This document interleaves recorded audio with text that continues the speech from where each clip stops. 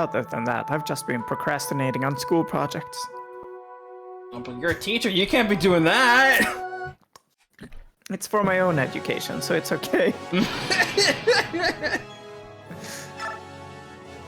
But think of the children, Christian.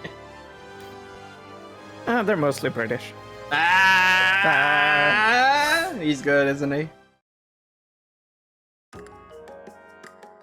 Previously on Fire Emblem Radiant Dawn, the Daein Liberation Army moved out in earnest. After a little bit of hiccuping, Micaiah finally decided to get some gear and with a little bit of momentum, proving her worth to stick it to Begnion. Good, because they deserve it, because they're being a bunch of jerks.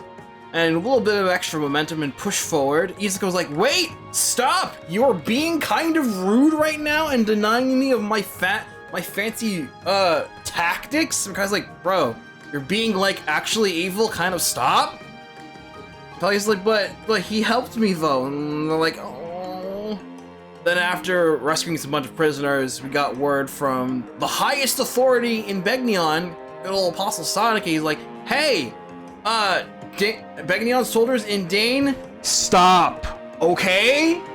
And there's like, yeah, you won. Daein's gonna finally have its independence. And Micaiah's like, great. That's really cool. I'm gonna go take a nap.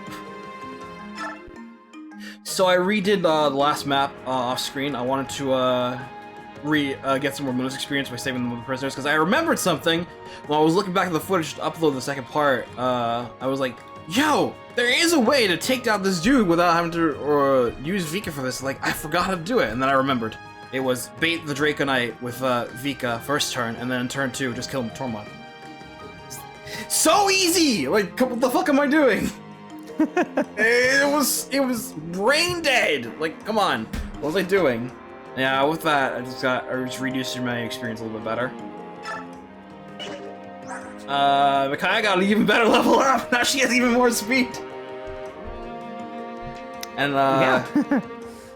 got one more level out of Edward, which I wanted. He kept HP and speed with that level. And got 2 levels out of Nolan instead of 1. I hadn't killed the boss instead of Tormod. He lost his point of strength but got some more speed. I really like the name Illuminate there, Kris, by the way, so I renamed this that. Hey, it's a phenomenal name. It's really good. I super enjoyed it. I was like, yeah, I'm gonna. Otherwise, pretty much the same as well. You'll also notice that Micaiah has a javelin on her person. I wonder what that could mean for. Let's just sleep on it. See what we'll draw on it later.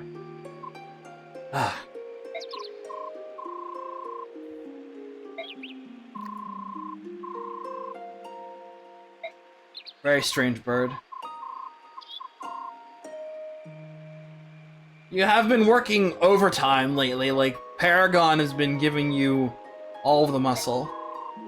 And you're almost at level 20.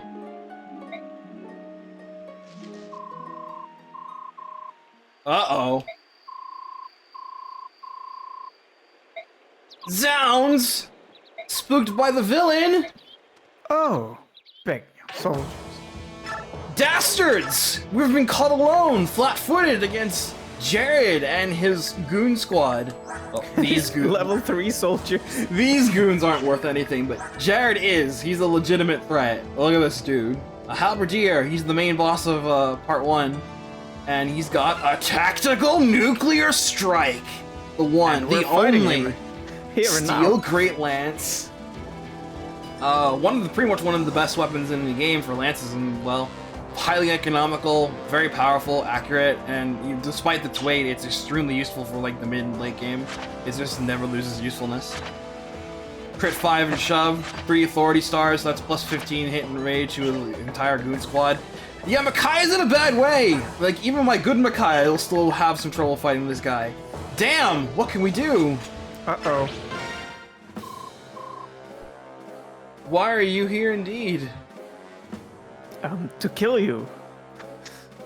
Yeah. I think that's obvious.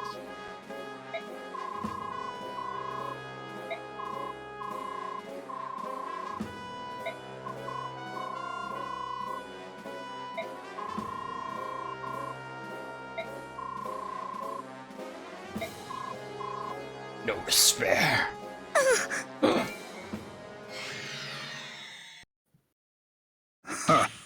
When suddenly... This is a good twist.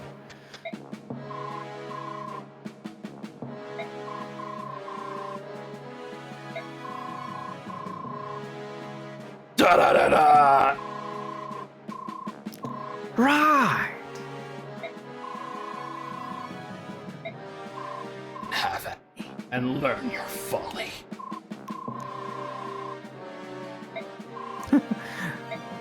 Why don't you have a go around killing my man? I am here to protect you. I believe in you. You have a pure heart. Very spooky.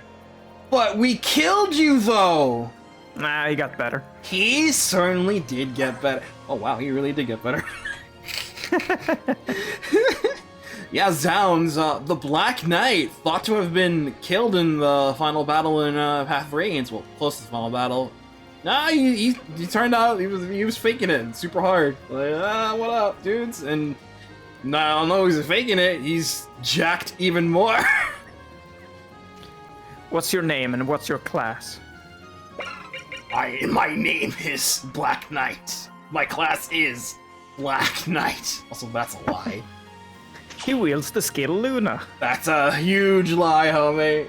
So yeah, nah, he was holding back this entire time. Now he's just even more jacked to the heck and back. So, Black Knight just showed up. He is considered a tier 3 class, maxed out with incredibly good stats.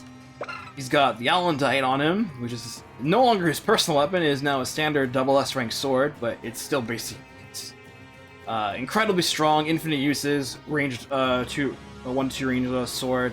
It gives a +5 defense.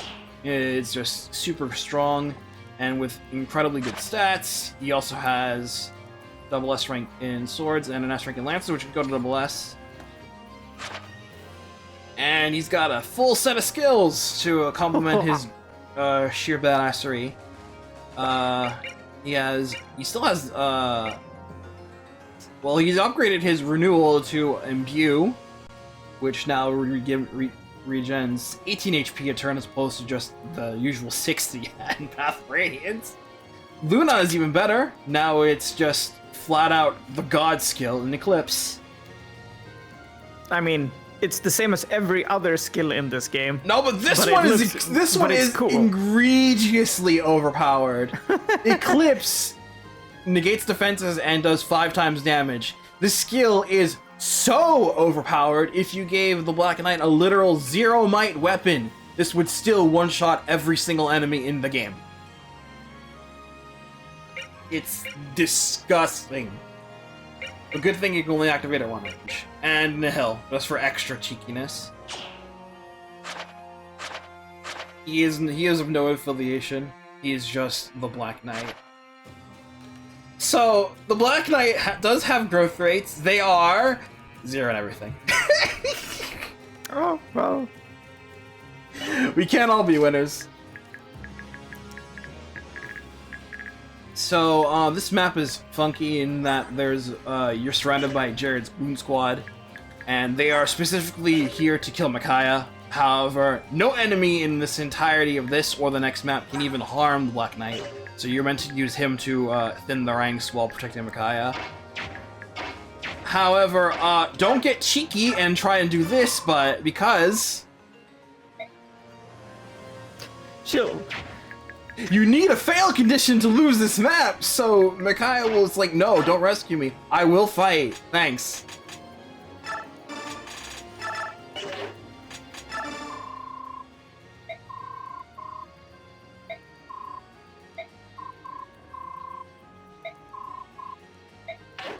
So yeah, he's just here now, having a real crack. Don't mind him. Remember, everyone, it is illegal to be rescued without your consent. If someone tries to rescue you, just say no and go away. Just say no, go away. So we're gonna have fun with Black Knight's lance animations for a little while, so I gave him the javelin. Blazes Steed too! It's like the remix from Path of Radiance.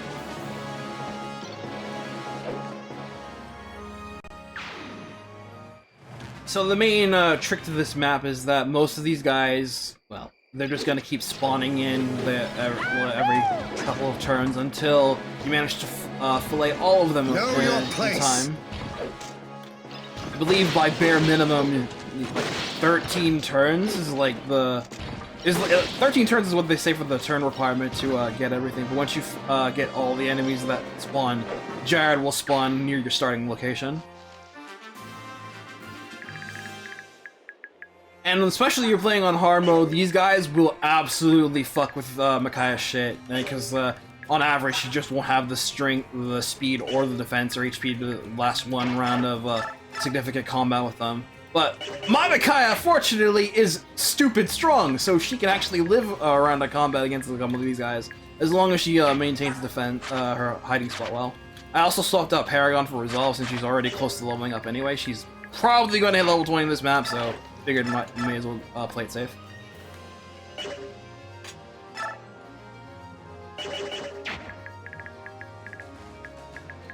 There are some hidden items in this map. 2 coins and an olivine grass, I believe. I can look carefully here. Let's see. There's a coin here, in this spot here. 1, 2, 3, 4. A coin here, and the olivine grass is 1, 2, 3 here. This is where the olivine grass is.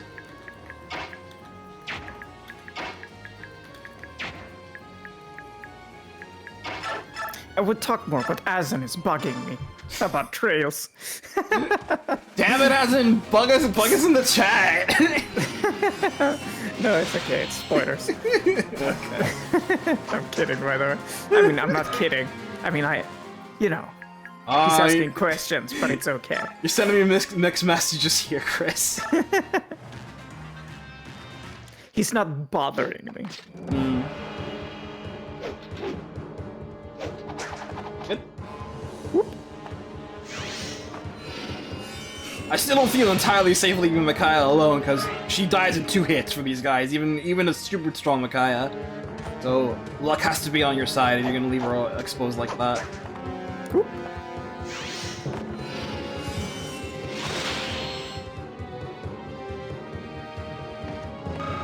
I actually don't know that, Ford. There was a point where we had in the series where it came into a point where good old King of Black Dragons had the highest amount of attack possible from the Fire Emblem unit anyway, but that was before Awakening hit, and the stat scaling went fucking bananas after that, so... Vaughn, that's nice. Yeah, who's to really say?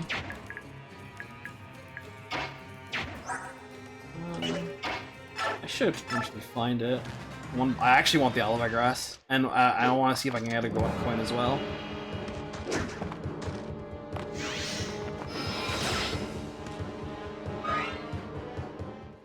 It really is a shame. We talked about this last time. You just can't see full damage because shenanigans with the damage cap.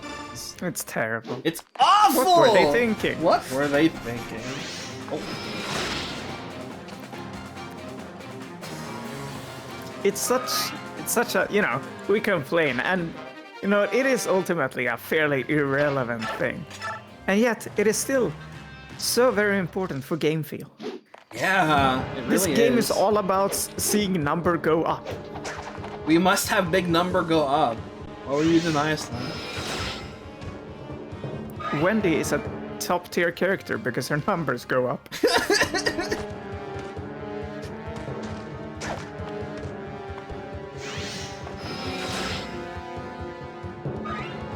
Speaking of which... Alright, level 20. Make it a good one, Micaiah. Atta girl. Yeah. That's a point of speed.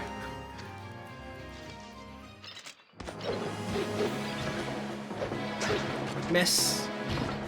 Fool!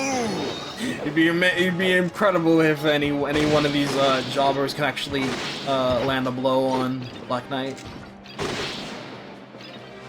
Would just like to set the record. Back when I first played, and I'm sure many others, this happened, my jaw dropped, like, seeing homie again. Yeah, having the Black Knight as your party member is such a good idea. It's so much cool! fun. It's so cool! What a great thing.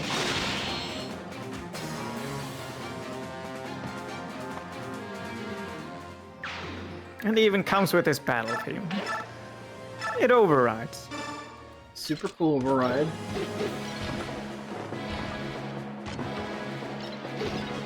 He did turn his cape inside out though.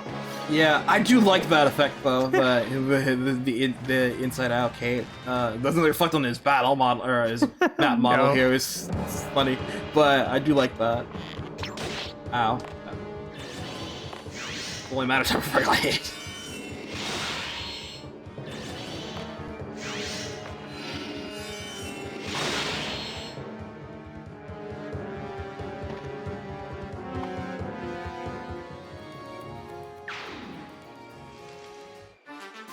Oh, I saw her solve and was like, that reminds me of something. What does it remind me of? Oh right, engage.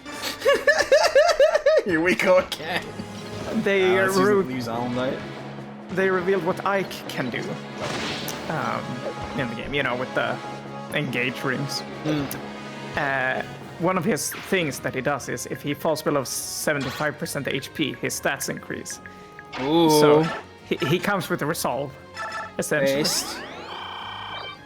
which is a cute little gimmick. Good on you. Also, speaking of which, and also on this map, Steel Greatlance. Your method for resting my attention. Well, Ike is hasn't come with that. It's just in the relaxing. game. Very cool. Yes, the return of the tactical nuke. Oh, engage. Oh, engage. Step on it. Oh. I think that's what they call it. I don't know. The They better not. you know, the big. It's in the same class of weapons as like blades, you know, steel blades and such, They better not lowballing Where- with that. where they are super heavy, and even if you start a fight with them, the enemy attacks first. Damn.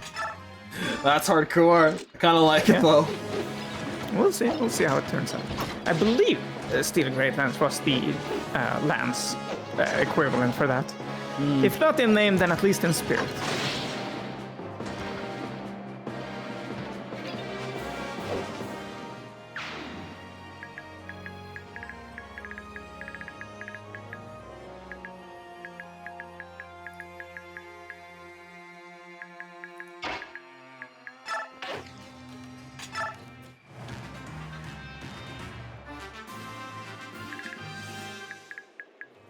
It's so spooky. Very, very intense. Sea Lance homie over here.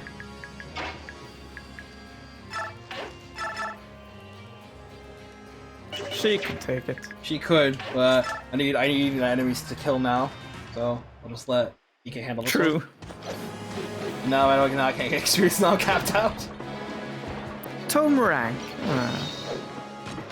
Well, I am getting tome experience. That's important.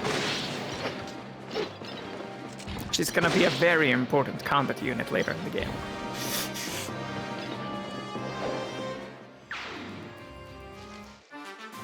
Some more.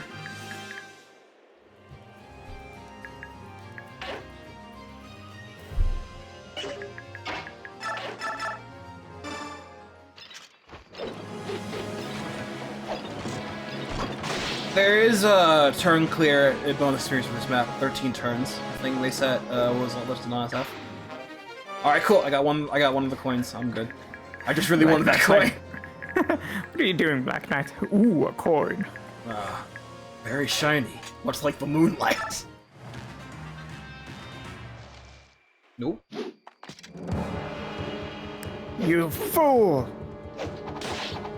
Ow, never mind.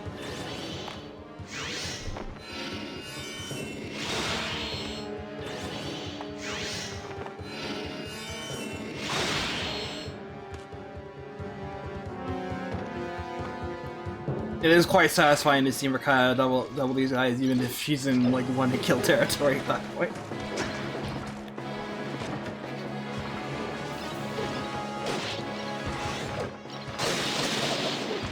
Go away. Big shank.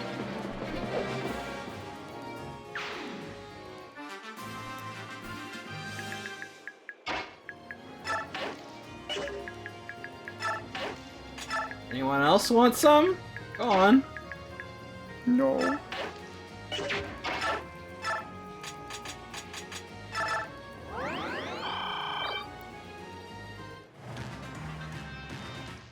Yes, indeed. The Black Knight does have a death quote. It's impossible to see without cheating, but it is incredibly hilarious. And it does count the game over if he dies in this or the next map. It is awesome. It just goes, perfection. Your blade work is much superior to mine. And the guy's like, wait, what the fuck? How did this happen?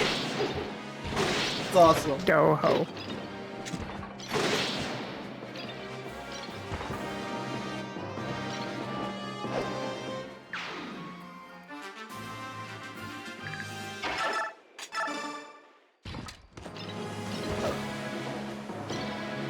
Reppuken!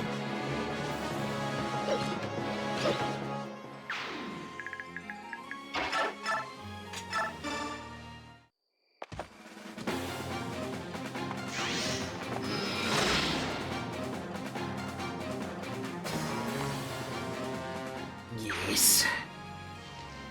Oh, there he is. Oh, hello. Good thing about Jarod is that even if you attack him, he does not move. 34 attack. Yeah, Micaiah, if he did move, Micaiah would just live, I think.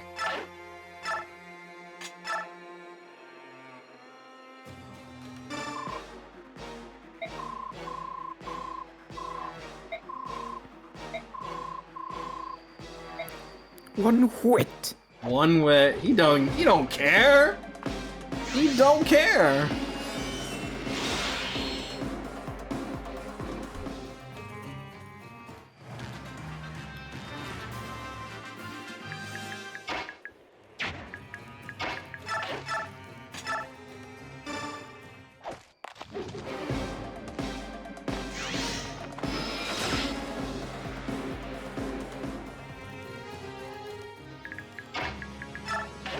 Orida. It should be noted that Jarod is the only unit in Part 1 that can actually take one hit from Black Knight's All-in-Diet. Know your place. Know your strength, to know when to exercise discretion. Ow.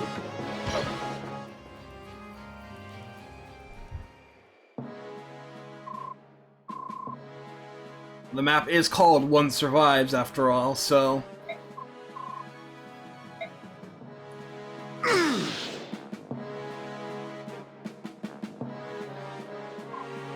Oh no!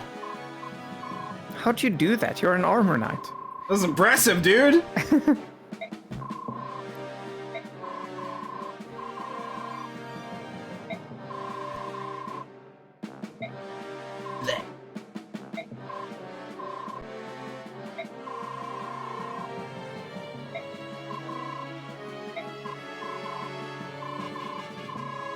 A man died! A man died. A man, Micaiah, literally out here, a man died. No, it's not. It should be though! Micaiah should fillet this man alive, but nah, she ain't about that.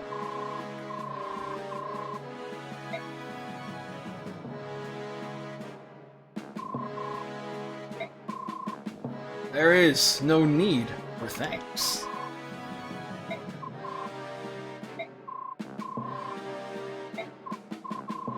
Look, Good a old man! might just saved my life.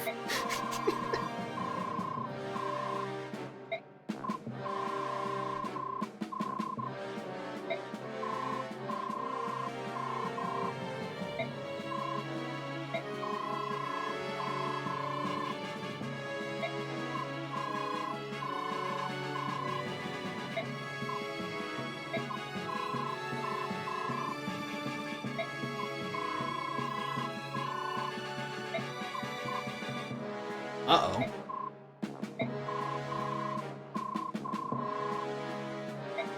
Oh well.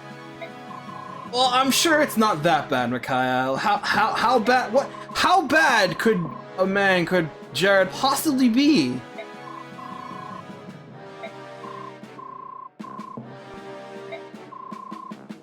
Now get away! You smell. Wash your cape. Smells like. Micaiah's like, stop that, please, God.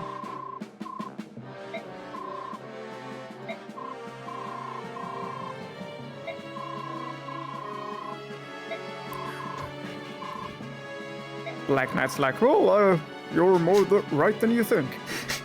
Saw like, this dude be mad slow. This dude be mad sus. Alright, I got the full clear. I'm very happy for that. Very cool though. Very, very cool. I'm glad for that. So, how badly does this mess up? Go on, narrator. Please tell us. A figure from Daein's past appears unexpectedly in the night. A figure thought to have perished in the Mad King's war. The blood-stained right hand of the king himself, the mysterious Black Knight. The Black Knight protects Micaiah against Jarod's cowardly surprise attack. However, Micaiah senses that Jarod has one last move to make. Deprived of his chance to capture Micaiah, Jarod abandons all notions of retreat or negotiation. Instead, he makes plans for revenge. He murders an emissary from his homeland of Begnion and reclaims control of Daein Keep. From within the keep, he launches a savage barrage of catapult fire, all but destroying the castle town.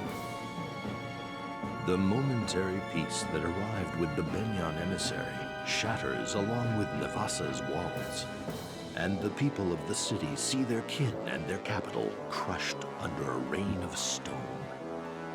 This If we had the treachery budget, we'd proves show too you. much for them, and their grief explodes into rage.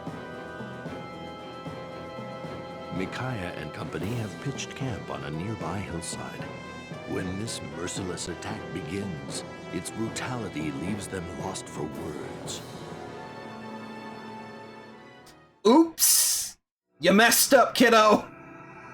As we enter part 1's endgame, Daein arise! The newbie player like, what? The finale already? It's like, that was fast, what's going on? It's like Lin mode. Oh, well, the credits roll. This is all we can do, this establishing shot on Nabasa while Jarod rains literal hellfire, so the game says. So yeah, you messed up, Micaiah. Oops. Whoopsie poopsie. Motivated.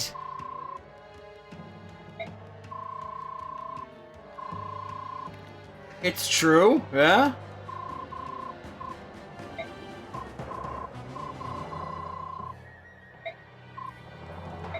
I mean, yeah, she did it once before, successfully.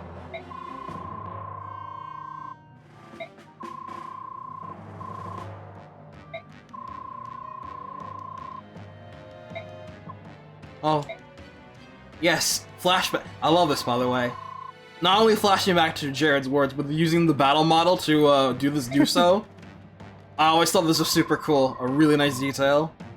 I mean, like, Awakening 3 hours later do this all the time because everything is the battle model, but like, when they do it from this way, from the Wii set, it's, that mom juiced. That shot right there, I wish the battle camera could be a little bit more dynamic like that. Yeah. Like from behind the enemy on the ground. Yeah. Using going the battle behind the enemy as well from occasionally. That's cool.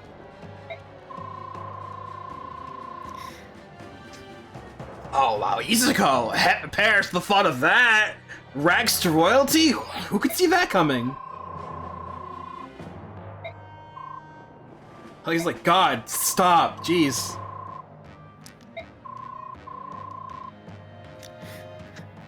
Micaiah pulls off the mask. I see you've revealed the truth, Izuka. Oh, damn, you found me out! Well, you see!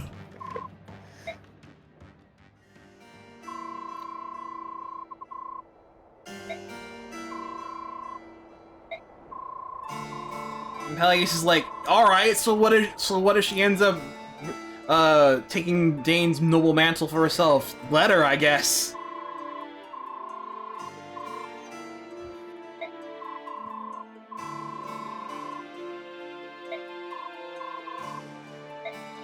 Pelleas is like, okay, Micaiah, she's earned that respect, and you know what? I need to put my foot down too.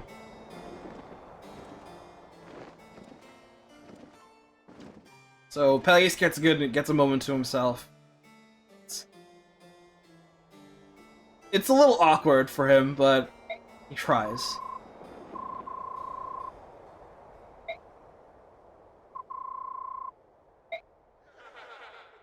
And I laugh. I feel bad for him. Alright.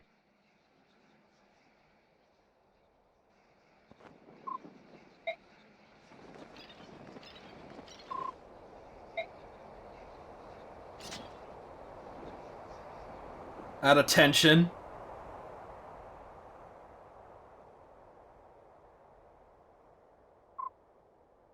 Ah.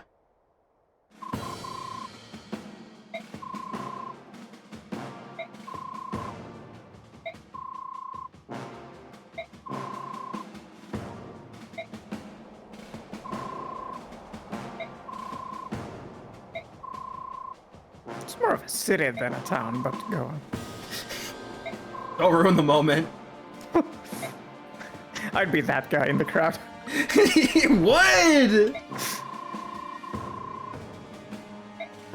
Screw you, McDonald's, and your awful shit nuggets. Damn, that's good though.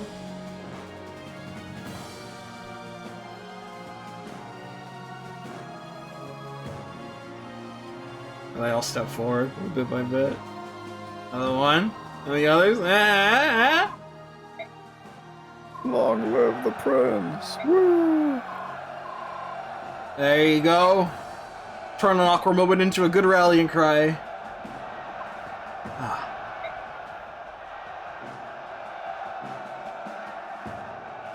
One merm out front.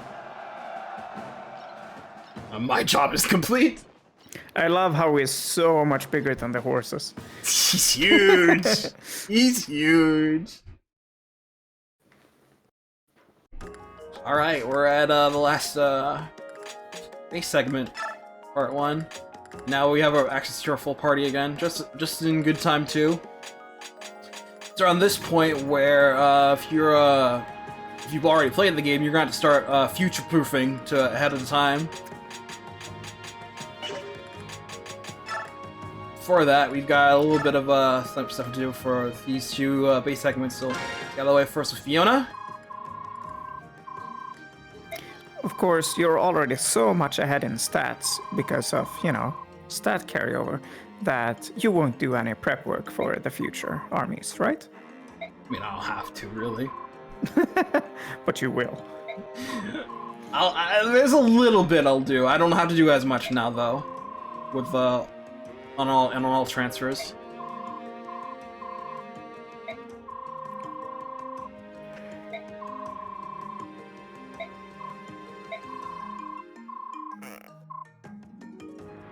You should. Good on you, Micky.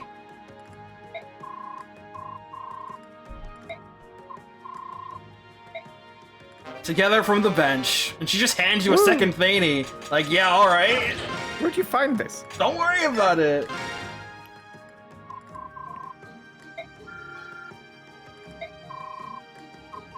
Stole it off a dead guy. And why didn't you give it to me earlier?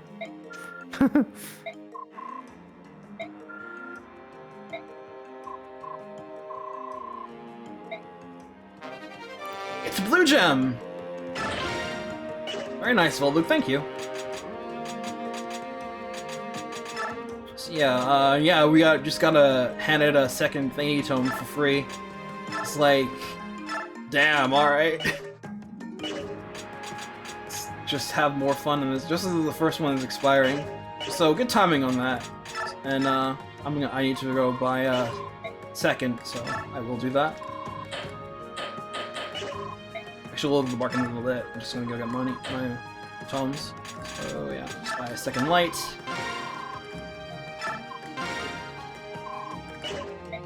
So yeah, on the topic of future-proofing, so when we go see the real mercenaries in Part 3, Ileana will join them, and any her inventory will go with them. So if you want to take anything over from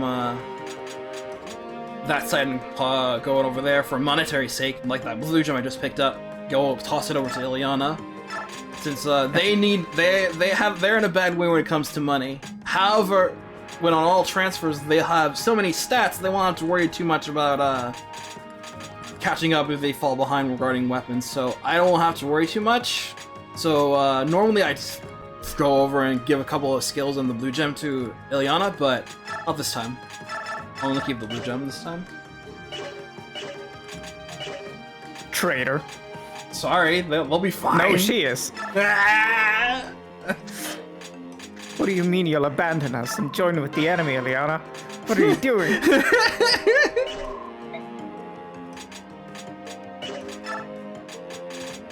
Discipline? No, actually, no discipline will help because they'll get all the transfers they need until they get hit tier 3. So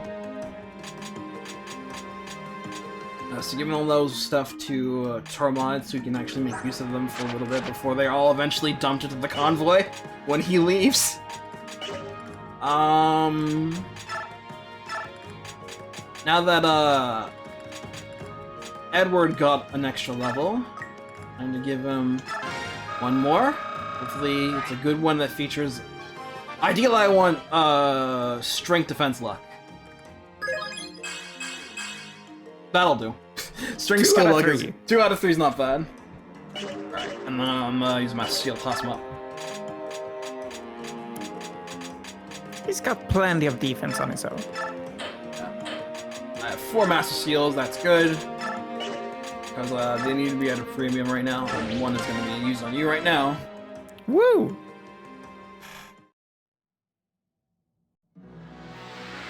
What? Promoting before level 20? Oh. Given his stats, he's earned his stripes, and not just stripes after all.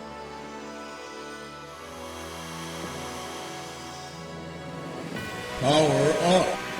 But a sick jacket. Hey, the payoff. As he's now a sword master. 2 HP, 1 strength, 2 magic, 1 skill, con, speed, def, 2 res, and a movement. So, promoting to tier 2 isn't all that great in terms of stats. It's more for everything else that comes with the stats. So now that Ed's a sword master, of course he can now ram his stats a little bit more and get more weapons. But more importantly, he gets crit 10 and more skill capacity. So now he's able to get more skills. Speaking of that, now I didn't class him up just to be fun. Oh my! He will ascend even further. Oh my! Oh, one last thing I did when I redid 1.8 off screen. I gave support between Volug and Leonardo, since I wasn't really using Zaharka as I normally do for Volug. I didn't want to waste that Earth affinity, so yeah, I decided, yeah, Leonardo's been doing good, so may as well just give him a support partner, and Volug is like right there. I mean, he's always sprinting ahead, but hey, this is better than not having support at all, so why not? Yeah. I should have enough for 1 more, so I'll give Leo another level.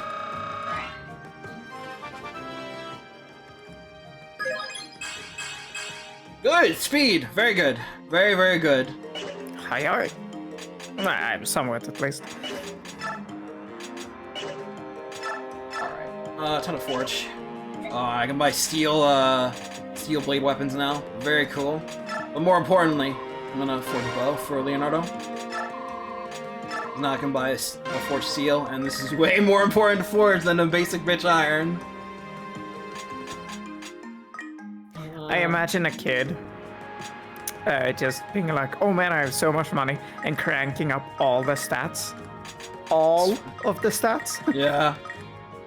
Yellow. Including weight. this coin.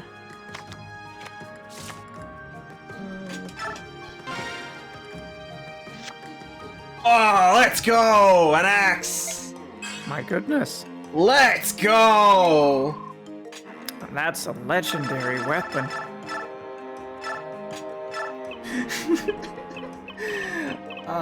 What should I call this? You fell. Oh! Oh! I'll do it. You fell down. It's my favorite jump with that weapon. And now you get to keep making it. Yay. Not anymore. Yeah, let's go. All the way. You fell down. Yes. 1.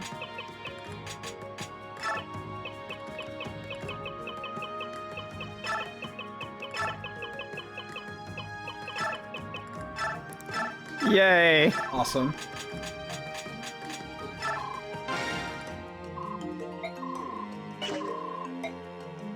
This is such a good high invested upgrade. You have no idea how much Leonardo's damage output is gonna pop off with this weapon alone. You've no idea. He's more than doubled his damage. Look at this. 6 might, 10 might, 8 might, 17 might. Like, he's gonna get an even better weapon once part 3 starts, but like for now, just to have this as a secondary backup option, so good. You earn this. When the time is right, I'll use it on you. The third Master Seal is gonna go on Laura, and I'm gonna give her this when the time is right. And the fourth, well, that'll pretty much depend on if Aaron will get another point of speed, which I want him to, or if let's compare between him, Nolan. He'd like to have some more stats, but he's already level 17. He'll probably get there on his own, naturally, if nothing else. And Jill, who like she'd probably want a point of speed and strength before I decide to cap her off. Technically the best investment, but whatever. It's We'll your see. playthrough. You can do what you want. I can do whatever I want. She has hers on there, so I might as well just keep it on hers for now. Sav, at this point, Sav can actually start getting into the whole fight territory. So let's see if I can actually afford to buy him some kit. Yeah. Steel knife. I'll give him a steel dagger. Providing the fight.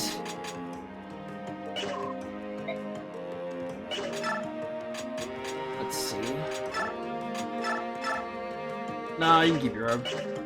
Actually, future-proof for part 4, because while Tormod's equipment changes, I'm pretty sure they'll use stay with what they got. So I'm just gonna give you a bomb. I could just like fill you up with stuff, but you don't really need anything, Raphael. I'll give Volga to Volnaria, though. Actually, I'll give him the Black Ice Concoction, since he... And soon, Volga's about to hit S-Strike. His damage output is gonna increase quite a bit as he hits S-Strike.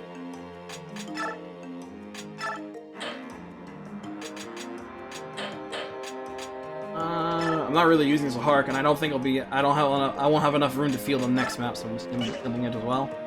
Zahark will have his moment in part 3, for sure. He'll have his time, but for right now, there's simply too much that's going on right now that I have to invest in. He's good on his own right now. Alright, let's look at the bargains we got. Wind Edge was alright, Javelin Hand Axe is good. Iron Longbow, again, in case you still want one or didn't get one, or just want another for some reason. Arc series spells, we got Arc Fire and Arc Thunder. No real point to get Arc Fire, like, because when, I believe when Torma comes back, he'll just have one in his inventory, and I'm pretty sure no one else in your team in the armory can actually benefit from having anima spells. Same with Arc Thunder. The crit rate is nice, but not really worth the price. Cover is okay. It's only really worth it if you're like getting experience, but the Master Seal, like if you really wanted to blow 10k on this, go on then. If you really wanted to, don't. And I'm gonna buy an Oliver Grass for Volug. Not for this map, but for part 3 when it starts. Just to get him set up. I'll buy a heal for Laura. As for the rest of my money, buy a Steel Greatlance for Aaron.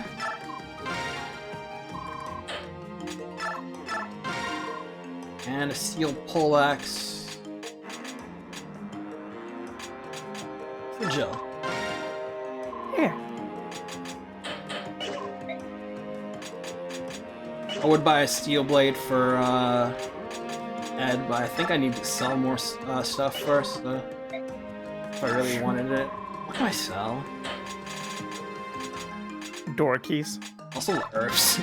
They're useless to me now. The HP is caught up quite a bit now, so sell this. This 3-use one. 5-use. Still have quite a bit of 8-use ones left. Caution on Nyla. Not that she needs it. Oh yeah, pass. I'm gonna need pass for this map. Well, not need. I'd like to have it. That's 15 cost.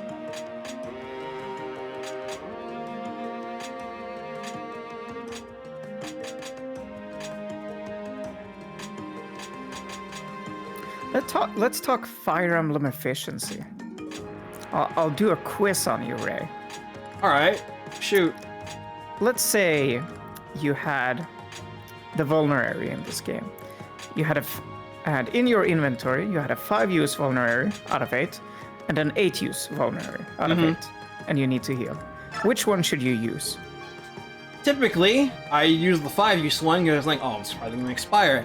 But in the 7-use, using the 8-use one, that's more free to spam around with. Why not? In case other characters need it. That's correct.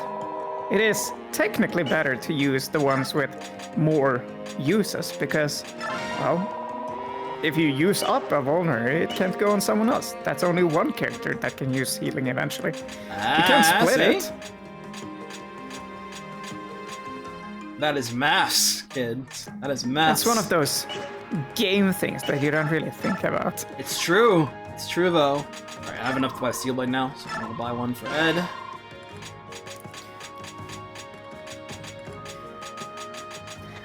Pelleas comes into Micaiah's stand. I wanted to talk about our budget.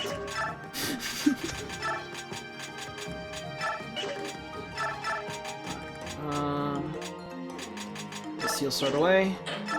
Now he has a Steel Blade. That's well more worth it in an offense than just the standard Steel Sword. Yeah, that's 13 might. It's better than the Jacket Edge, and that's 17 weight.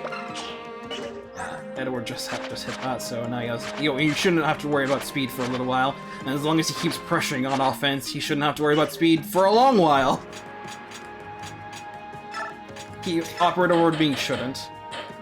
I do like how Ed got a point of con in the level up, and my first reaction was, oh great, now he's faster. Wait a second. That's not quite how it works in this game. Ah, damn it. Oh.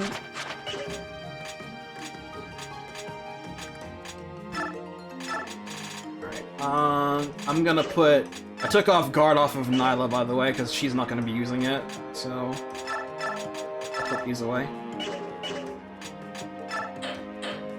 We'll give her a Vaughn, though not the concoction.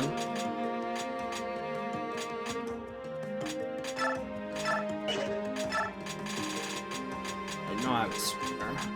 Let's give him one from Fiona.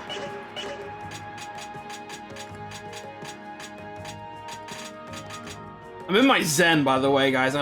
In case it wasn't obvious, I fucking love doing the macroing shit in Radiant Dawn. Just like I do it in the Path of Radiance, just like I do it in Raisha. I love this shit. This is so much fun. I am My stomach is grumbling, I'm feeling a little lightheaded, so I'm gonna go grab a snack real quick. I will be right back. Be right back. Ray. Not me, I'll be here. Hello. I'll be cut out of the eventual video. So, if you're in Twitch right now, you're the only one who gets to hear this exclusive Christian talk. Hello.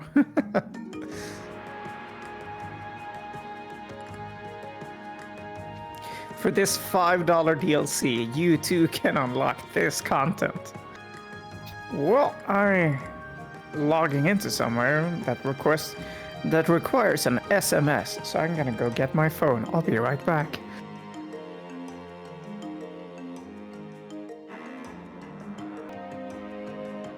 I'm back. Damn it! Did I catch you off guard again, trying to tell a story?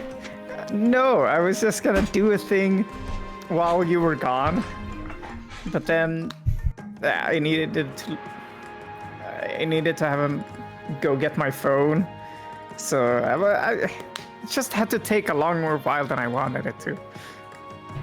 Oops. Now the joke is gonna be ruined, but I'll do it anyway. Go on then. Now you'll have to peruse the VOD for this joke to make sense. Pay now to unlock. Pay now to unlock.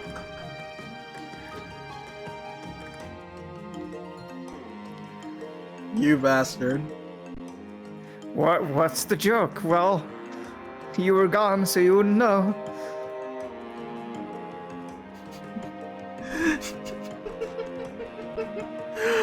Almost. You almost! Ooh, by a hair! I came back just in the hair. Ah, well. Oh well. No, seriously though, thanks a lot. Appreciate it a lot. Yeah. I can actually use that money to like buy pizza later if I want, because oh boy, there's nothing to eat at home right now. Like snack on for stuff. Aye.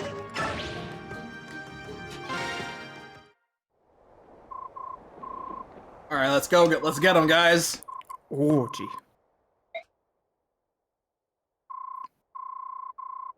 Boji. Follow me, friends, as battle is joined. Hustle and flow. We'll never see those soldiers ever again. Let's go and recapture the Legion of Evil.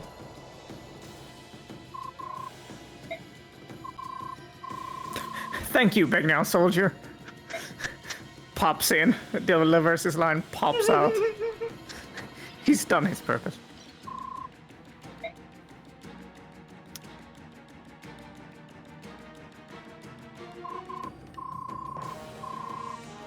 This part's cool. If we survive this fight, imprisonment and hushed-up execution await us. If we run from this fight, dishonor and pursuit will dog our miserable days. So I say, let's give those Daein curs a fight to remember, and let the glory of our deaths light our way. We've lived as proud soldiers of the Empire, let us die as proud soldiers of the Empire. Now go! Into position. Some people walk behind. One hell of a rousing speech. This time I'll put an end to him, I promise. She swears, crosses her fingers. This thing though. When you get to the serious parts of Radiant Dawn, this perhaps theme starts playing. So yeah, it's one endgame where we get to stick it to the man for good. With 3 required characters, 2 of which make sense. Yeah. So yeah, Micaiah saw Volu, of course, still has to play the role of guard dog. If you're gonna go for a secret, you have to bring the Black Knight if you're playing on the second playthrough or onward. So, it'll be quite hilarious. And this is pretty much everyone else that I want to use for this. Tormod, Raphael, Aaron, Nolan, Mora, Ed, Leo, and Jill. Because this is quite an uphill climb as we have to scale the hordes of Daein keep as we make our way to say hi to Jarod and gnaw off his face. He swapped out his Steel Greatlance for a short spear. It's notably more powerful than the javelin, like 3 more might, but it has a little less hit. But he's got the stats to make it work. He still has 3 authority to our 0, so all of his goons, and there's a lot more of them now, have plus 15 hit and evade, which makes this whole uphill thing even worse. because they also have really good stats.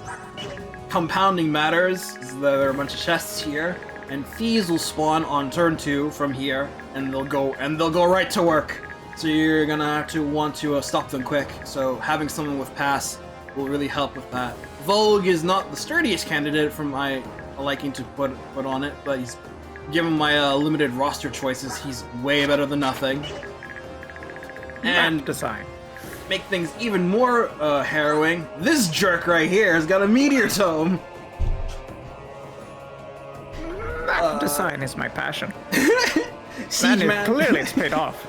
Siege magic is a little weaker in this game than it is in Path of Radiance. As you can see, this thing is only like slightly more powerful than Elfire, but this dude's still annoying as hell because he'll drop rocks on you if you get so much as like a hint of closeness to him. And I actually don't remember. I don't think this is if siege magic applies a height bonus from the game. I don't think it does, but still, watch out for that. It's really annoying. Wouldn't really make sense. Like the meteor is gonna come from any height. He doesn't move at least, so as long as you can count off the 10 spaces, that's good. If you're future-proofing for another scene starting from the second playthrough onward, you're gonna want to have try to steal this meteor tome with Sov, and then pass it off to Ilyana if you're deploying her, so she can give that to the Grail Mercs, so they can make use of it for one of the requirements for it. I don't need to do this. There's another way I can do this with a meteor tome, starting with part 2, but something for you to keep in mind. This is the simpler way to do it if you want to keep that meteor tome. I kind of do, but I want to actually show that off because I've never actually tried to get that scene before. Oh, yeah, since the Black Knight, even though he is technically a Path of Radiance character, he never joined Ike's party, so obviously he cannot benefit from transfers. Not that he needs it. What would he gain? What would he gain? I think all his stats are higher than they were, so... Like, yeah, like, all of his stats are just huge. Like, so, what's the point? He works on soft rules, comes with the same stats, so it's a nerf. It's a bonus. It's a bonus for playing the last game. You nerf one of your characters, like, oh, thanks.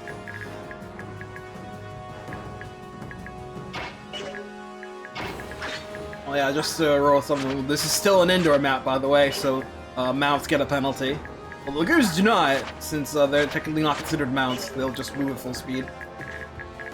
Ah yes, the indoor map, the outdoor prison. Yeah! So silly. Are we sure this is indoors? So silly.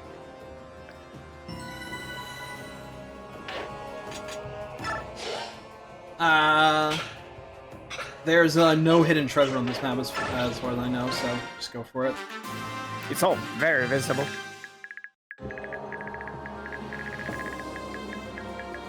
Let's get on it. I quite enjoy this theme, by the way. 10-21. Look at that damage increase! It's so crazy!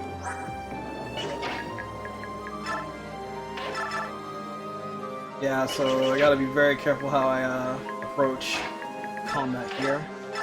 This is a nasty map.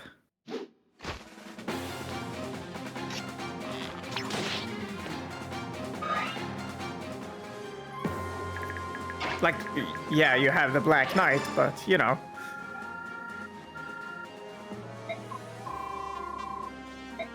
Volvic supports are very funny if you can actually read the dialogue. He's talking They're like even... eating corpses and shit. Would people freak out if we did that? I mean, they're pretty funny even without being able to hear them, because you're like, the other characters are like, yeah, buddy, yeah. That's a good boy. This is a good boy.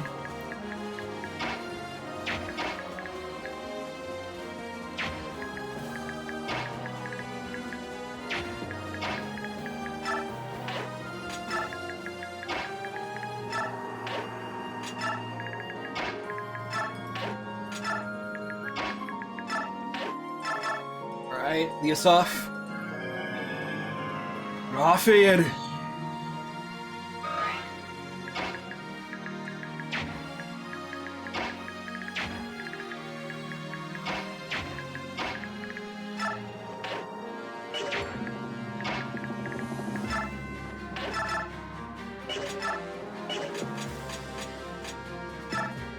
Where's your hit rate at? It died in the war, very sad. That dude's only doubling, Aaron, because he's cap speed.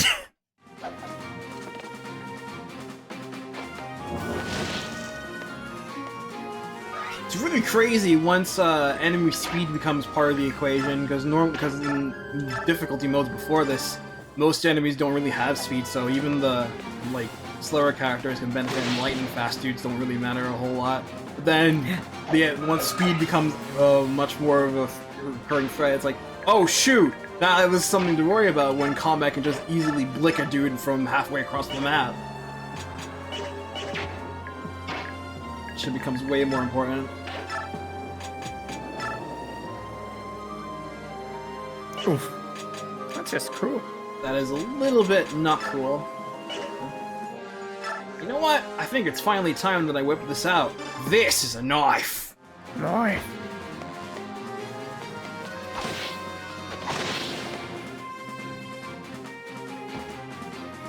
There are many like it, but this one is his. This knife.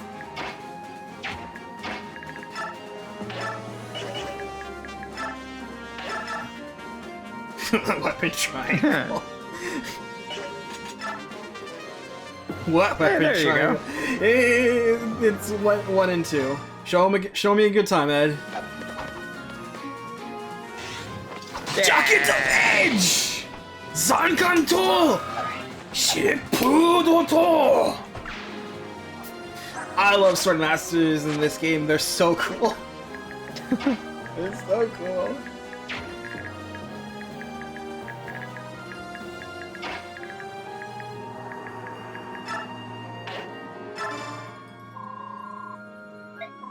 It's last time. I was learning that.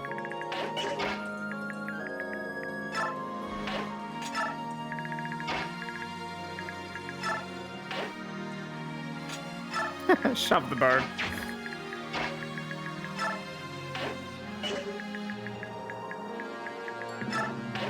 Slav.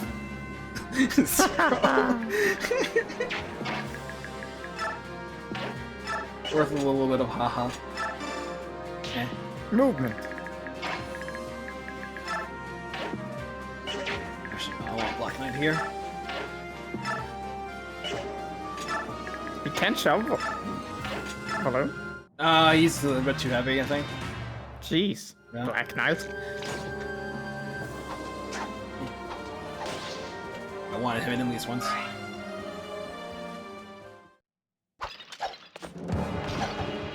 What's up, homie? That's quite sad. Hitting Aaron over Tormod.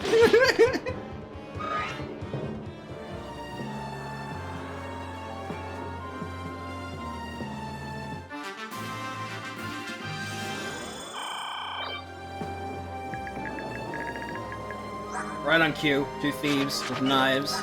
It's like, hey, leave us alone, we're trying to do our job. And you see their 15 strength cap. It's just like, these are the only 2 generic thieves in the game, by the way.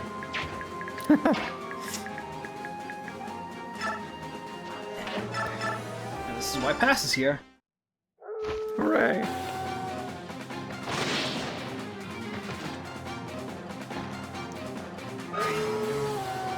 Nice.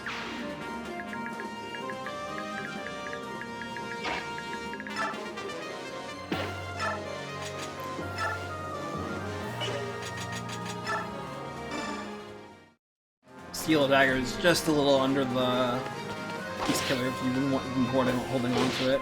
So now I can actually do like legit fighting.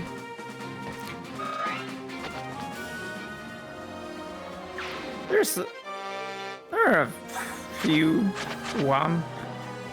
A mod for this game. Oh, yeah, we were talking about this last session. Two were prominently shown in FE3 this year. One is Daybreak, which is more or less like a standard rebalancing. It's like more of like a significant overhaul of the main core of the game. And the other is like less overhaul, just more like rebalancing and adding stuff to it. And the other is Exalted, which is just a complete restructuring of the game as a whole from the ground up.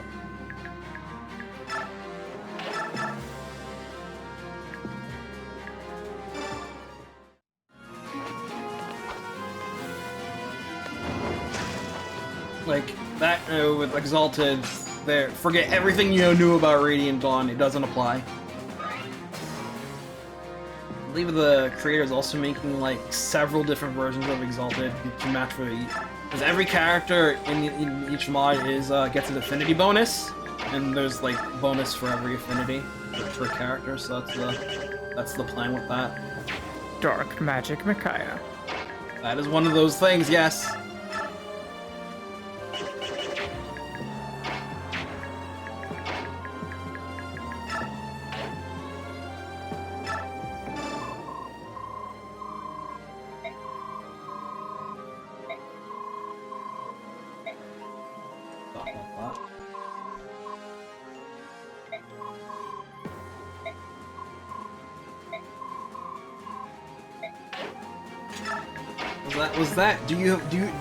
Do you still have plans there, Black Knight? You still have plans?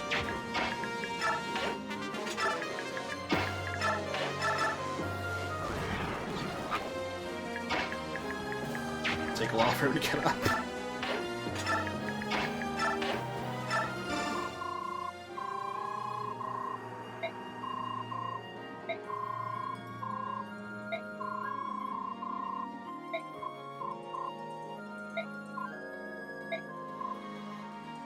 Nothing. Spooky.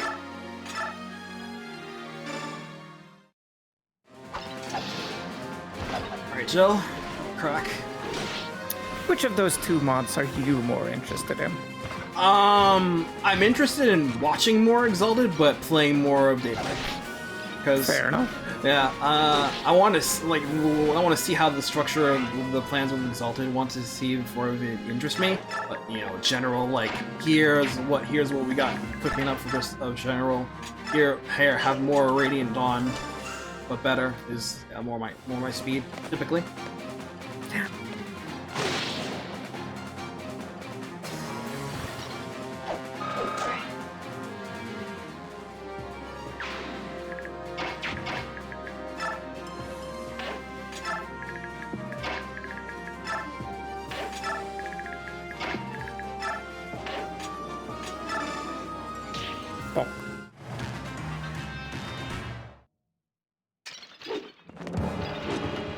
This armor. Well, it's not gonna kill, but it'll still be helpful once I bring up the rear. That's what he's here for, setting up kills.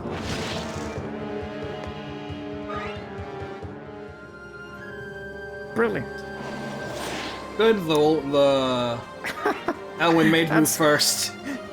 The other mate's like, what the hell, man? What'd you do that? I had him. He's physic. Dude's from behind. I know that priest. So this priest is rather infamous for certain subset of players. If you're looking to grind up some characters, namely weaklings like Meg or Fiona, you bring Nyla to this map and have her glare until they petrify this priest. And then, as long as they have the physic equipped, they'll regen a good chunk of their HP, and you just whack on them as they gain experience. It's funny. And they won't. And and the they only won't way be to doing make the whole... them semi-relevant. They won't be doing a whole lot of damage, but at least they'll be gaining experience. It's the only way that they'll be doing it, so why not, right?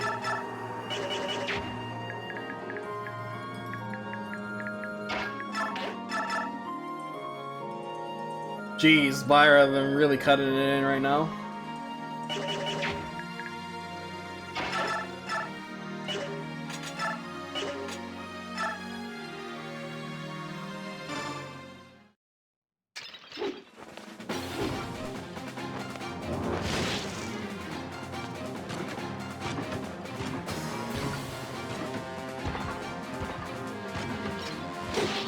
Ouch.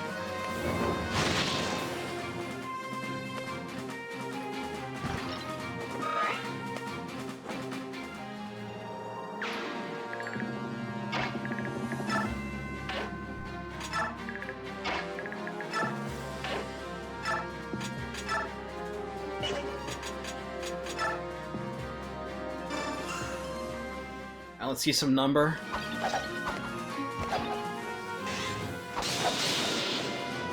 Like tap dance. Zankanto! Sheppuroto!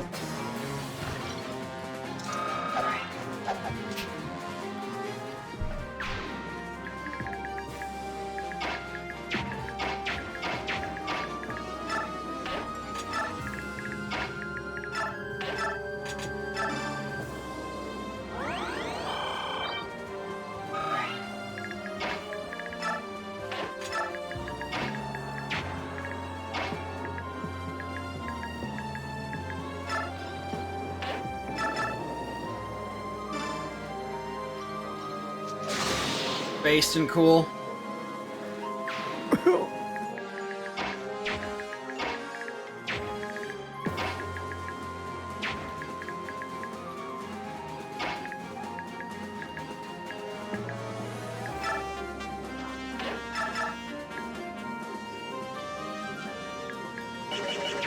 Unfortunate.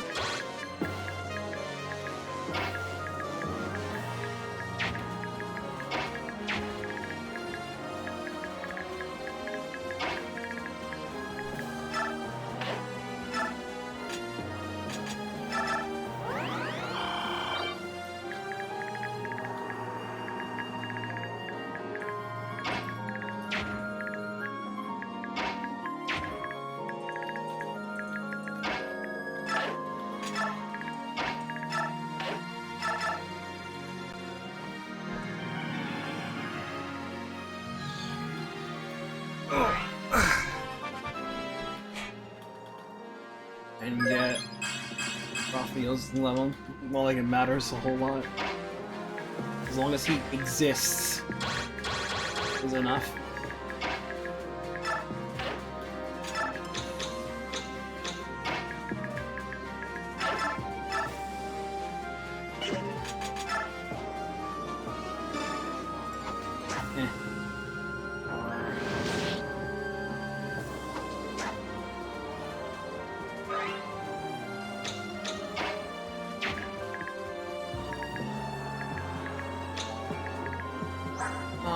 Attack, free attack. He just won't fight. Yeah, I think it'll be safe to fight up here. Try to eliminate.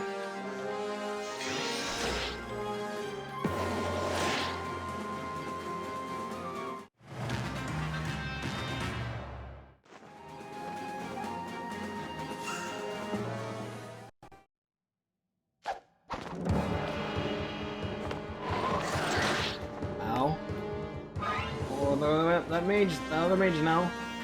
Yeah, I'm ready for him. The wind edge on.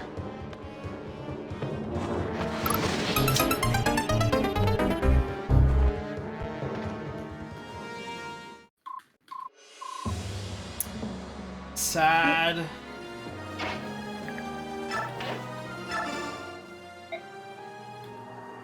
Riveting conversation. Brilliant. Very cool.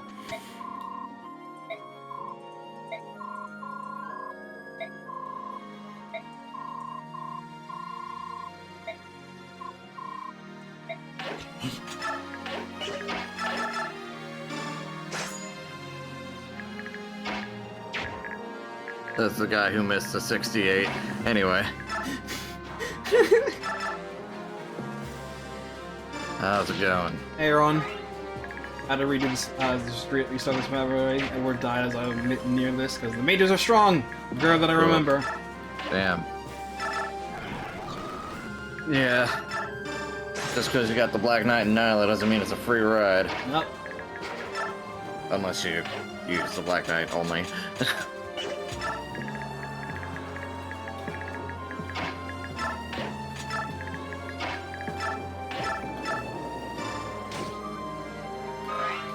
Yo, check out this, by the way, Ron.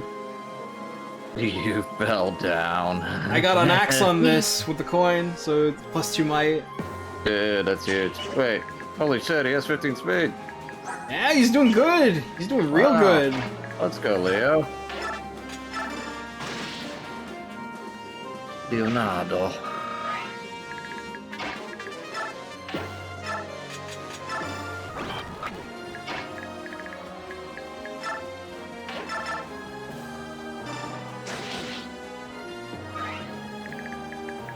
Sorry for not talking there for a while. Someone was wrong on the internet.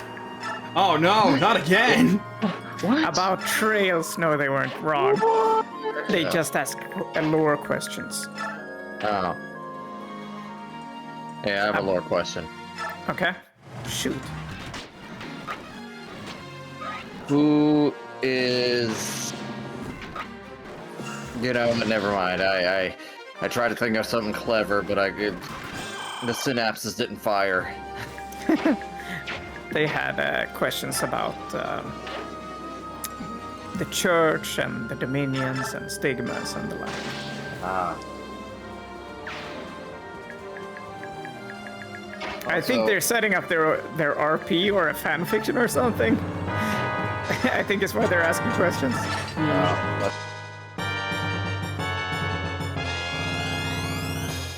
That's admirable. Yeah, that reminds me, Kevin got some art this year. He did. Yeah, he's in a yukata. Or whatever the manly term would be, hakama. I don't know. Either way, he looks very good. You better be in Kuro 3 or I will throw someone off the roof. He's in your current game. Be happy with that. You're right.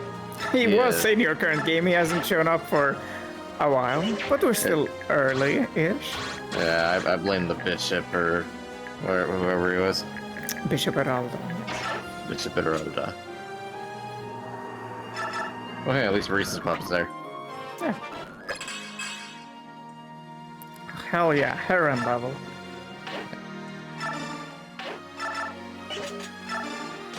Illuminate.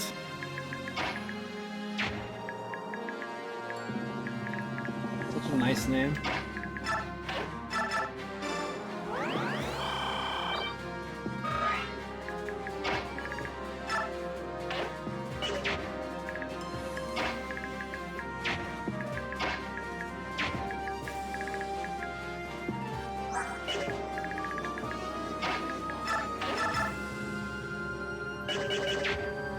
A little bit risky. 16 victory attack. 16 damage. Where's Nyla? It's not fielding her! Ah. Not because I didn't want to, I have no room. I understand. I'm pretty much using everyone I want to use here. That's fine.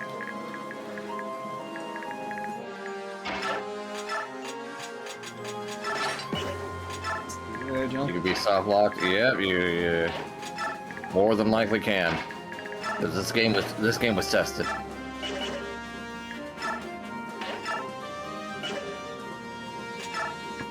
Extensively at that.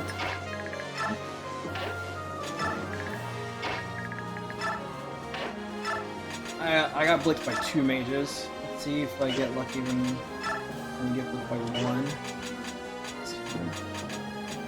Man, Ray, you missed it. Constance died 3 times on the same map. Oof. I was just moving my units, minding my own business. I'm like, okay, this looks good. someone walks up to Constance and whacks her twice and she explodes. That's XCOM. That's XCOM, baby. Very accurate. Fortunately, I have Divine Pulse. I wish you had one. It's alright. I make do.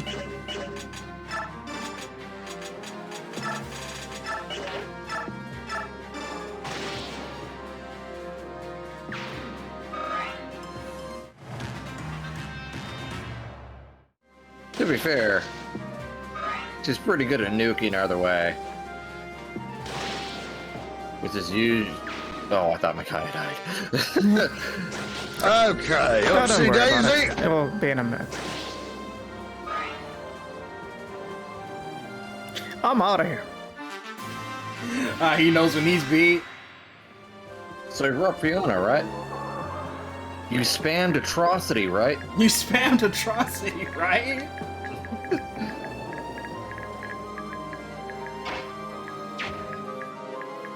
If I designed this game, or I suppose any Fire Emblem game with a siege tome, I would give them high accuracy and low might, and increase their range. That's my Fire Emblem gameplay, in my opinions. That sounds fair and reasonable. Thank you. And that's all I have to say about that. Based. I have a lot to say about that. It was good. Alright, I'm done. That was very good.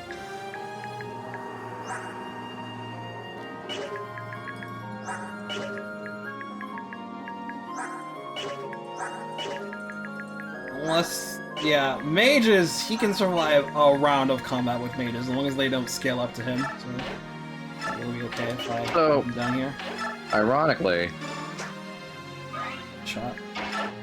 last week we talked Faye a little bit, and on Thursday after last week's session, we had some news on Faye. Yeah, they just released legendary female Shiz. Get her art.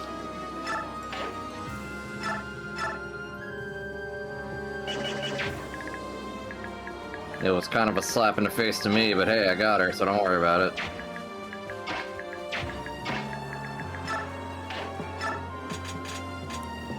Well, I'm glad for you. That was good. But what cost Ron? Don't worry about it. There's Shiz. Basically, that's her at the end of Three Hopes. They are still very vague about which house she picked, because of course they would be. She, despite the fact that she has 2 swords, she is a dagger unit. Because in Three Hopes, Ashura allows her to throw her sword and returns to her because she realized when her sword leaves her hand, it always returns to it. So at some point she was like, what if I throw this? What if I throw this? And it returned to her like a boomerang. So she just spams throwing the sword, and that's how she became a dagger unit, I guess. That makes sense. Yeah.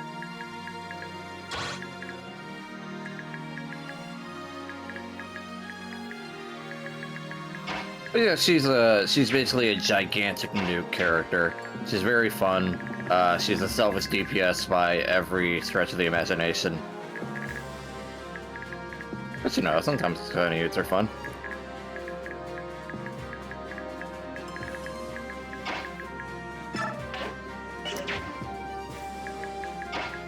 Also, we have another banner coming up pretty soon. It's the New Year's banner. Happy New Year! Happy New Year! Yeah, we got mostly OCs. We got Ash in a kimono, so it's very nice. We got Elm, the Bat Boy. We got Pane, I think that's how you pronounce it in Awakening. Pan? Pan, yeah, sure. And we got our duo unit, which is Emblem and Aster together. So, you know, oil and water. We're having a good time. Yeah. Also get a free yarn. What was I gonna say? Yeah. I heard your lips smacking like you were getting ready to say something, and I interrupted you every time. I'm sorry. No.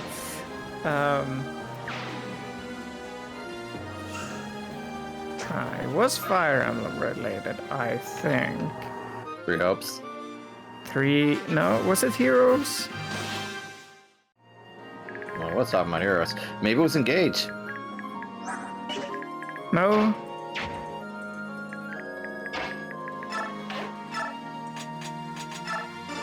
What did we talk about before that? Oh well, if I forgot then it wasn't important, right? Yeah, I guess so. Yeah, that dude swiped with Speedwing. That's not cool. I need that.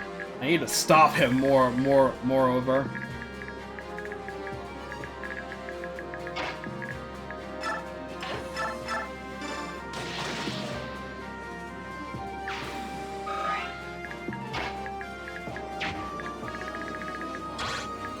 One, 2, 3, 4, 5, 6, 7, 8, 9. Oh, right, there's 10. Meteor Mages here. That's why you brought up Siege Tomes. Yeah! Here. I I understand. wasn't just being lol random. Lol random XD. Cake. There we go, a strike. Strike. 9 might? 14 might. Very cool, very cool.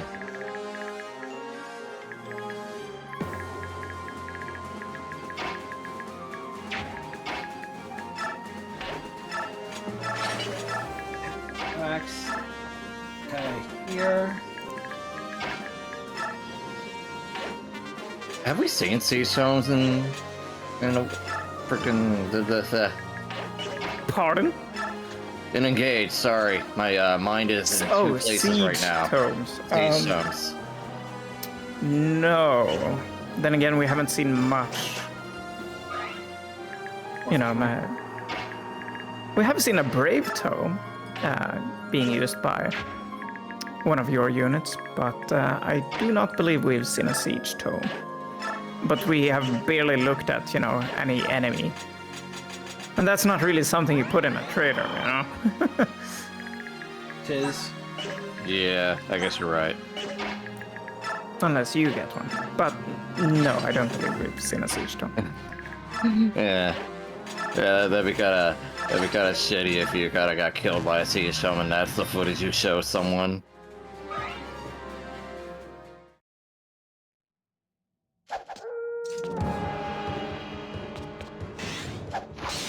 Oh, Expected. Hang.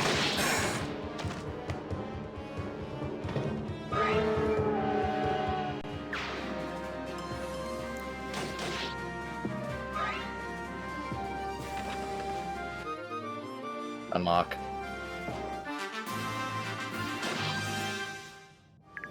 One damage. 1d damage. You know, I just got reminded a long time ago, Mel had a cheese strat. I don't think she remembers this, but she basically stoned the priests and had everyone basically hit them a bunch of times like they're grind bots. Yeah. We mentioned that a bit earlier, that, yeah, if you want to bring up Meg or Fiona, that's how you do it. Yeah, pretty much. And I kind of made the joke earlier, like, Jarod is up there after turn 30, all like, what the hell is taking him so long? I can't see from here. Are my friends dying glorious deaths? I hope so.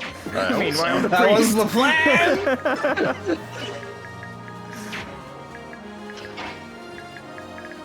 Should we go down there and help her? No, I think we should wait. Because I don't hear anything.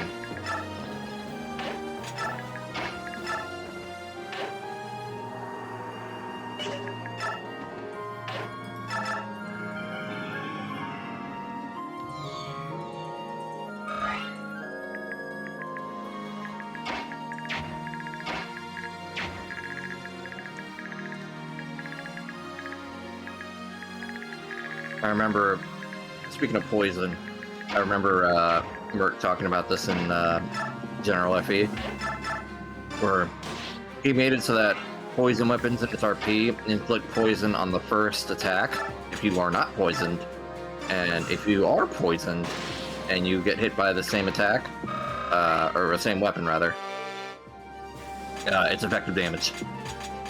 Indeed. And I thought that was super cool. Yeah, I like that. FE6NXNA did that. Did that. Brilliant. I thought it was pretty neat.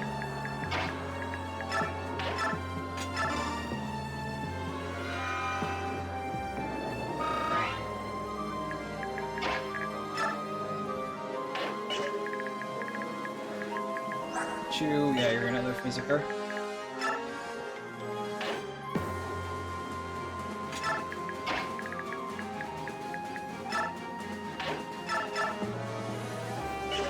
Well, that would work.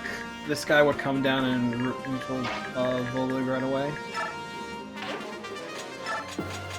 No choice but to play long game.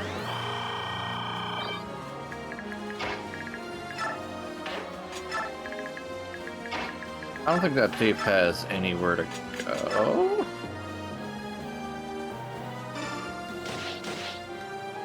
I'm not sure, actually.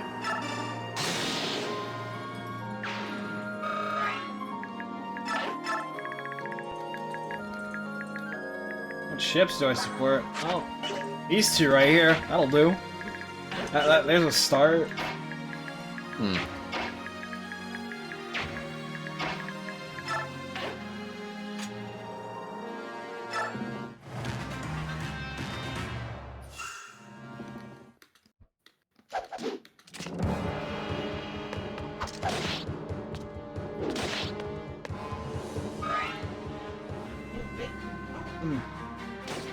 Ow. I correct now. Yep. Ow. So rude. What's happening behind us, by the way? Like, we went in here with a lot of soldiers, and then we go in here, and suddenly heaps of enemies come crawling in from behind us. Like, where'd our army go? Guys? Are we all that's left? That's kind of a dark thought, isn't it? Yeah. I like to think they kind of just broke through the main line. They all had pass equipped. So. They all had pass equipped. They were using teleport strats in Fae. Wings of Mercy. Hmm. I think is the name of the skill. That is correct. Yeah, I recall it was WOM. Wall. So I was like, Wings of Mercy. I think it's about time the Black Knight share his war powder. Does he have that? On him? Yeah, Or in the- in Heroes. Zelgius does. Okay. He has warp powder, which lets him teleport to the nearest ally. But it's not that great these days. But still, it's there.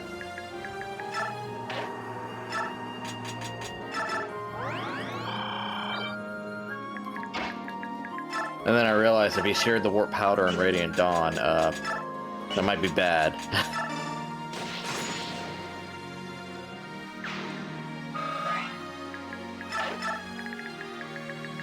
Because wasn't it implied to be like unstable magic?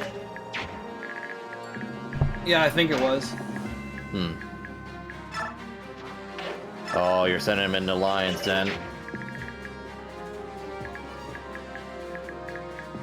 Well, these guys are hyper kid and he doesn't have the speed to double these guys. He's one off!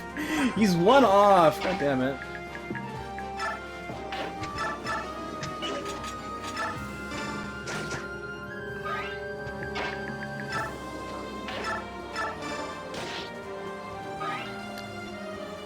Once you do that, these guys spawn in. Oh, baby.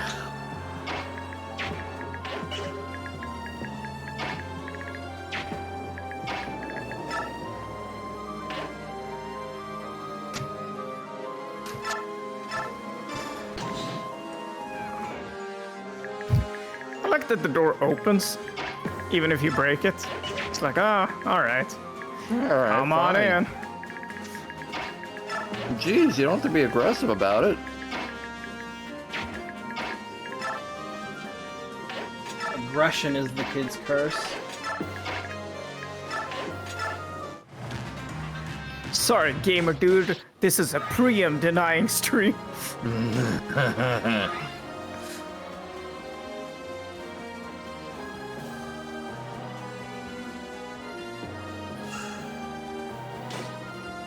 Ow. Good.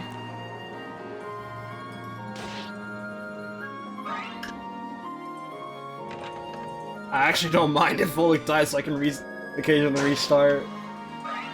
Just to get the thief battle out of the way. I'm surprised this is working, to be honest. I am not surprised. Because at some point you need to catch a break. Oh, nice.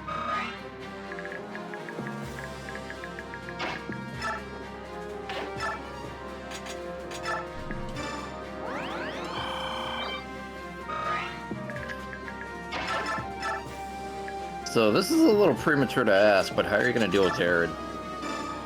I got plenty of dudes with Jerry. He doesn't move. He's got a sphere. He's like, whatever. Just bonk him a couple of times until he says, Wait. no, stop, please. Wait, does he not even have a spear? He has a short spear, but like, Oh. have you seen my Micaiah run? Oh. No Frieza Dono Yamete. Like she can't, like, GG. he can't even double her, and that normally what happens. GG, I guess. You should have Raphael kill him.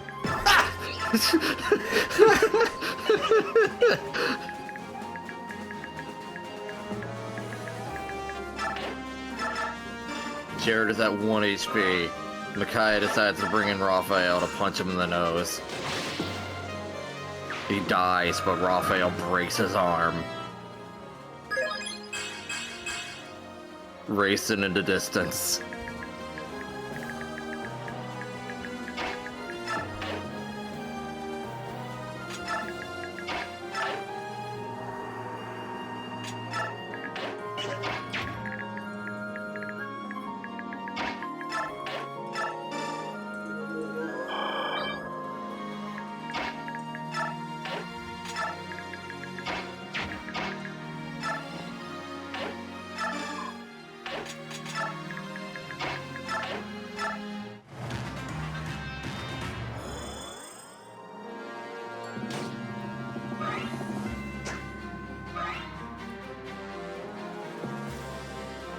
They'll take their time.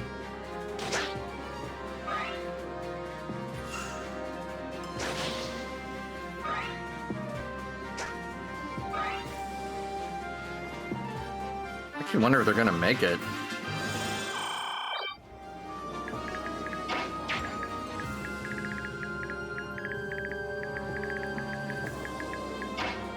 Oh, that thief's gonna go behind the door and where Jarod is, isn't he? I have no idea. If he does, I'm actually restarting. I need that speed wing. Oh, baby.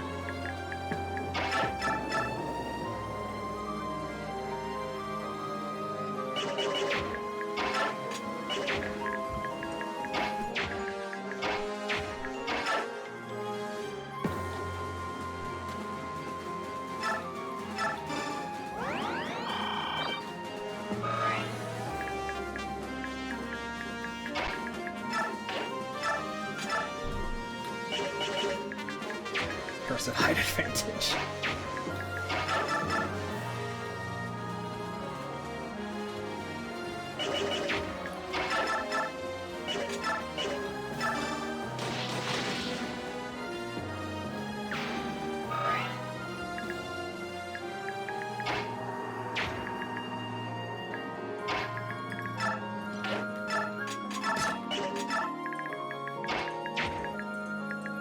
I wish you good luck.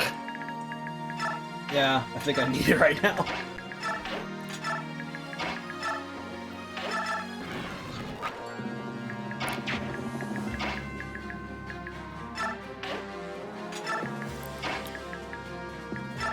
Can you shove the Burger King? He is massive.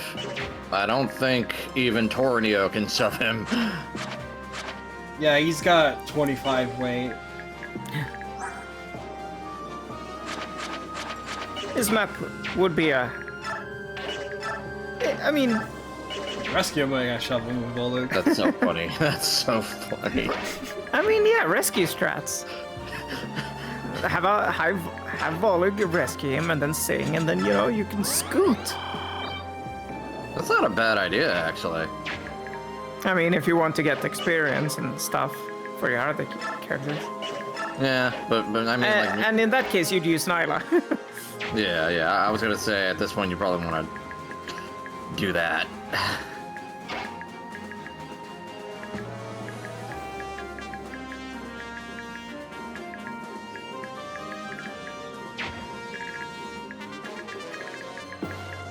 It is very funny because the one thing holding the Black Knight back from being sinfully disgusting is his movement.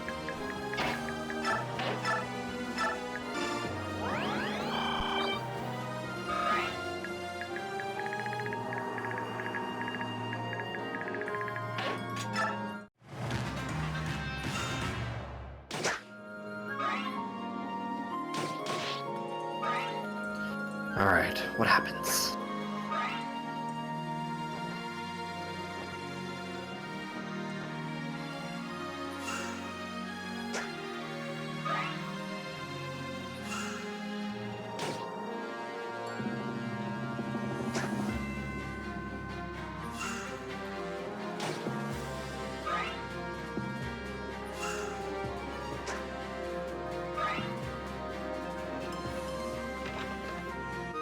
Oh.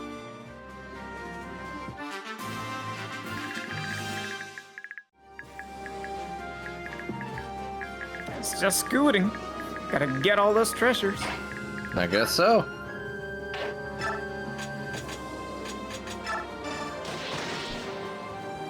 Which means we have plenty of time. Yeah, we do. I'll be right back.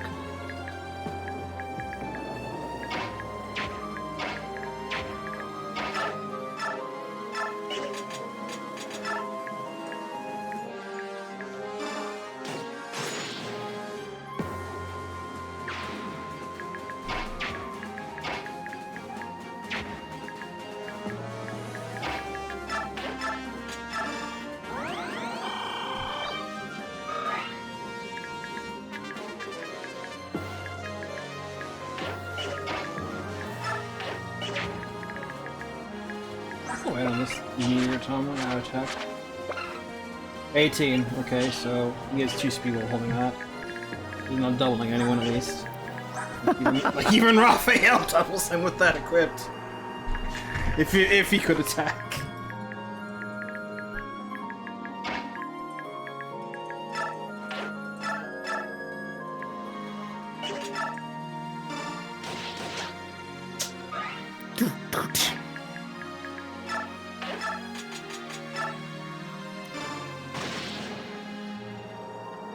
You know, Micaiah, you know what would help on this map? Authority stars! Yes! Authority stars! Yeah. Authority stars! Yes, it would. Alexius? I mean, I don't need that much, just in general. A single point. This is all I'm asking for. A single point of star. Show me that you are a member of stars. Please, sir, just a crumb of stars. You would think Micaiah would have some by now, yeah. At least there's no one else in this army with authority stars. Oh, yeah. Tornio. Anyway.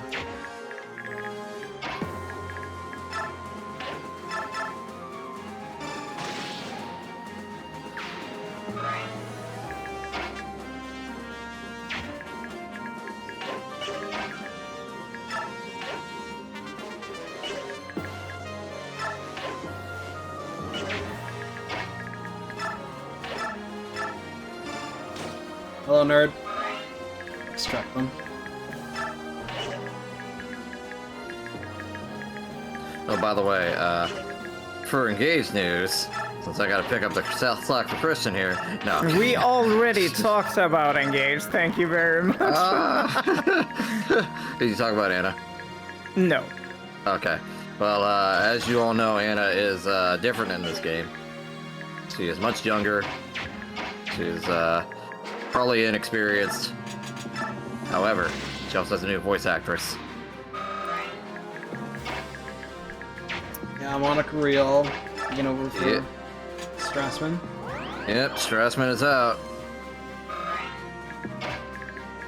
All hail Bulma. All hail Bulma.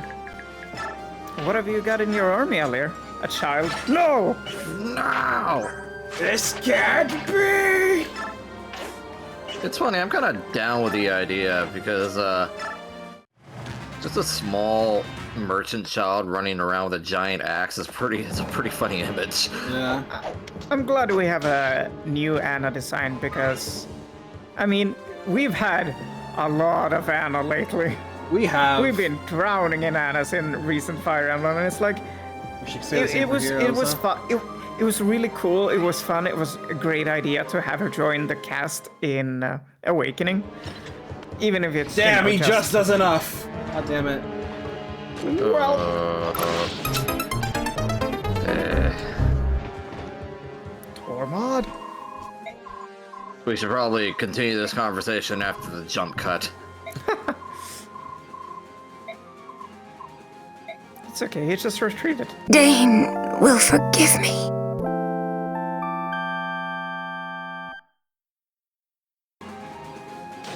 So yeah, young Anna.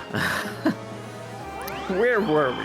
Yeah, she was playable in every single entry after Right. Awakening. Yes, it was really neat how, Fire Emblem Awakening was going to be the last Fire Emblem game. Yeah, so to celebrate, they made Anna playable. Yeah, it's like, well, Anna's been here all this time. Let's make her a unit. No, she wasn't, she was a paralog unit without supports, other than Robin and Tiki. But More it a was still celebration neat. character. Yeah. Yeah. And then, oops, Awakening was successful. She's a DLC unit in Fate, and it's like, okay. Didn't really use her there. Has only a single ending. Her design is nice, but only core and Lamau. Oops. And she was in almost every Awakening DLC. Yeah. That was It the was- introduction of the of Anna lore. Well, that was in the base game itself. She was in Tokyo Mirage Sessions as one of the shopkeepers, but she wasn't like playable or anything. Yeah.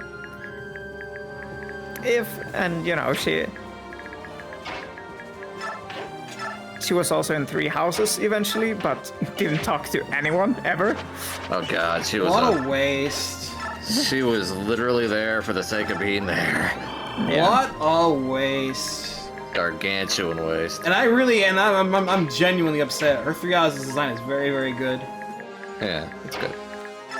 And She was playable in Warriors. I think both of them. she's she the playable most in Three Hopes? underutilized Heroes character. I think she's in Three Hopes. Let me double check. I She know is she's in in Three- 3 Hopes. I don't know if she's playable. Is she? She is- If she is not, I am now immediately motivated to play. Oh, she's not? Yeah, never mind. Yeah. I guess they had to give her a break at some point. So, it was fun to have Anna, but we've had a lot of Anna. I like that we have something new in the Anna lore. Yeah, just a small Anna. Yeah. Just to mix it up somehow. I probably won't use her, because at least in my first playthrough, I'm gonna stick with, the Alder and, all the 4 lords, as it were. Yeah. And we'll see what else we end up with, but probably not Anna. Oh, But, yeah, I mean, never say never. Yeah, I might. Truth be told, I haven't had any hard plans other than Alder and Reese's Puffs. But, I'm definitely using Gremlin Anna. You can't stop me. I I most likely would, because I think the prospect is very funny. Are you? Aside from her and Chloe, I guess she's the only one that. Oh yeah, resonates Chloe. with me. Well, you know. Yeah, I haven't really been keeping up with like units or anyone else has really been speaking out to me. That's it. Yeah. We could talk a lot about it, but you know, gotta keep things fresh and hidden from you, since you're not seeking it out on your own. But are you planning on picking it up at release? I didn't. If monetary situation holds out, I actually do want to play. I'll make sure it is. Yeah. Look at you. I'm definitely getting on release. I'm most likely gonna stream it day one. I'm gonna play it before any of you. Time zones. Wow. Unless you get a pre-order earlier. You wouldn't do that, right? Now, why would I do that? We're in a much better spot. I need to have some Steam. I will get a digital download. Be gone. Good. That means I will get it. Yeah. Good. Damn, you're looking pretty good, Eddie. It is absurdly cruel that that is the one day in the week that I have something to do. But oh well. The 20th. You're saving all your power for that day. Chloe supremacy. I'll just call in sick. Is that you, Merc? Huh? Probably. Hey, what? I just got dropped to 50. Oh God.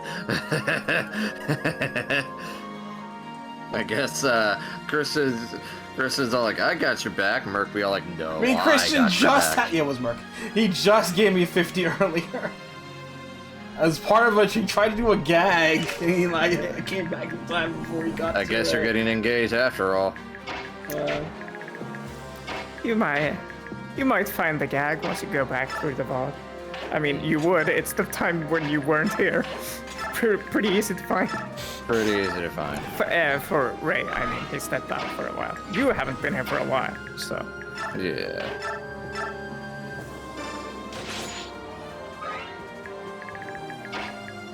Yeah, thanks a lot, Merc. We appreciate it. I'm debating on streaming it immediately. Not because I want to like enjoy it for myself, but I'm running out of computer space, so I'm trying to like throw uploads as soon as I can, so I can free up computer space. That's a mood. I'm not planning on streaming it, but I am planning on recording and talking during my first playthrough to get those hot reactions. Mel's not streaming it immediately. She wants to play it on her own first. That's fair. So if something funny happens, I can clip it and show y'all. Yeah. Just have something to go back to. That's what I did for Cold Steel 4. I mean, Matt, I do have a external hard drive, and I do have it, but I don't like to like funnel shit through back and forth. It takes a while. I can't wait to see that playthrough in 2 years. Well, you can. I deleted it. Oh. Well, damn. And only for the ending. Like the final session. I do have a little My plan. speed wing. Alright, you worked for it. There it is. Give me the speed wing. I will bestow upon you the glory of +2 speed. Anyone who wants it. Even you, Micaiah, you've earned it. If you want to save state here, I won't fault you for it. No, actually.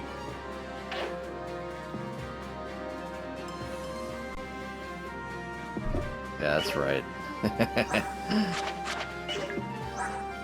You're fine. What am I actually giving it to Volig if I wanted to use them long term? Just speed. You! Oh, Aaron. I could give it to you and just flex. I think Aaron would love it the most. I can just flex. And I'll just promote him right there and then. He would go to town on that shit. Yeah, I'm playing 3 houses right now. I'm gonna try to finish Blue Lions before Engage, and then after that I'm gonna stream Engage. Simply because I have a hankering for Fire Emblem. That's why I watch Soren's videos. The post in FE chat, this image, Oh, it made me go like, man, maybe I should play Shadow Dragon. I mean, it's a fast game. Yeah. I like Shadow Dragon. It has issues, but I still kind of like it. I have a massive soft spot for Shadow Dragon. I could never dislike that game. I Yeah. haven't beaten Shadow Dragon. Despite what my first playthrough may tell you, no, I could never dislike Shadow Dragon. Maybe I should stream it in voice chat. Fun. Yeah. Fun. Right now. Goodbye. Oh no! No. Also, I like this image because I called Martha a hentai protagonist, and everyone jumped all over it by saying, "Oh, hentai protagonist beats yandere. It's a match made in heaven." And I'm like, "Oh God, what have I done?" What have you done? Oh no! Run! Go back!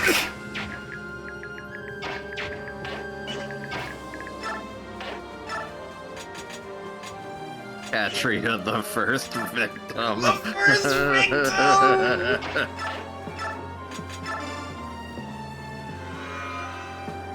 There's a cheat for Shadow Dragon to unlock the guidance maps, right? There is a There's a mod, I patch. believe. Yeah. And I would highly recommend doing that because sacking units sucks.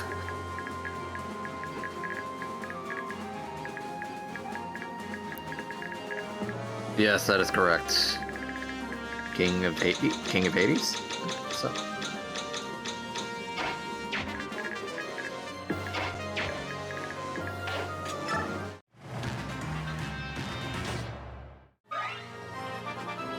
If And Shadow here Dragon... we go.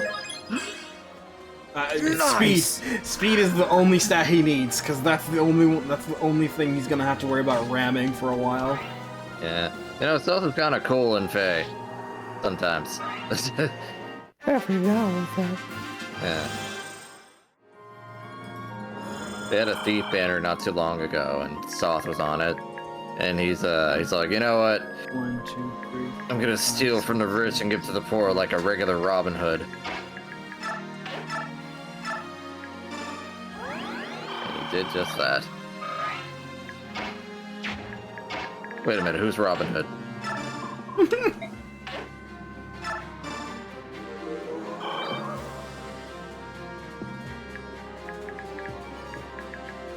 Meanwhile, Micaiah went to the beach. Yeah, she sure did. Finally got a beach halt.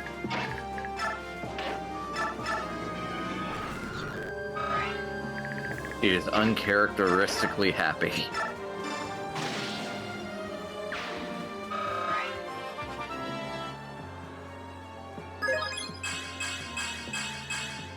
Alright. Oh, hot damn. Nice. She'll regain her momentum. Well, I'm gonna see what she gets on her next level before I decide to class her up. That's fair.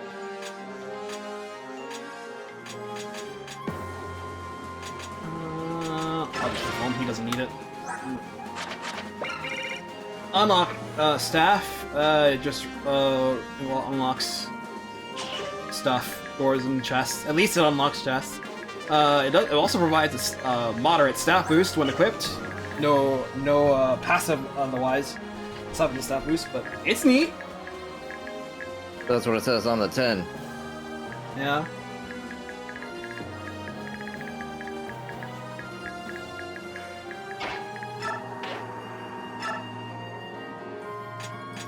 Knock knock. Hello, yellow. X gonna give it to you. He gonna give it to you.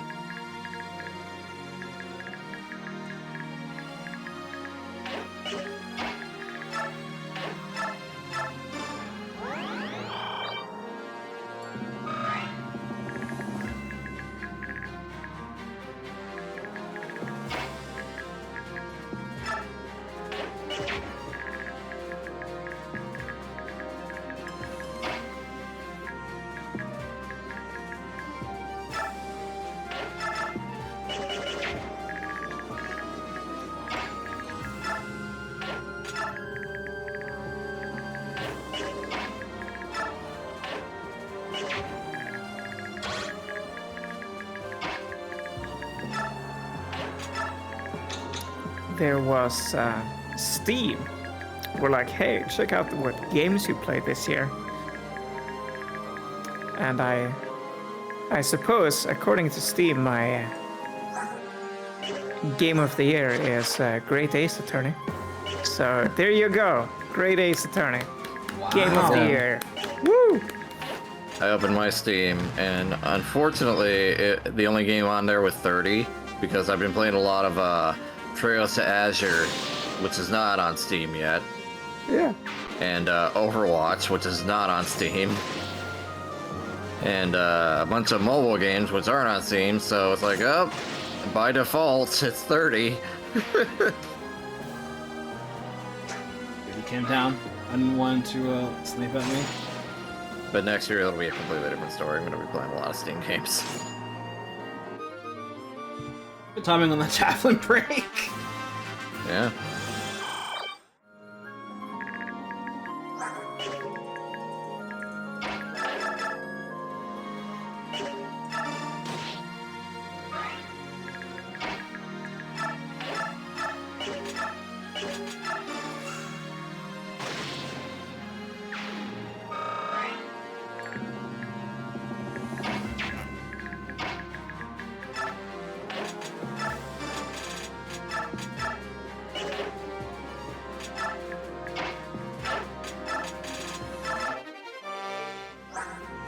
Yes, very cool. Beat him. Rude.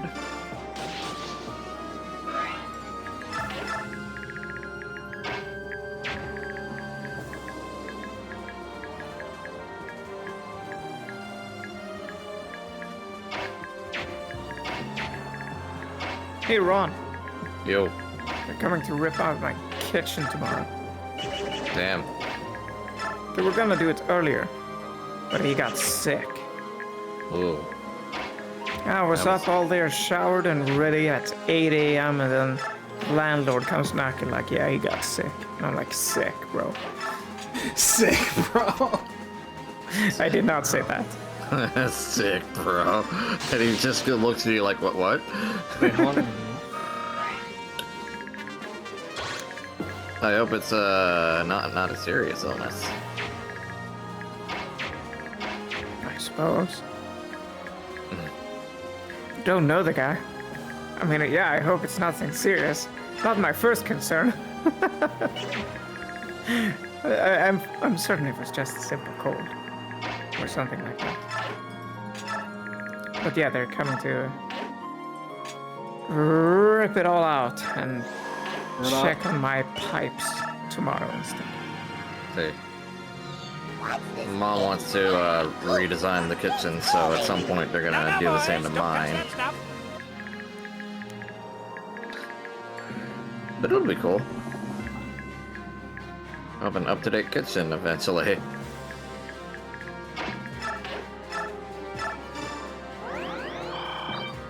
That being said, we're gonna have to eat out for a while, so that's gonna be interesting.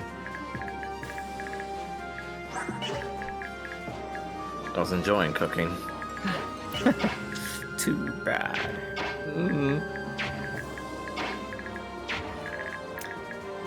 I'll be real honest. I haven't cooked since I got back home. In fact, I haven't started my fridge. It's still off. I see. Still saving on electricity. Even though electricity is baked into my rent, so I wouldn't pay any extra for it anyway. You're going green, I guess. Is anyone going to be reclassing in Engage? If I see something neat, I'll do it, but for a first playthrough, I probably won't do a lot of reclassing. I have like no plans for reclassing. Take what you can get, I guess. Yeah, pretty much. Yeah, oh, I know what Burke's gonna do with Chloe. He's gonna put her as a sage. Archer.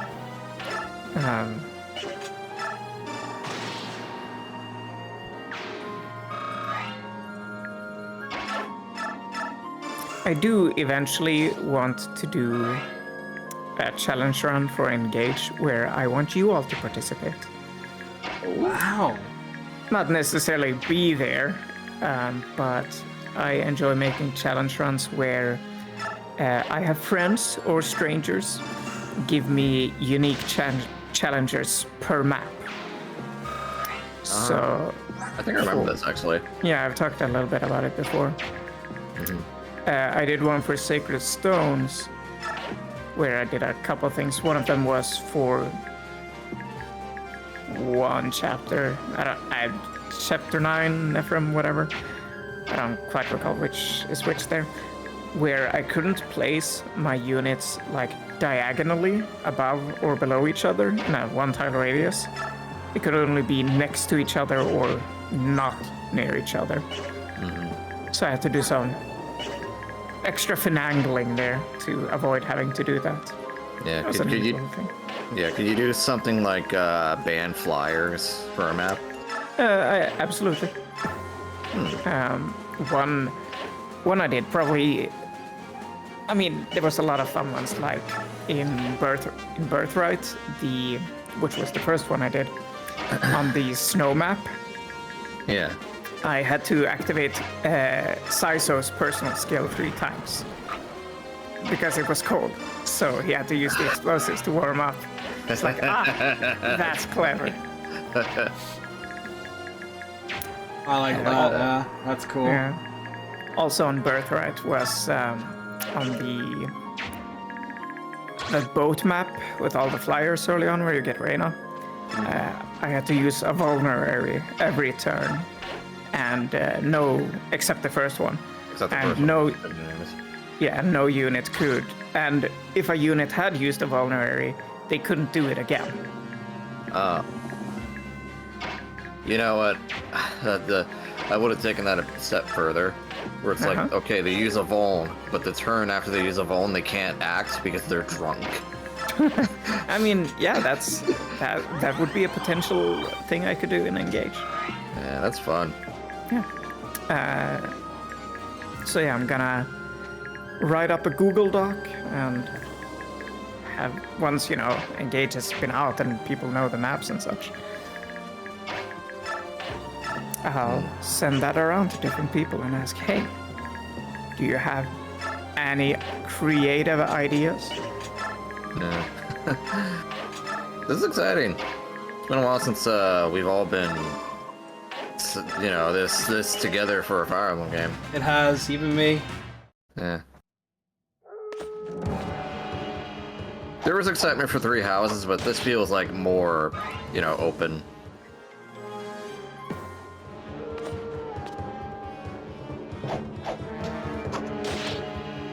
Of course, this all depends on Fire Emblem Engage being a good game. If it isn't, Well, then oh well. Oops. Sucks to suck again. And again. I don't know. From what Better I've luck next seen, time. from what I've seen, at the bare minimum, the gameplay will at least be fun. Hopefully. Yeah, hopefully. It's got a lot of, player involvement in the player phase. So you can do a lot of nifty little things, but, it all depends on how Yeah. it then turns out. Oh man, when Awakening came out, I just cracked that game open. Everyone had a kid. Well, as many kids as possible. Those kids were maxed out. They were maxed out. It was fun. Yeah.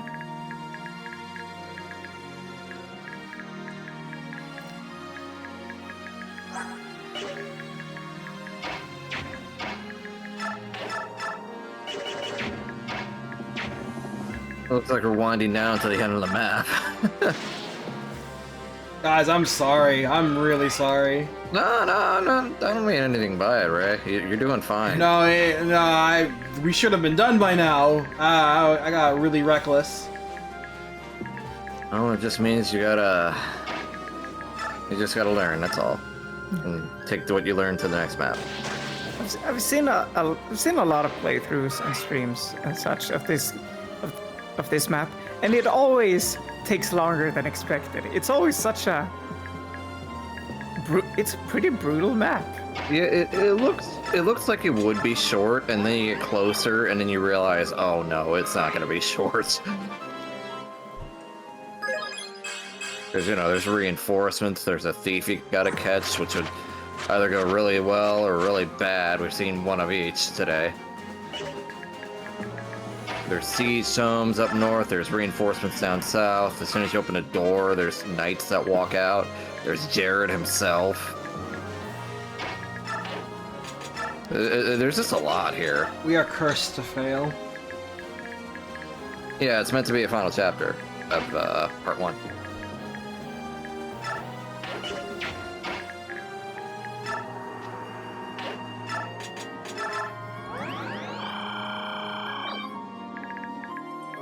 No, I mean, like, I had a game plan all ready to go. Like, this is how I'm gonna do the map. Yeah, no problem. And then I botched 1, botched 2, with the thief especially. That was pretty bad. I'll tell you what. Because I blocked him too soon. I'm like, oh, he's not gonna go up. He went up. Yeah, I'll tell you what, Ray. You're probably getting the rust off for Engage at this point. I would hope so.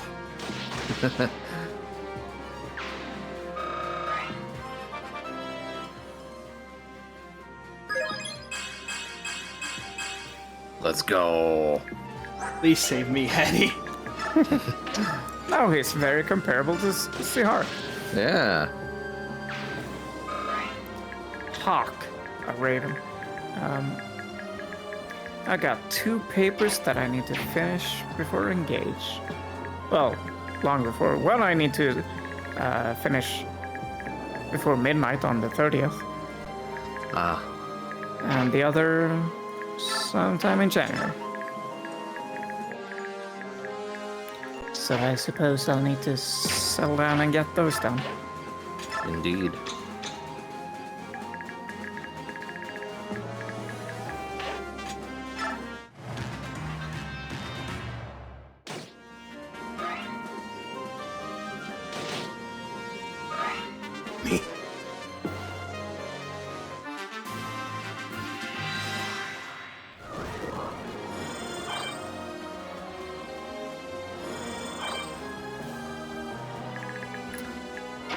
I saw some complaining from the grognards about how there was gonna be, you know, rewind in Engage. Oh. And then you get, you know, situations like this map, or, you know, even longer maps, where you can get to the end and something bad happens. It's like, whoop, back to the start, and it's like, Back to start. you know, I think the rewind is a good addition to the series. I agree. I will not lie. It is very hard for me to go back to older games because, well, unless, you know, I save state, but forget about that. Because I'm so dependent on turn wheel and divine pulse. It's just handy. I don't know what else to say. I don't like having my time wasted, and so it's perfect for me.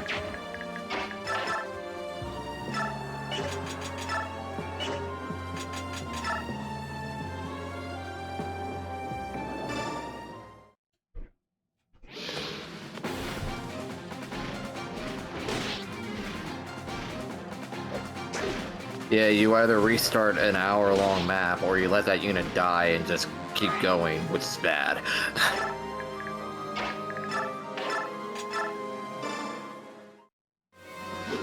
Like, yes, Three Houses had its issues with that, with too many users, and I suppose some felt that the game was designed around that, with eventually like ambush spawns and such. Particularly on Maddening and such. But I don't think that was because the rewind existed. I think that was just bad design. Yeah. I love Divine Pulse, but yeah, maybe a few less uses would be better. Yeah. Because it was definitely abusable. It is. It is funny watching Soran's playthrough. Once again, a pretty max efficiency playthrough. Golden Deer. Because he gets so many crits and so many things that he's like, oh well, rewind, I don't want a crit. That's not how it is in the script. It's like, okay, but... Hey, this is how it's not supposed to go. Yeah. This means I lose out on experience and skill gain. This ain't a bra moment.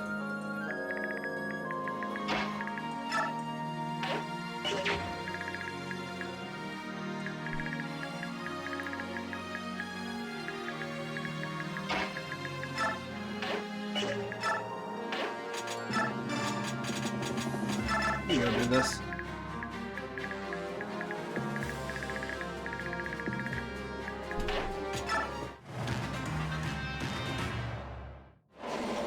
At the rate I'm going with Laura, like, as soon as she gets speed, that's gonna be the magic number. Oh, that feels so good. A lot of these units are very close to promoting. That felt so good. By the power of Speedwing. Do it again, homie. Whoop. Well, only the one, but still, Play it again, Sam. that's not his fault.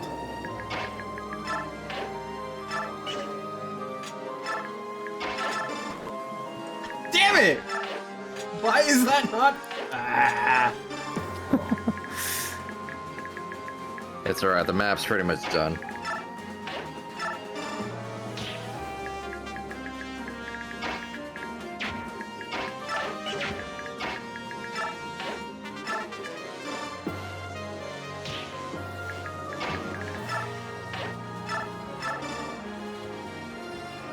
Wakey, wakey. Give me my chest. Well, there, parody scroll is okay. It's more useful in this game than it has been, and has any right to be, thanks to the end game being kind of bananas. Yeah. Understandable, have a nice day.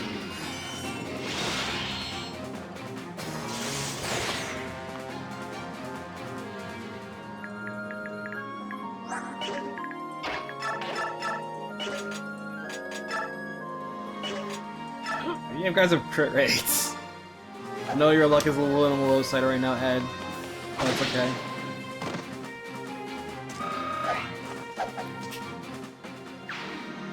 And then there was one.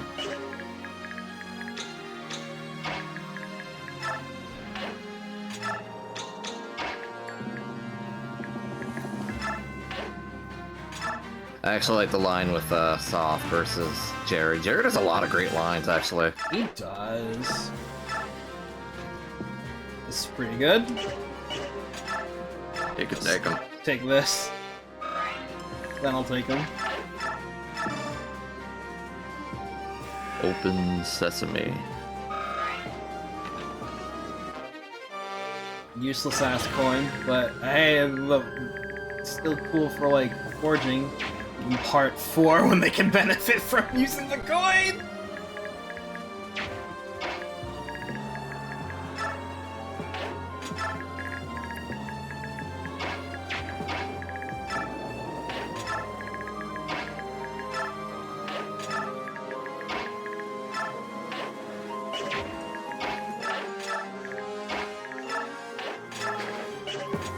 Ah, controllers weren't picking up.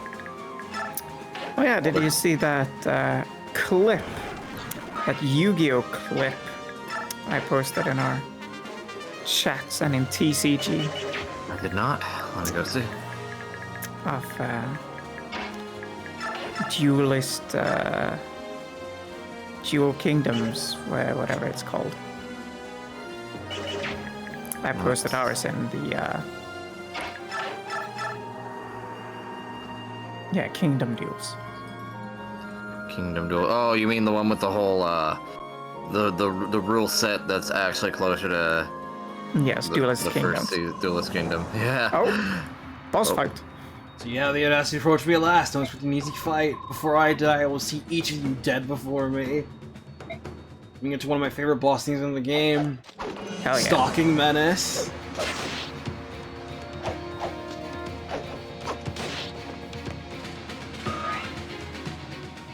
This is so cool. Jarod is cornered, but he still wants blood. He's just stalking there. Menacingly. Menacingly.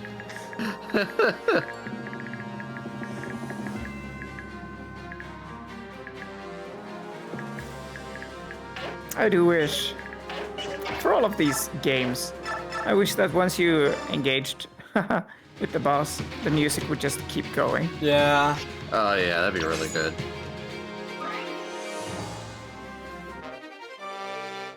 Oh, I should be Abo, yeah. Nice. Like they actually do that in 3 houses. Mm-hmm. When you fight Like- like the. Well, if you fight a boss early in a map, it's like, okay, I wouldn't want it then. Face. I remember you. How's it going? I despise your ilk. Ditto. He knows what he likes.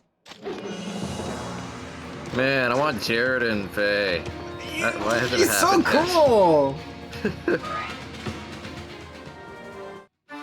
He's so cool. And before we get Lacane. Or fucking Hetzel. Or fucking Hetzel. Just get this really quick. Vantage. Vantage. Well, Vantage is unfortunately super nerfed in this game. Oh But- right, because it activates on a skill chance, doesn't it? Speed percent! Oh, that's lame. Speed Yada, yada. percent! That's very lame.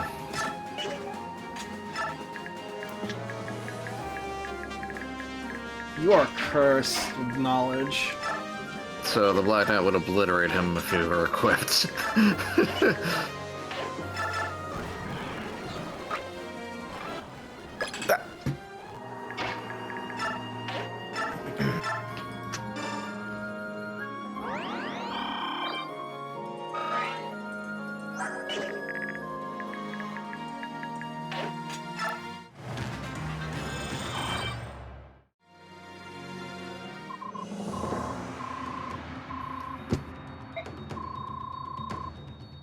Will inspire you to slowly clank your way out of your grave.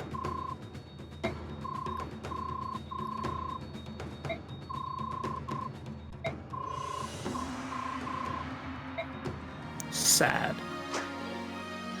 Huh.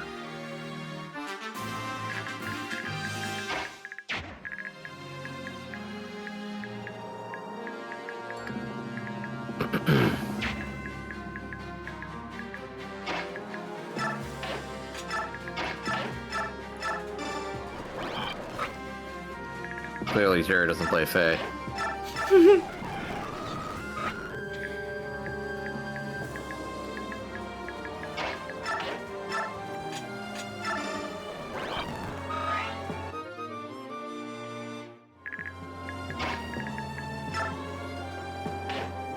All right, who's the lucky killer?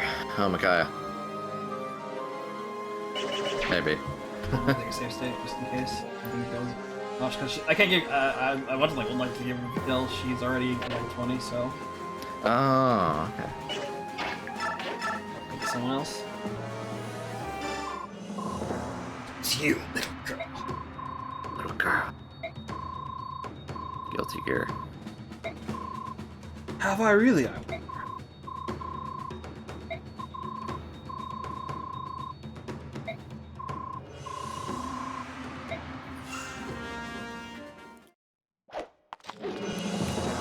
Yeah, they all look really good. The outfit Bridget's wearing is very cute. Brisket. Brisket. 18. 15. Level up. Oh, geez, maybe not. Yeah. Alright, Jill, you try. It's over. 83. Good. Jade is with us today.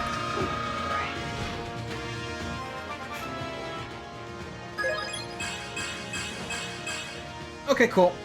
It's not bad.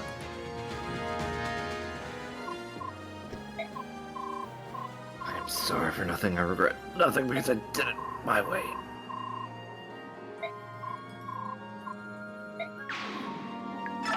Deuces, You know? Jarod.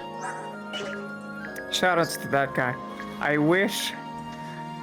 You know how it said, I am sorry for nothing. If I was the editor for this game, I would have written it as, I am sorry for nothing. With the pause in between. Would have been funny. I'm sorry for nothing. Speaking of which, He's basically a mini Luca Blight. Yeah.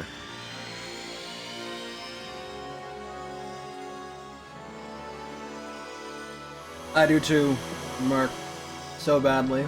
So just something about Jerry, he's just all suave and charmful, despite being a Yeah. bastard. Dragon! Yeah. That's Good. that's slavery. Okay, who cares? Just Don't worry about it. Don't worry Dragon about Master it. is good, especially the female version, because it actually has a legit speed stat and decent strength. Now she can use lances, and more importantly, her skill capacity is bumped up, so now she can actually do stuff, because Kanto isn't holding her back. Alright. Alright, get out of here. We Want won! to take back our country. Daein is underwater control once again.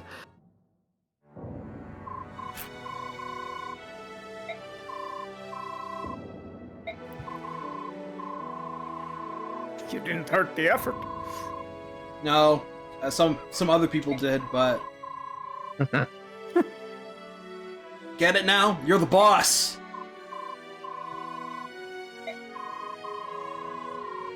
You think this would come with giving her actual authority stars? But no! No authority stars.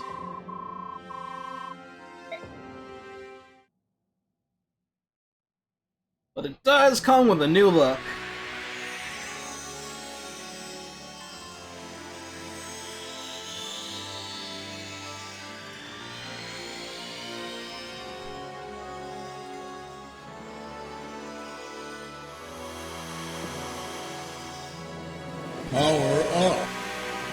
I've never worn clothing like this before. I feel almost villainous. Power of Light Sage.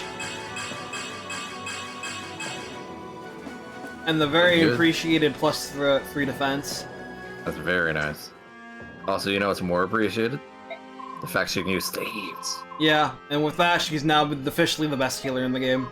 Yeah. Sacrifice who? Sacrifice who? I have actual stats now and can heal shit. Sorry, Laura. Sacrifice you. Sacrifice you, Oh Laura. my god, a camera angle. Look at this! This is so cool! It's very neat. Using the man battle like that, it just showed the cathedral, the church, just look at that, and the kids running. Look at this! This is cool! Yeah. Yay. This is neat! More of this! More of this Fire Emblem! It is true. More of this Fire Emblem! Look at That this! That we haven't gotten this at all recently.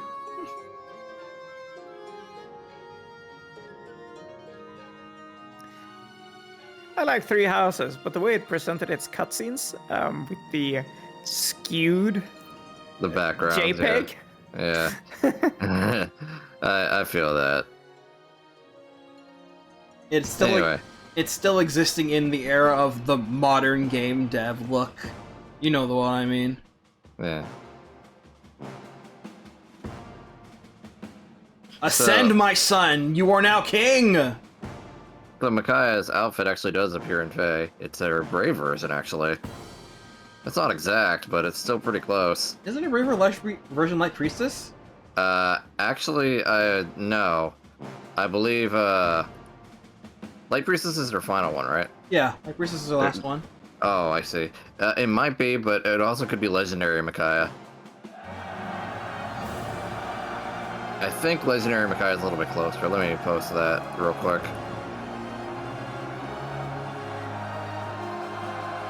Legendary is Queen, isn't it? Oh yeah, it is. That's an original. I post game. Oops. Whatever. They're still good looks. Well, they're great outfits, though, so who cares? Yeah. I guess the mid outfit is just lost to time. Which is really funny. It's considering it's the outfit she wears for most of the game. Yeah.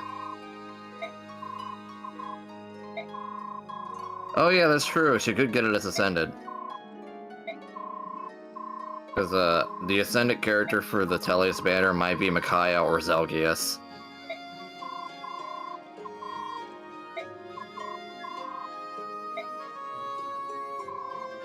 Gonna miss you, buddy. See you in part 4. Now I'm gonna train the shit out of you once we get to part 4. Count on it. Oh, Tormod, you are a victim of circumstance. I can't believe it took you that long to show back up.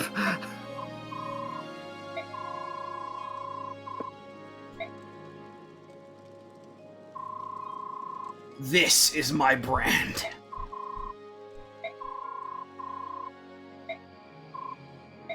Yeah. I like how the in-game art there is very different from her little portrait there. It's extremely different. You can tell this wasn't done by Senrikita. Yeah. Portraits anime. The art? A little less. A little less. We went down 2 Bye, stages. Vika. I love you. Mika, I love your pants. Keep wearing them.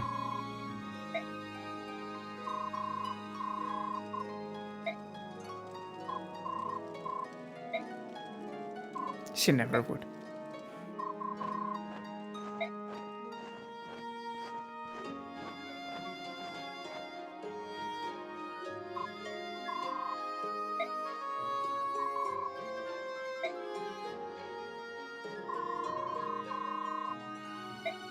Genuinely wish Raphael could stay. Like, we really like to have him in the next 2 Dawn Brigade maps. But if he doesn't go, it won't kickstart part 3's plot at all as much as eagerly as it would, so...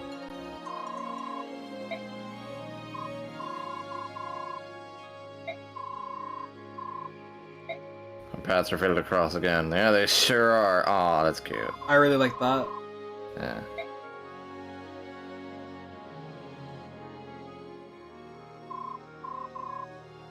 Farewell, homies. Until we meet again.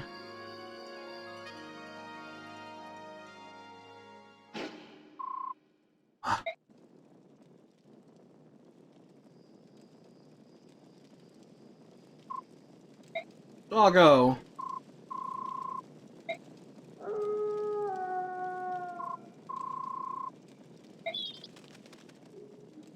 It's very surprising that he's still not in the game.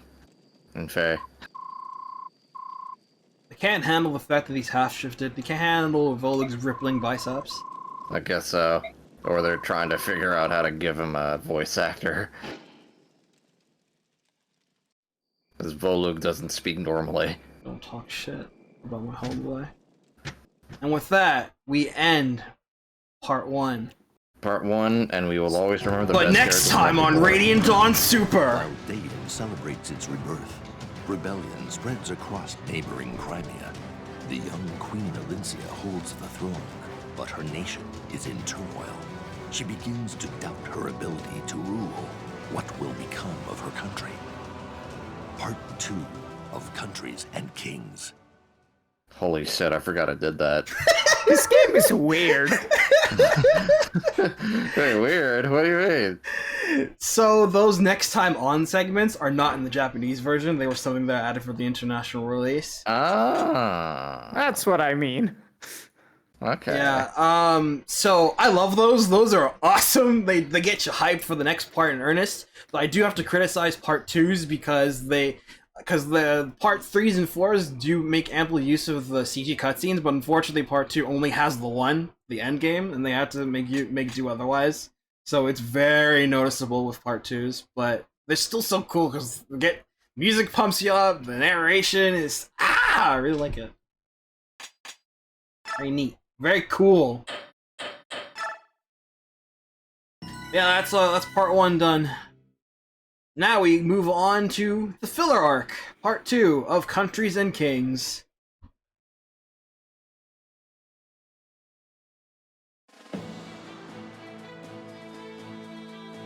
Daein has been reborn. Word of King Pelleas' coronation reaches neighboring Crimea within days. Crimea itself has spent the past 3 years rebuilding from the damage it suffered during the Mad King's War. News that Ashnard's son now sits on Daein's throne sends waves of unease and worry rippling across the land. Alas, this is not the only thing disturbing the people of Crimea during this time. There is an ever-widening gap emerging between Crimea's noble class and the nation's young ruler, Queen Alincia.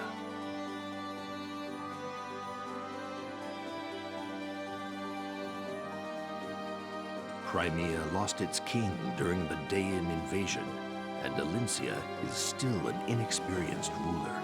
What's more, her very existence was a secret from the public, and so she came unexpectedly to her succession. Many of Crimea's noble houses raised their voices in protest against her rule. Alincia's desire for a long-lasting peace has driven her to strengthen Crimea's ties with the Laguz nation of Gallia, and to renounce Crimea's claim to rule over a defeated Daein. Her political moderation is seen as a sign of weakness among her critics. Ike, the young hero who led Crimea to victory in the Mad King's War, was granted a peerage for his heroism and bravery. The elevation of a common mercenary to the nobility, however, widened the rift between the aristocracy and the queen yet further. Perhaps to avoid becoming mired in these power struggles, Ike renounced his peerage and took his leave of the court. Yet Ike's actions did little to placate the nobility. They continued to criticize the queen's every decision and lay squarely at her feet the blame for all of Crimea's woes.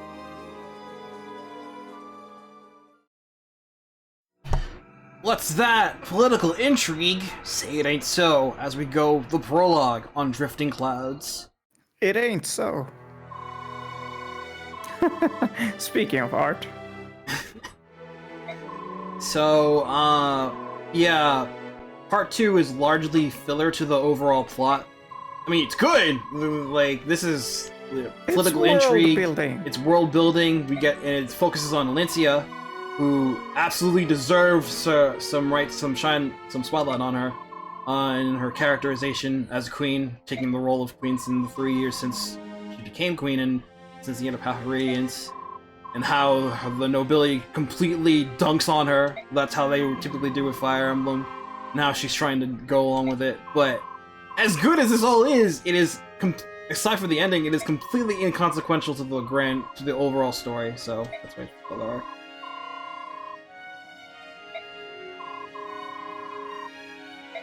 As someone completely inconsequential to the story, These guys, and you're very consequential, Chris. Don't shit talk yourself. I mean, I don't think in 100 years I'll be in any history books, but I'm happy with that. You're in my history book, and that's what matters. Thank you.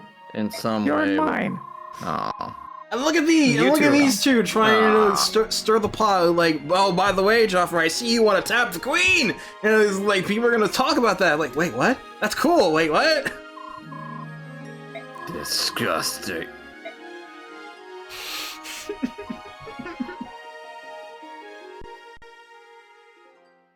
Before you see, the real queen of this part is not Queen Alincia. But it's this one.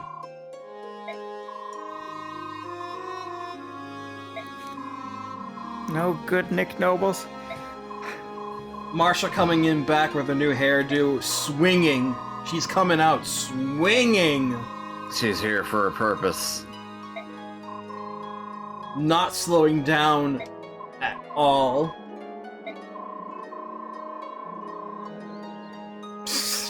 Don't remind us.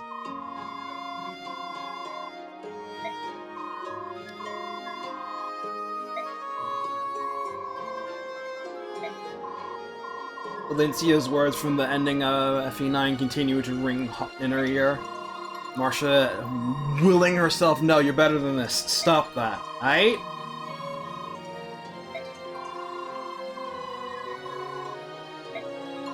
When I was a kid, I could do a pretty decent peacock impression. I can't nowadays, because I haven't been near peacocks for a while. When I was a kid, I was. Part 2 opens Fun with a little banger detail. of a map design, though. Wide open plains. I love this map, by the way. It's good. It's a cool idea. I wish they did it again. I mean, you can really only do it in this kind of In this game, yeah. I setting. know. Yeah. Yeah. So it would have been cool with like a side map. Shit, bro, it's Neolucci and Leanne. They're being harangued. You could do it in one of those, DLC maps, like Future Past or something like that. Oh, yeah, yeah. That'd be really cool.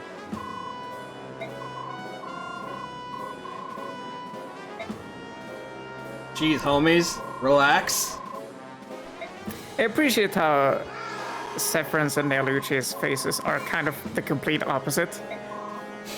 One is completely scrunched up and tall, and the other is flattened and wide. He's just a big scrunkle old man bird.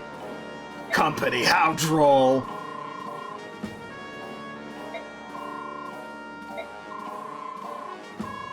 Uh-huh, yeah, I buy that for $0.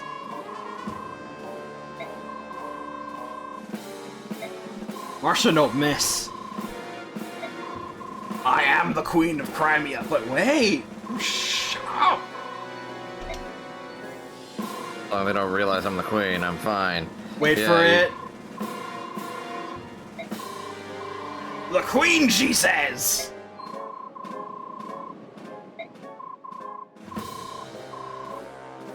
Hello. You?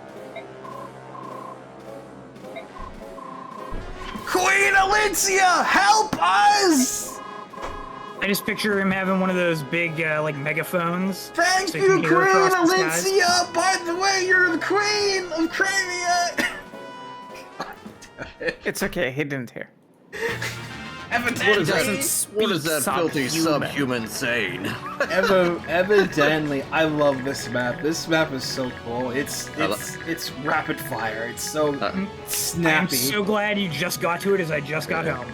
I like how me and Chris were on the same wavelength. And this theme kicks ass. Proud Fight. I love Proud Fight. It's one of my favorite map themes. It's good. The battle theme is also good when we get to it here in a second.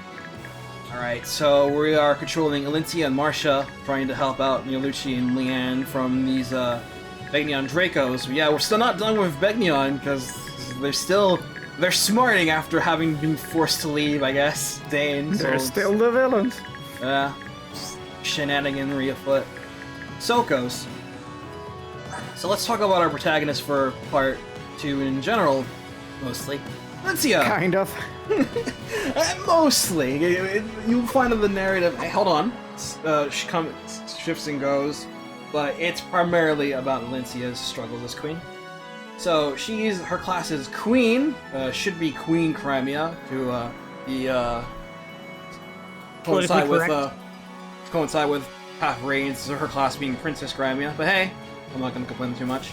She's a Tier 3 class, a Tier 3 Pegasus Knight, and one of the only, 2 hybrid classes in the entirety of Radiant Dawn.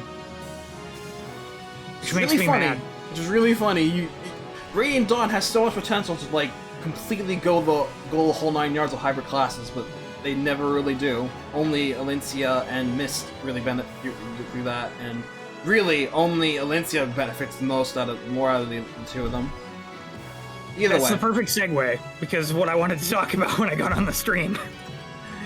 Alencia's great stat-wise, like, even as a middling tier 3, especially with transfers. She's got pretty nice, rock-solid base stats, especially her luck and res. They're very good, and with transfers she could usually have high magic as well, which is nice for her. Trying to see if it's possible for her to max HP. I think she is with rogues, so the HP transfer would be beneficial. And most of it, I think she can just max. Maybe not luck. I'm not sure. To hold her back for right now, since she is a tier 3 class, they give her a slim sword, the only one in the game. Lamau. So she's on a serious power limiter, because otherwise, if they give her an actual weapon, she would completely clown on this map, no problem. That's okay. You would need 2 robes to max her. Okay. So And that's if she procs HP every level. It's really the only slim sword in the game, yeah. I'm pretty sure you can't buy them.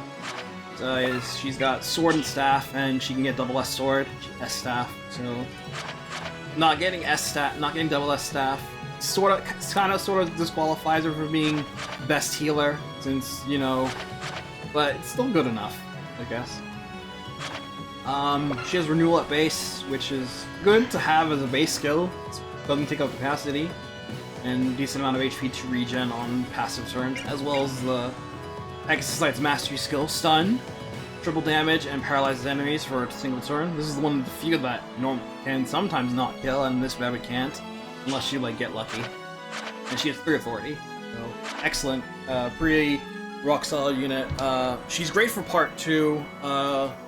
Not really usable in part 3 due to plot or shenanigans. In part 4, where she finally gets to kick it again, she's still pretty good. Not as fantastic as she probably should be, but still a very solid unit and backup healer in case you need it. Her growths are 45 HP, 65 strength, 40 magic, 50 skill, 70 speed, 60 luck, 20 defense, 35. What are we saying, Kris? She's great in part 2 for all the maps she's there. Yeah, all 3 of them, or 2 of them. There's 2 of them. I understand. Hello, gorgeous! My queen has entered the scene. So, based Marsha, coming in super clutch right now. Is a level 5 Falco. Also benefits quite a bit from transfers, notably HP strength, speed and skill, as well as defense if you can grab that. I don't know about luck though, but she definitely warrants it as being as far as the Pegasus Knights are concerned, she's definitely on the lower tier of them, because the others kind of tower over her, but she has to work her way up in this game. But Marsha's scrappy. She's a feisty girl. She can do it. Sword and Lance is her basic set. She's got some pretty decent overall stats. Her strength is a little bit on the low side without transfers, but her okay caps can help her catch up pretty quick. She's got plenty of room to grow. No skills, so she's very customizable, and has pretty even buyer them, so she doesn't have to worry too much about going feral or not. But she is my flyer of choice, obviously. As you know me for any length of time, she is the best. Her gross are 70 HP, 30 strength, 20 magic, 40 skill, 65 speed, D-luck, 35 defense, 35 res. So yeah, lowest strength and skill, great speed, and pretty decent everything else.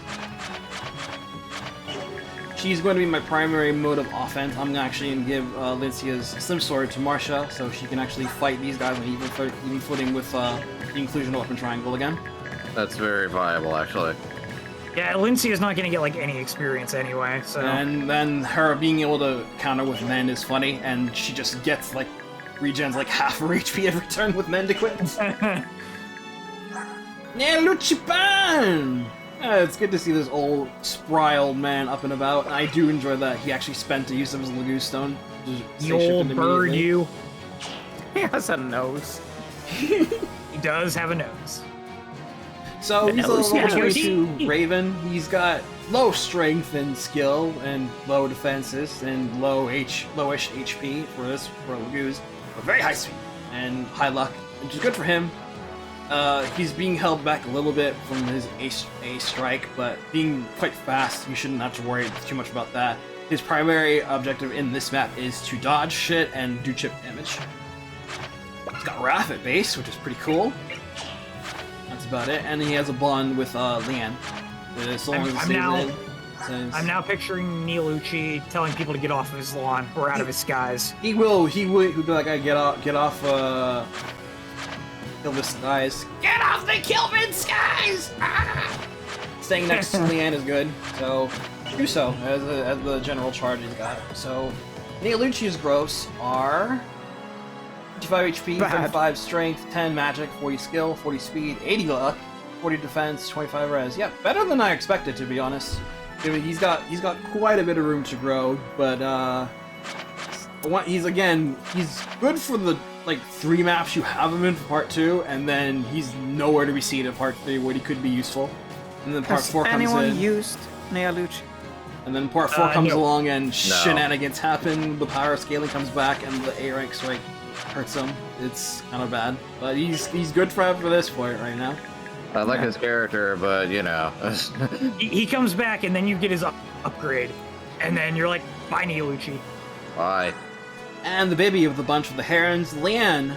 She is the lowest level Heron, and her stats reflect. Leanne is interesting in the fact that she's, unlike Raphael, she can fly. She has the same movement, but when shifted, she has an extra point of movement. When Leanne sings for people, she sings to characters adjacent to her, left or right, or up or down. Always, even when shifted. So she's very much a consistent performer in that regard. You can always set up reliably with performances with Leanne, since Raphael, while he can give powerful performances, is slow, and Rayson, while he's greatly jacked, is erratic. So Leanne is a compromising middle ground. Her stats are pathetic though, because not only is she incredibly low level, she barely has any more availability than Raphael does. And if you're looking to get her any form of juice in her, good luck. You're going to be grinding for a very, very long time.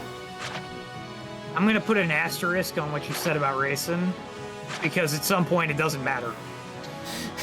At some point later in the game, it doesn't matter. Leanne's growths are 60 HP, 0 strength, 40 magic, 10 skill, 20 speed, 80 luck, 10 defense, 40 res. She is a Heron. She is a good Heron, usable, but a Heron.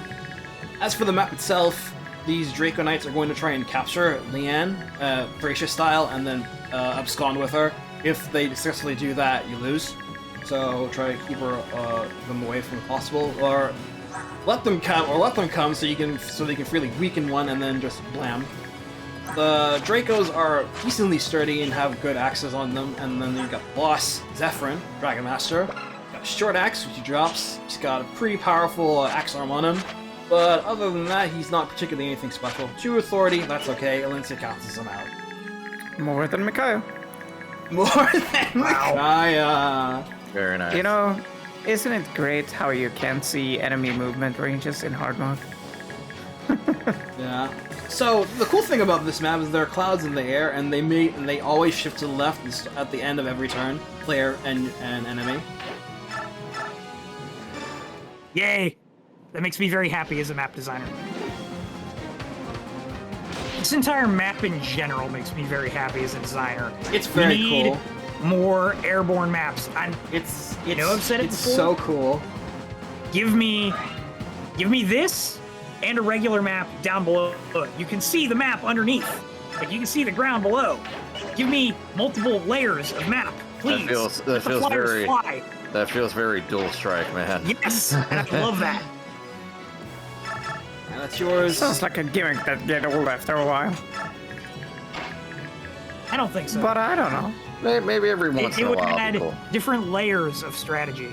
The transfers will help here with Marsha to help even out the hard mode weapon triangle on hard mode thing. So good as well. Speaking of HP growths and maxing that out, in Engage, Here we go again. Oh Here boy. we go, boys. we have a confirmed over 100% growth. Is it the wide boy? It's the wide boy, Yeah. Boucheron. What a Bucciarati. name. He has over 100% growth in HP. We saw a Jarod. screenshot of him gaining, well, a video of him leveling up, and he got 2 points of HP. He's gonna have 105. The wide lad. Just enough damage to beat him after nearly 2 strikes him. Good. And sure, you move very accurate with the weapon triangle disadvantage, still has more accuracy than I'm expecting. That's good. Get him, girl. Rip and tear. You want to make sure Marsha keeps to the left of the map, by the way. Run by turn 4.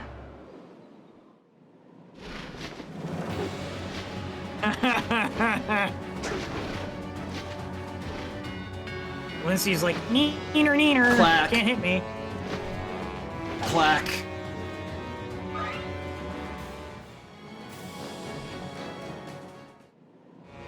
Staves do not use durability for the counter.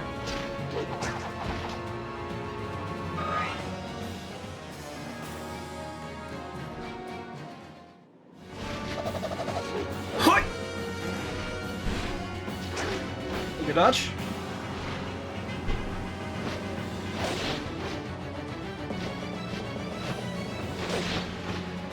Aerial combat, like the animations for it, looks so good in this game. They're very clean. Like, it feels like they actually accounted for, hey, these units are both flying. Let's make it not look wonky like Path of Radiance.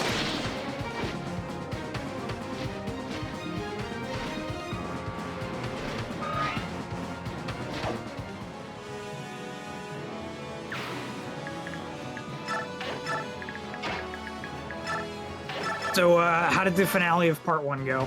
Terrible. Oh, Yeah. I restarted like 3 times. oh. If you look at the hour counter in the stream, it's at 3:31. Yeah, I was periodically checking on my phone at work, and I'm like, looks like he's still in 1F. I don't remember this map taking that long. No, that's the thing. It was a little deceptive because there's a lot more moving parts than I remembered. Like the thief. If you're unlucky, the thief can just go straight up north and take everything. And you either have to like expend a lot of resources getting at him or get killed doing it. Yeah, 1F is definitely the difficulty cliff of Part 1. Yeah. I gave Volug pass. I didn't deploy Nyla. I didn't want to because was already using it pretty much everyone when I wanted to anyway. I'm gonna revert. Just to build up meter. No glaring priests memes. No. Would have been nice, but given the way the rest of my team was looking out, I didn't really need it. The priest smiled. Yoink. Oh no, he's got Leanne! Quick, get him!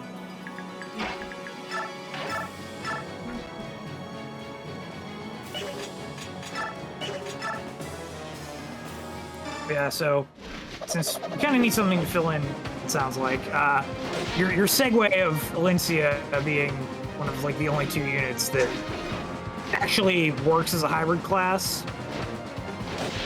I mentioned this off stream the other day that I wanted to bring it up in the session today. The fact He's that back now. like Ileana has like an absurdly high strength growth, and yet they did absolutely nothing to give sages any way to use that strength except bonking people with a staff. Is so dumb. It's a point of speed. makes you faster. Since it removes the weight. Like, don't get me wrong, characters that had knives did Path of Radiance and now have staves in this is good. You know, like Khalil getting more utility with a staff, fantastic.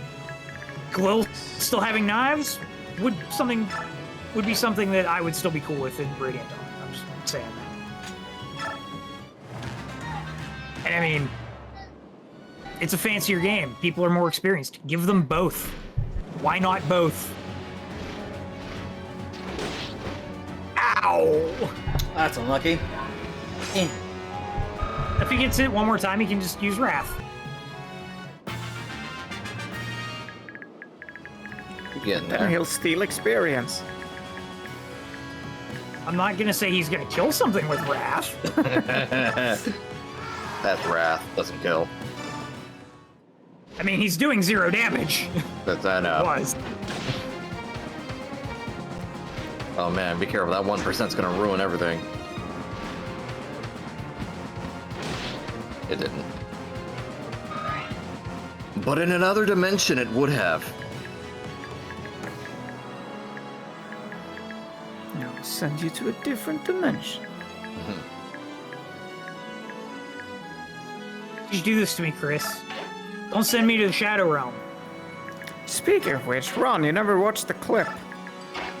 Oh, I guess I didn't. Oh, was this the clip from Rada's thing? Yes. I didn't actually watch the clip. I need to actually see that. Yeah, I remembered it earlier.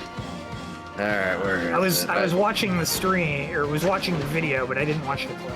No, I saw it earlier, and I, in the back of my mind, I was afraid to watch it because knowing how Yu-Gi-Oh! Worked back then, now, and it probably would have in that video, it would have made my head hurt. But I will watch it. I'll post it for chat as well.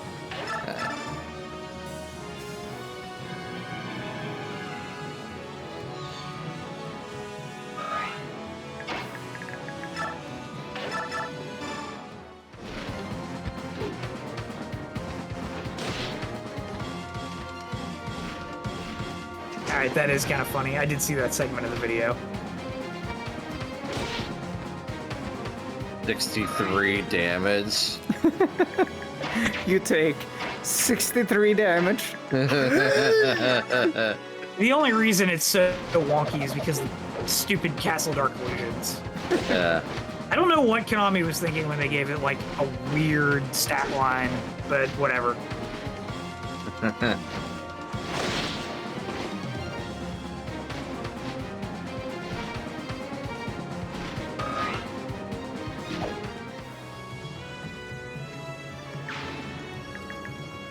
See, Merc brings up a good point.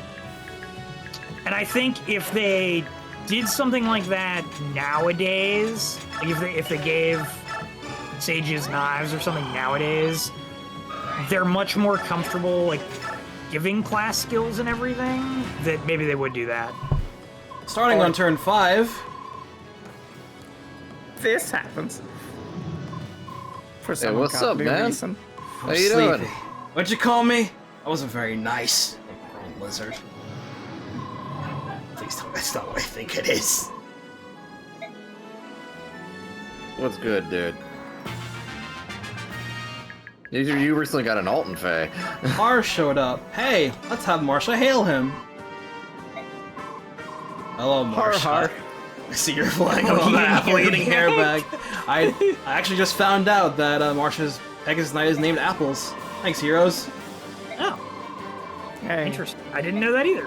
Wait, what'd you say? Marsha's Pegasus is named Apples. Oh, yes, it is. It's very cute. I like, yes. Complete the circle. Is that something added in the localization for heroes, or is that actually in the Japanese too? No idea. Not entirely sure. I feel like they might have mentioned it in POR, but I can't remember. I don't remember it, but It fits Sure, either John, way. fix I have this. not read all of her supports though, so it might be. I feel like it fits either way. Why do I have to make sense? You always make sense, don't worry. Really all that bad.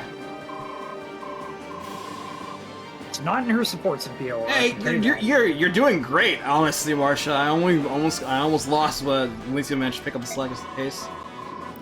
But we should be alright now.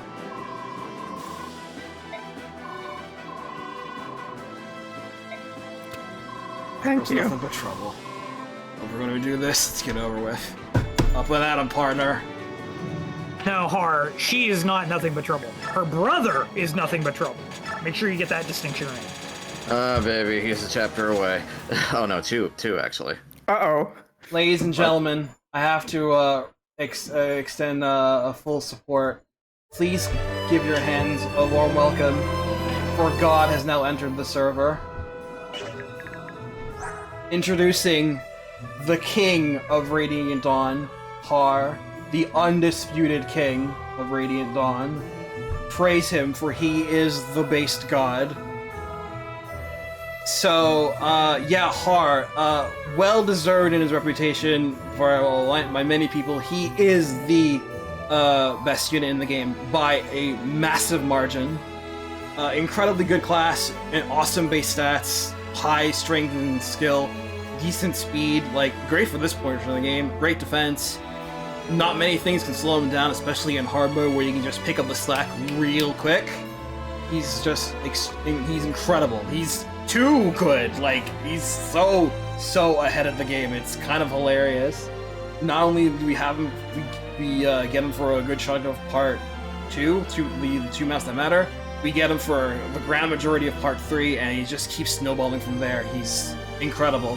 I just can't sing his praises enough. He's really good. See those transfers? He doesn't need them. Yeah, he's great with transfers. He's great without transfers. Like, his reputation is good without transfers. With them, he's unparalleled. Look at this. Look at this! He's capped HP and skill already. At least I think 50 is the cap for male Dragon Master. His strength is already high, speed is 2 off, defense is almost capped. Yeah.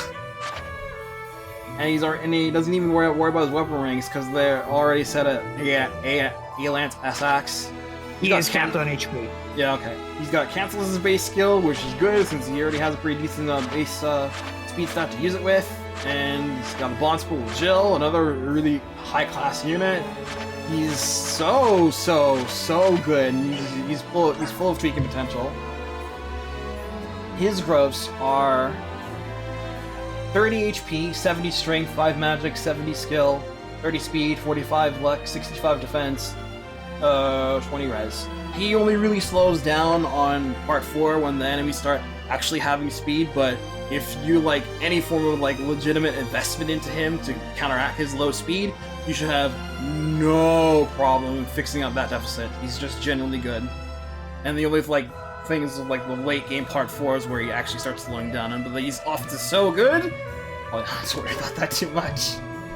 He's incredibly good. And I also just think he's like really chill in this game, like considerably his lines. I enjoy much of the banter he has. I really like Har. What a glow up from Path of Radiance, I tell you what. It's fantastic. I agree with everything you said. I just have to bring up something really funny. Go on. When you lowered the music to 0, all we had was the background noise, you know, the whole wind blowing through, and it was very eerie for a second. I just deafened the call and put on the stream and listened to that. Oh yeah. I love Har. He's Har's fun. My brain is still stuck in terrible internet mode, so I'm like, I can't have 2 things going at once like that. My internet will crap out. So I'm like, I'll just deal with the silence. But yeah, Har's here. The map's over. Yeah, we've effectively won now, so I just have to get Har in there and we're set. If Har was a Pokemon and had rollout, every time he used rollout, it would be max power. Yeah, listen, I can understand people not liking Har because he's too overpowered, but the option to not use him is on the table. Yeah, I mean, I also agree, but I'm sorry, I just really like this guy. He's great. I like good Har. Unit aside, I think he's just incredibly chill. I vibe with him a lot. I think he's kind of boring personally. But... That's fine. he is a character that can shine in the company of others. Yes, he did. Yes, he does. Yeah, like Vander. Yeah, especially like Santa. Oh, He's not Vander, particularly that's it. funny, or I mean, he's funny, but he can be funny because others are funny. I agree. I like his history with Jill's dad. And how, Yeah. oh, I want you to take the torch from me. And he's like, sure, I can do that. Yeah, and the fact that they're running like a delivery service is kind of cool. Yeah, that's really funny. That's another Trails thing. How about that? Mueller Vander from Trails in the Sky 2 and 3. Well, he was in 1 as well, but he didn't do anything in 1. Also, just made his first appearance in Millstream last time. Oh yeah, he did. Yeah, Cold Steel. Very Which cool. one was Vander? Vander is this big dude. He has a cape, a sword. He's with Olivier. I actually just talked about him this morning. Let me see if I can find his art. Yeah, if I see him, I might remember. Was he at the facility when they went to do the tour? Or whatever? He was not. He was with Olivier. Yeah, after. when they he was. visited the school. Oh yeah, he was. Yeah, okay. When they came back from the trade conference or whatever. Yeah. He's Okay, his yeah, I bodyguard. remember now. Gotcha. Yeah, I remember. He's his private bodyguard. Yeah. Well, the funny thing is, if those cannons fired, he wouldn't have been effective at all. Here's his art. Yeah, okay. He's a playable character at the end of 2nd chapter and at the start of 3rd chapter. Sky. And we're talking about him because he's boring as sin. Well, I appreciate you brought it up as a parallel to Hearth, so thank you for that. It's always nice to have these sort of back I and personally forth like with Vander a lot. He's like the chill Please. middleman dude that you need. And he has such hilarious banter with Olivier. You know what he reminds me of? He reminds me a little bit of George Prime. At least based on the art there. See that. Not to continually harp on Har, but I just want to actually show off the discrepancy between him and Zephyrin. Look at Zephyrin. Oh, look at this. Look at Look at your Har. man. Now back to me. Now back at your man. Now back to me. Sadly, he isn't me. It's ridiculous. It's genuinely ridiculous.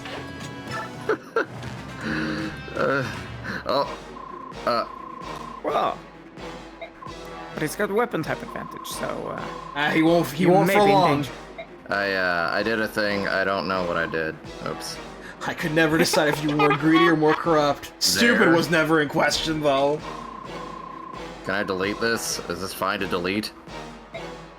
Oh, the picture? Yeah. Yeah, go ahead. Oh, I deleted your message. I'm. Oh. Oh, I didn't mean to do that. What? Damn. I clicked something in chat and it accidentally clicked something on Merc's thing and it deleted it. I don't know why. I'm so sorry. Get hacked, Merc. Zam, dude. I thought you were talking about the picture in the call. It's like, no, Mel can't see this. No, she knows Vander. Yeah, I know.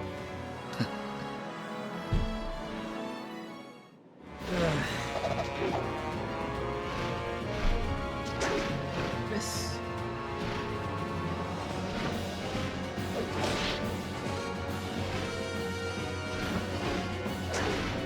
Ooh, gosh. Hey, Hey, nice. I Just a believe in you. prank. I believe in you, Zephyrin. Yeah, Ron was Fun's using his over. practice bullets. No, just practice bullets. Oh, I thought he had a quote with Zephyrin. He already he did. did. Oh, I missed that because I was freaking out over Merc's comments. Yeah, it was the whole thing about the. I didn't know if you were more corrupt or greedy. But stupid was never a question.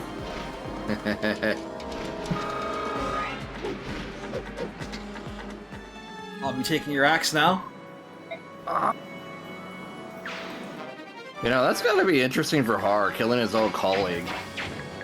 I think he's used to it at this point after the previous Actually, war. yeah, you're He's right. super used to it. You're right. This is not the unfortunately. first time he's done this. Unfortunately, first he's rodeo. super used to it.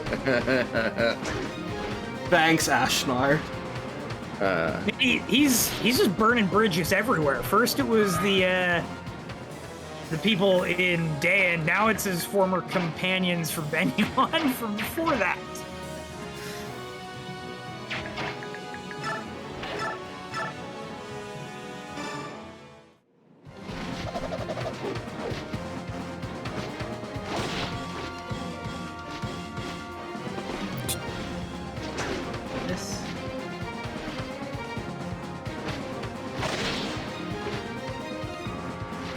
That's only half true, Day, because he shows up in Chapter 11, just not on the actual map. He sits in the corner while you run away to the boat.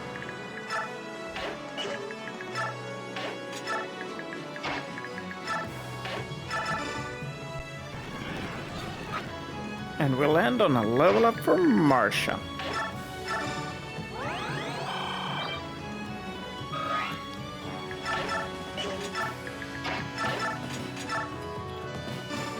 That's clean.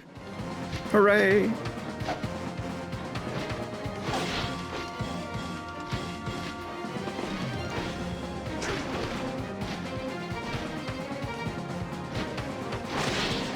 Is this the equivalent of killing somebody with the Vulcans? Maybe. This is the weakest weapon in the game, so... Yeah, I guess it is. It'd be nice if we had an iron. Alright, cool, some speed. That's an expected level up. 318s. We're out of here. Well, we're out of here when the game says we are out. You cannot LTC this map. Everyone's taking a breather. Don't worry.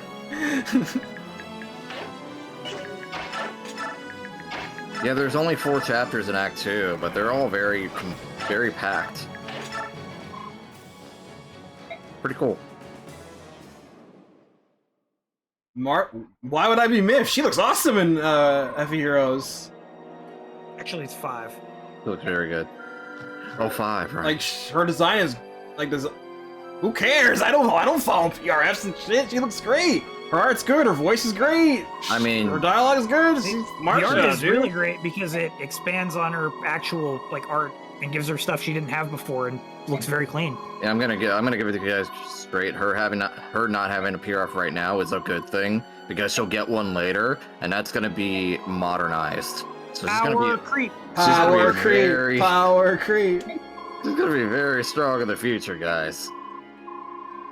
The same reason I'm a little bit sad that Mia got in so early, because she basically has to rely on whatever they drip feed for inheritance at this point.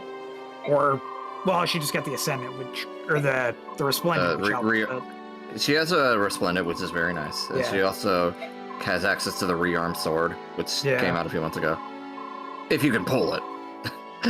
But I'm sitting in my corner here like, yes, take all the time you want to put Khalil in the game, because then Khalil's gonna be fucking busted when she comes out. Yeah, that's what I'm saying. You know, wait for your favorites to get in. They'll be really good the longer you wait. So, Nia Lucci and Liang are to be entrenched in Lincia's good graces.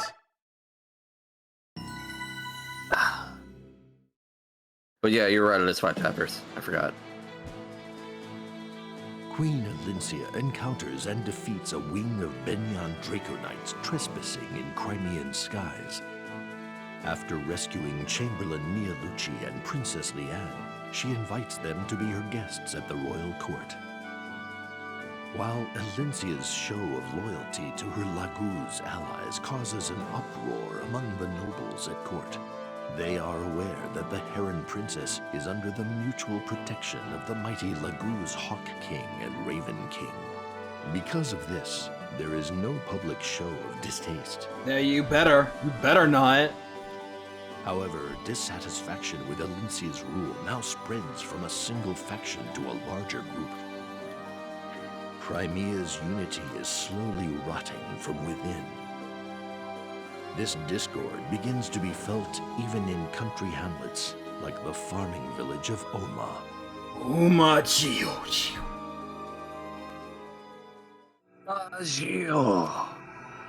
Chapter 1, Winds of Rebellion.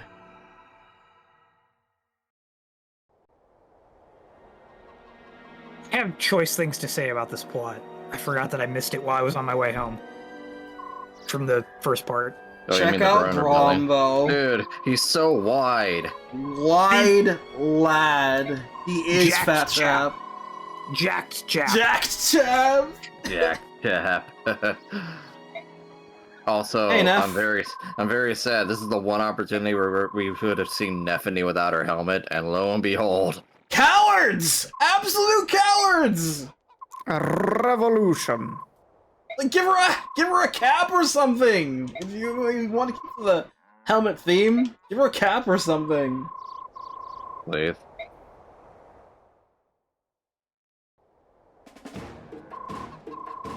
Anyway, it's time to recite Insurrection!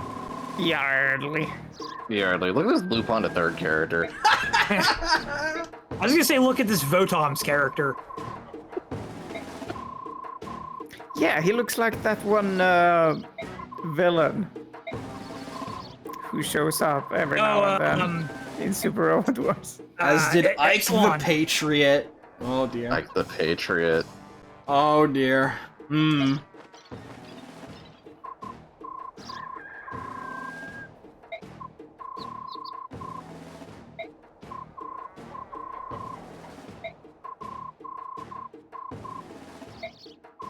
I feel like Axis makes more sense because wood cutting.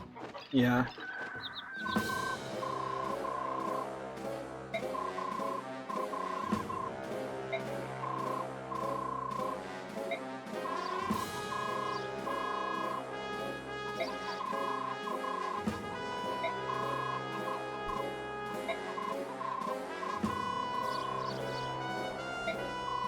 Damn, homie.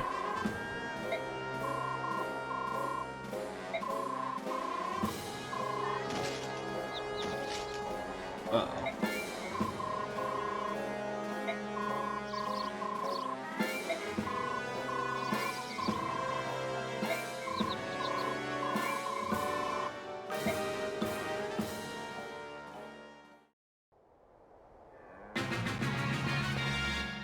Now we have to quell the insurrection. It's farmland time as Brahm and Neffany take on the world in their little village of Oma. So, yeah, this is pretty much just a random map just to have fun with Brahm and Neff. So have at it. Either one of them go down, it's the game over. So, Brahm coming in now as an Axe general as opposed to a Lance, so he swapped out. And he's definitely around the middle ground when it comes to the armors. Transfers help him a lot. So it helps him keep him relevant since otherwise he's just far in the middle of the struggling territory. So any little push you can get is well appreciated. So giving him nice more HP, strength and defense, and especially speed since he's otherwise quite slow. And he's just barely on the cusp of not being dealt by a couple of enemies and being able to just hover around otherwise. He really needs it. Using axes is an interesting choice for him since, yeah, the woodcutting thing fits the whole farmer deal. Though that does mean he can't really benefit as much from weapon transfers since all he can get is sword rank increase as opposed to sword and lance rank. And I don't remember if he gets lance experience transfer over once he classes up to martial. The fact that his swords are higher than his axes right now makes me. His base sword rank is E, by the way. Well, there you go. He can only use bronze at base, so him just having good sword rank is really way more important than you think it is. So that's nice of him. Comes with a really interesting skill, Disarm. This forces enemy to drop their currently equipped weapon or Hey, it's item. break. Unfortunately, it has a fairly low proc chance, only half skill rate. And you think it'd be incredibly useful for this map, given the objectives to try not to kill as many dudes as possible. You need to spare at least 4 if you want max bonus experience for this map. Brahms growths are 80 HP, 40 strength, 5 magic, 40 skill, 30 speed, 70 luck, 60 defense, 25 res. So yeah, generally fairly typical armor. One thing about this arm. Lower strength and good defense. One thing about this arm I'll bring up later. You can go on. But I just wanted to put that out there. And the much better unit, Neffany. I know. Yeah, Neff's great. Definitely one in the front running for being one of the best infantry in the game, especially with transfers, because she gets some real well-needed stats. Her skill and speed are quite good, but her strength holds her back from the early game, while you have the first couple of maps. But once it catches up, she won't have to worry about that. You can slow it down by strong weapons like Steel Greatlance, and the extra bulk is also appreciated. That weapon really does not help her if you do not have transfers. Of course, she really gets the nice Lance experience out of the way, and of course, being a component of Wrath is great for her because the extra crit powers. She's not as good as it was in Half Radiance, but she still got it basically. The extra bulk, extra stat she gets from transfers is very handy indeed. Her growths are 45 HP, 35 strength, 15 magic, 70 skill, 65 speed, 40 luck, 35 defense, 45 res. Generally very fast, and complete polar opposite in comparison to Aaron. Normally.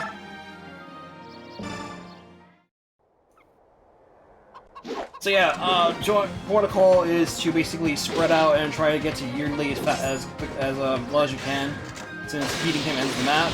But you also have villages to grab stuff in, and a character to recruit.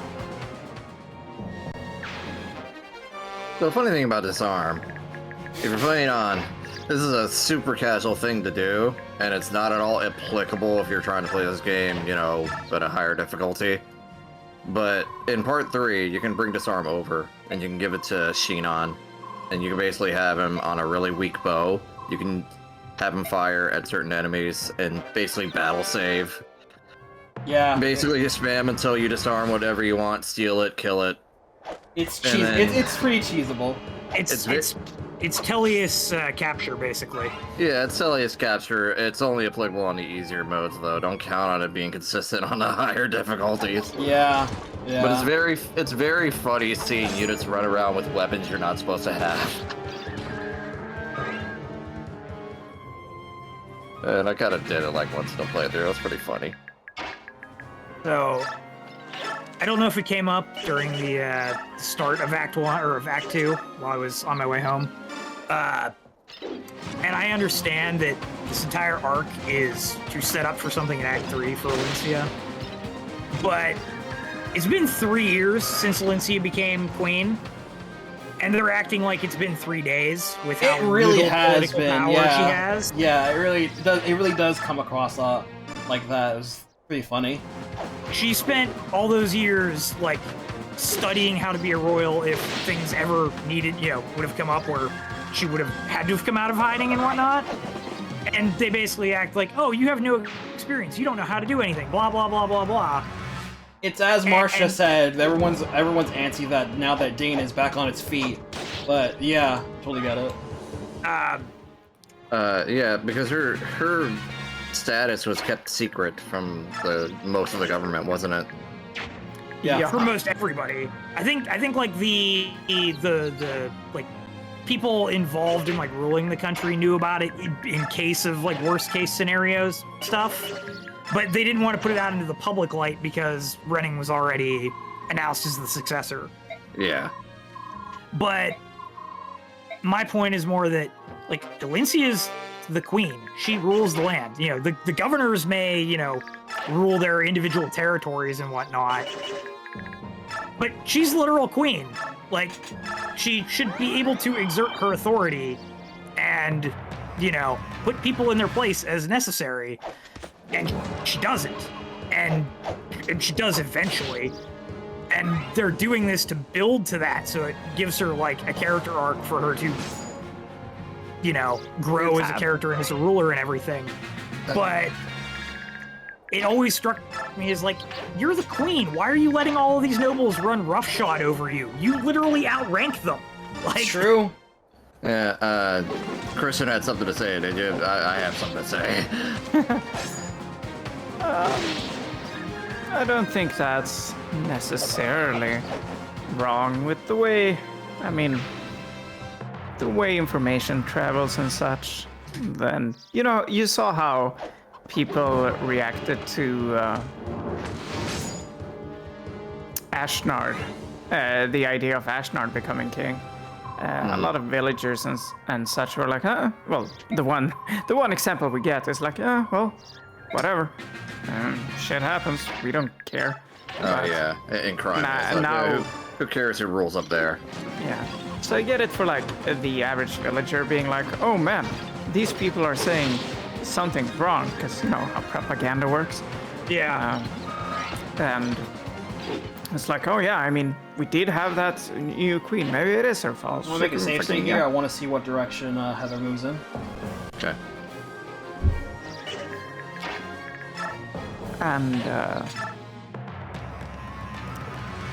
as for nobles, and you know, her not putting the foot down. I mean, kind of seems like the thing Elyncia would have difficulty with.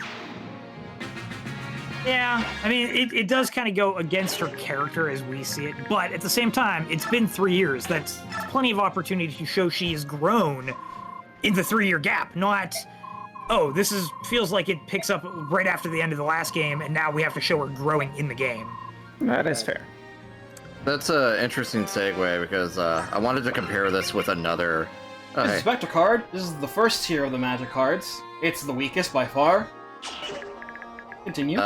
So this is a 3-hope spoiler, but I will try to be as vague about it as possible. Is that okay, Ray? That's fine. Okay. So in the Blue Lions route, at the start, Dimitri has to deal with chaos in his home country. Basically, he goes to deal with... Oh god, why are you there, Heather? Oh! Oh. Girl, you're gonna get clapped! Oh dear. Did you not see the cute girl right in front of you? Yeah. You would think Korea would prioritize that, but oh well. Anyway, Dimitri and his gang, along with Shez, goes back to his home country to deal with his uncle. I will spare details, but he is dealt with. And after that, Dimitri... Wow. Oofa. Nerd! What were we supposed to do about that, huh? Absolute nerd. Get lucky, I guess. Or, yes, send an F that way, I guess. Which is what I normally do on this map. So yeah, essentially, the kingdom is in chaos, and Dimitri and all of his vassals and friends have to come together to find a solution how to clean up. It's kind of a rougher version of what happens in Crimea. And it takes him 2 years to clean up, and he eventually becomes king. And they're having a meeting about, oh, what's the Empire doing? Oh, they're after Rhea. We should go support the church. And then I think it's Roderick or Sylvain's dad that brings up the notion that, oh, well, we're in favor of that idea, Your Highness, but the problem is all these lords are not, and they don't trust you and all that, and they're doing their own thing. So, yeah, I mean, there's always going to be political holes. Yeah, and it's medieval era, basically. The, the other lords have autonomy over their territory, effectively. But, what was I going to say? I don't remember now. Okay, good. She's not. I know what I was going to say.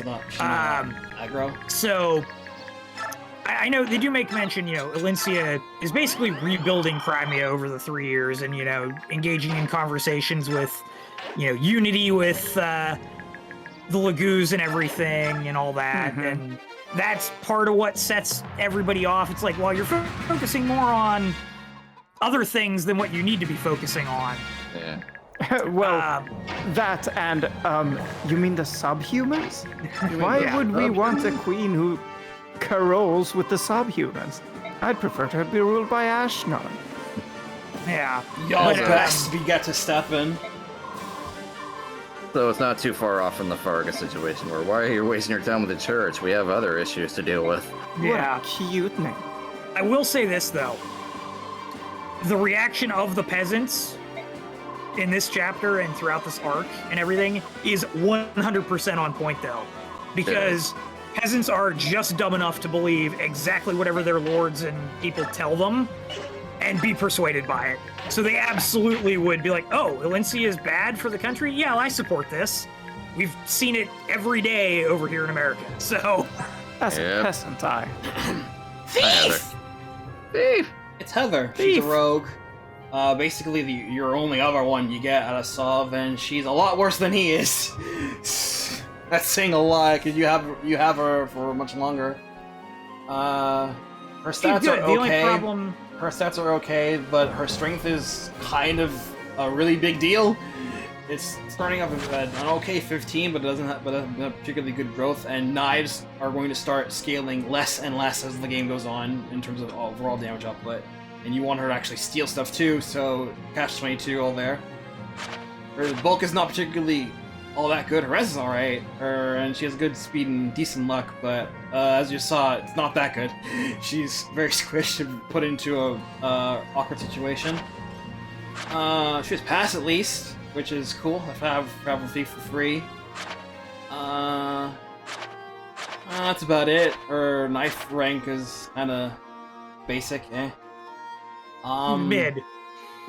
Her growths are 40 HP, 25 strength, 20 magic, 50 skill, 70 speed, 75 luck, 30 defense, 40 res. Yeah, I don't really have much good or bad to say about Heather. She's fairly middling, both as a unit and as a character. Yeah, as mentioned, she's hyper gay, and that's her one character trait. Looks up to cool women. The Heather's biggest problem is her class is not as good as assassin, and so is plot forced. So there's literally not much reason to use her. And also, Matt mentioned this, her recruiter conversation with Braum is... Yeah, I actually had to reread it a couple days ago. Like, I looked it up, it was like, wow, this is borderline offensive. But she's just like, ew, fat man, get away from me.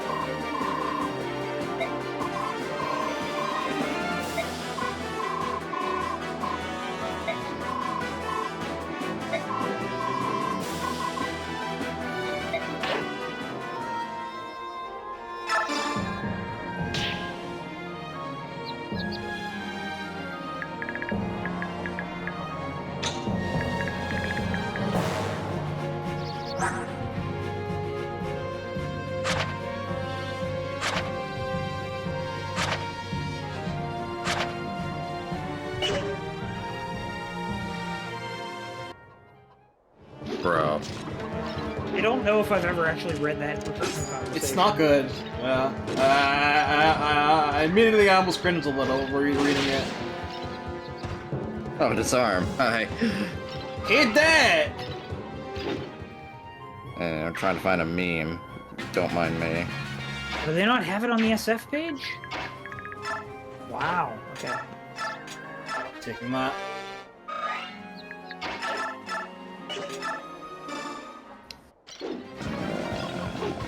I think disarm should have either had a higher chance, or if you disarm somebody and you kill them, you should have just got the weapon. It should have become droppable.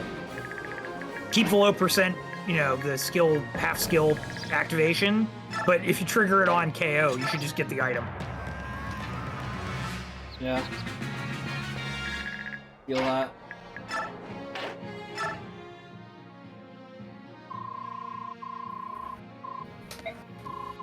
Here's the meme. There is no meme. Looking for Nef to peruse. I, Here's a generic bandit, by the way. You can see these guys actually get stats when they level up. This is the last map they appear in, so. I think maybe whenever they were making like Awakening and Beyond, they looked at Heather and said, this is a good template for what we want to do going forward. I don't know if that was the right decision. I agree. Well, thanks to Faye, Soleil looks up to cool women now, so I'm expecting Heather to look up to cool women too. Watch, they'll have a Forging Bonds event together. Oh man, that girl is so cool. Yeah, I know, right? The way she does that thing. I am not sexually attracted to her.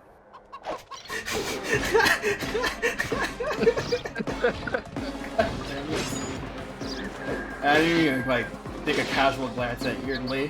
He's just a general boss. I like his palette though. I do enjoy the Crimea palette. Once you attack him, the soldiers that are there aggro, and so does he.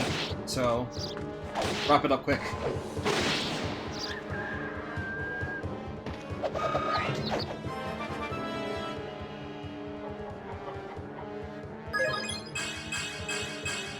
Alright, pretty good first level. Frank would have been nice, but... Nef lifts. Whatever she doesn't get here, she'll get from Bexp. Go Bexp. Bexp. We're done here, rips out his heart. We're done.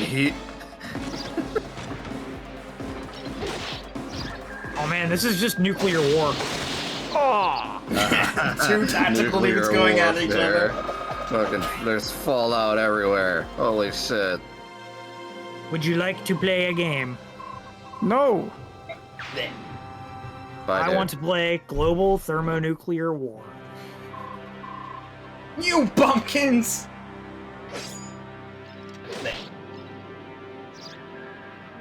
I'm surprised they didn't use, like, a shove animation for this. I actually don't know what Heather says in the Japanese version. Her basic quote is just like, she's just like, hey, so you work for Duke Luva, right? And he's like, how'd you know? I just guessed. Like, from your reaction is just right, it was right, and she ends like, nothing personal, I just don't like guys like you. He gets very pissy, yeah, it's a very funny conversation.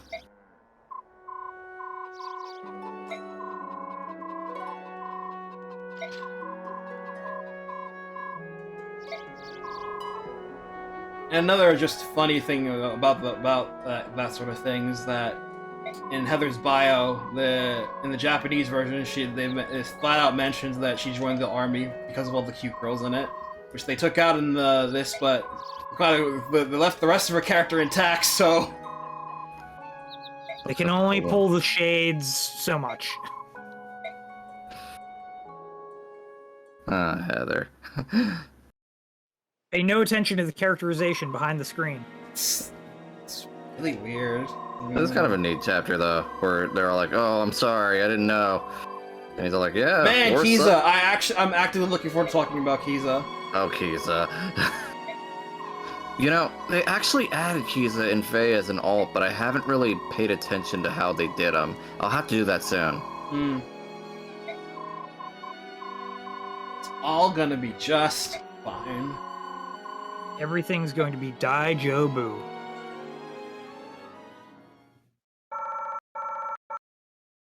They do? Oh, I'm looking forward to that.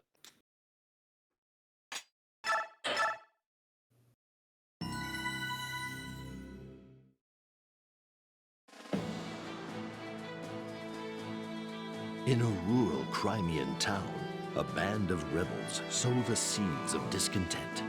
They are stopped by Brahm and Nephany, to former Crimean soldiers. However, more uprisings are sure to follow. Brahm and Nephany decide to travel to Melior, the capital of Crimea, and inform Queen Elincia as to the gravity of the situation. If I do this map, I'll at least keep on pace with how I was expecting to end the stream, so I'm gonna try for it.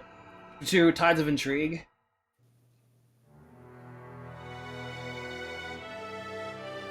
What's this icky paint-like goop? It's moving! No, no, boys! Don't touch that stuff! Oh, I guess refreshing the stream made it pop up again. At any rate, something 5 years for a good buddy. Thanks for that, Matt.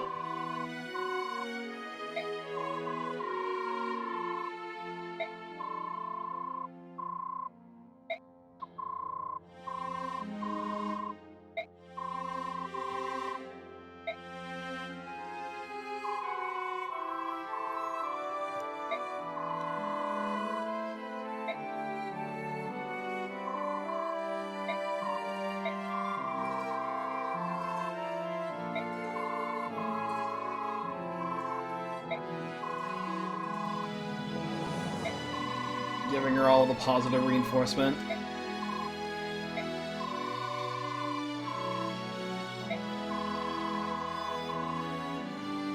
What utter nonsense! Kick his ass, Joffrey. Yes, please do it. Use the power of your new swag.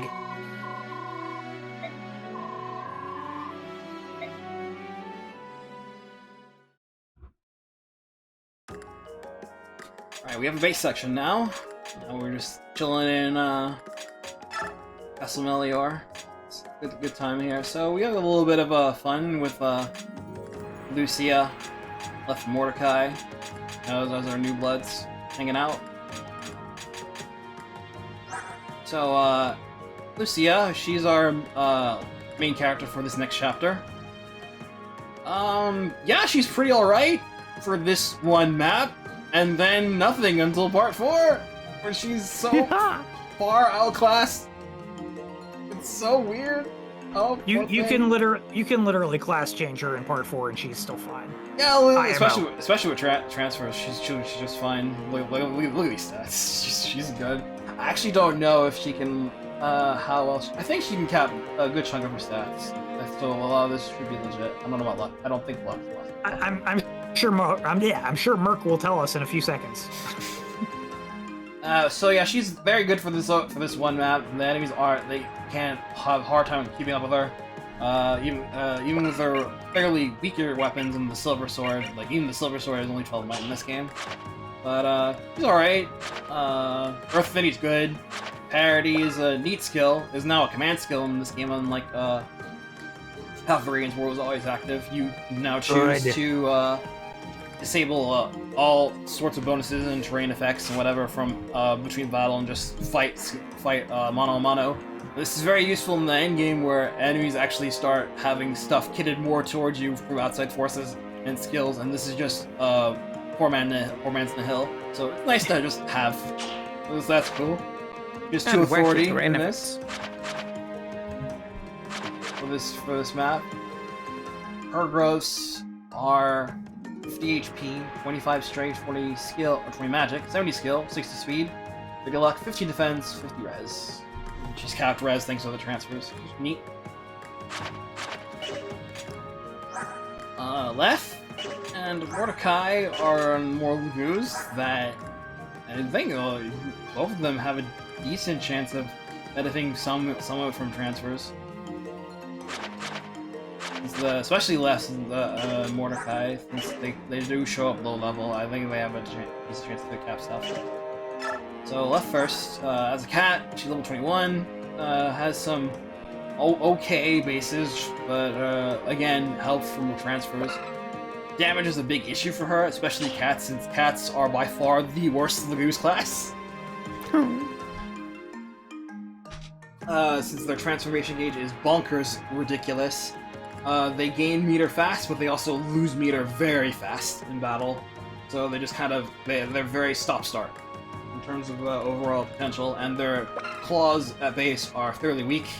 Even with A-rank strike, that little bit of weakness will go a long way as the game goes on in terms of providing scratch damage. But at least they have a very cool mastery skill out of it. Ren absolutely wrecks face because it multiplies their strength by 5, which even base weak cats can actually benefit. But they need to reach level 30 first, so catch 21 there. Left is okay, especially with transfers, since the deficit made up from the stat bonuses makes up with a little bit of extra speed push. And the defense is nice, but the offense is what really matters. This one with the transfer gauge, or with the cat gauge as well. Left's gross are 85 HP, 35 strength, 5 magic, 30 skill, 50 speed, 45 luck, 35 defense, 20 res. Some benefit, and at least with transfer, she's actually a possible unit. I got a question. Yeah, go ahead. Before you jump into Mordecai. Which would you prefer? The weaker transformation bonuses, but the transformation gauge they had in Path of Radiance, or how they are in this game? Path of Radiance, by a long shot. Okay. Yeah. I do enjoy some of the mechanics they do with Lagoos in this game, but if I wanted to just have the general purpose of how Path of Radiance would work with Lagoos, if I had the opportunity, yeah, Path of Radiance all the way. Mordecai, though, oh baby! When you want to compare who benefits from transfers a lot in an all transfers run, oh baby, does Mordecai benefit a lot. Normally, he's just a fairly weak tiger with good strength and defense, great base defense, 32 base defense, while shifted is great. But he's a bit on the slow side for part 2, like he's just barely not doubling stuff.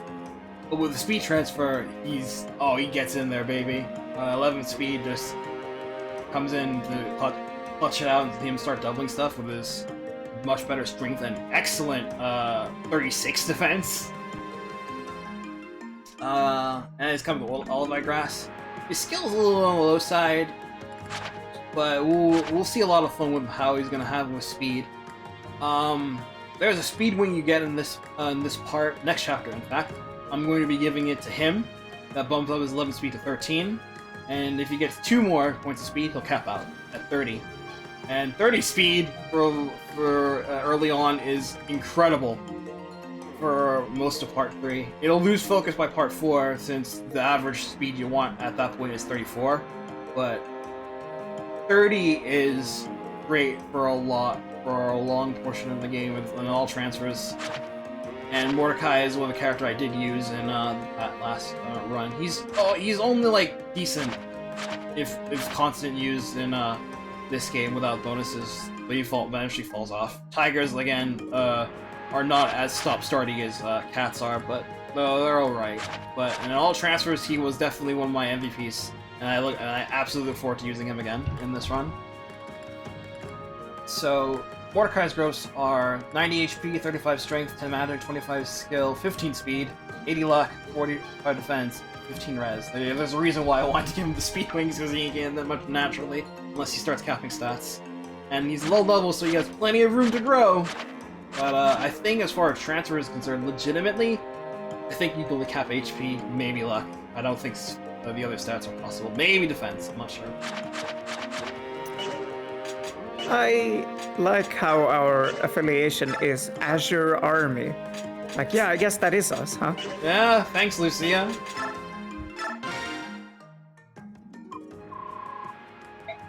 Oh. Sorry, Heather. It's the pits.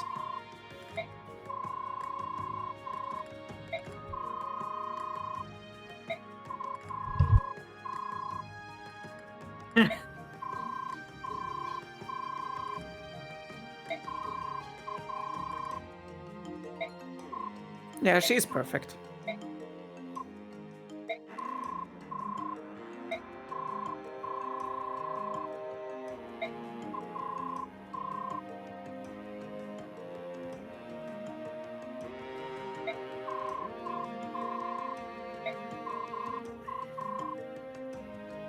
Espio, what? Sounds serious. I caught a real bad case of that.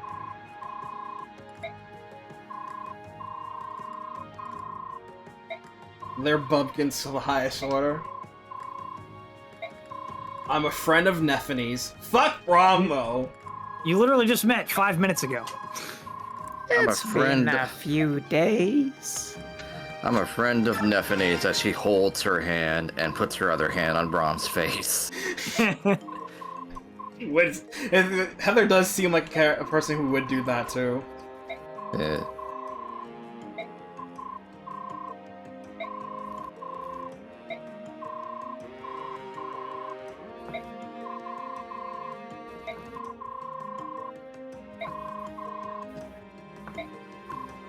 It might be Spirit.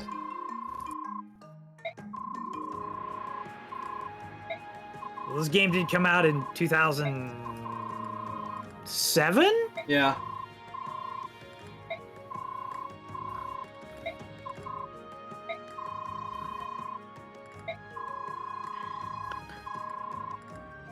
Sorry, Left, we have diplomacy.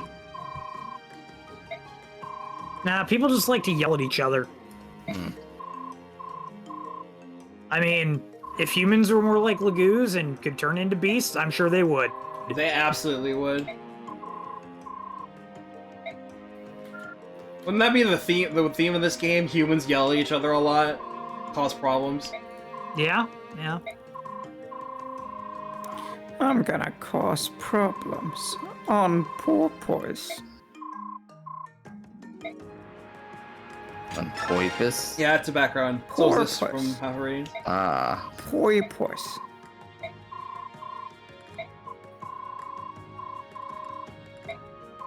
No, maybe.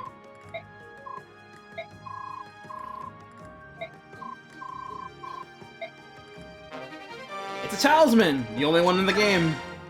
Wow. They really said, mages don't matter, we don't have to give you any of these.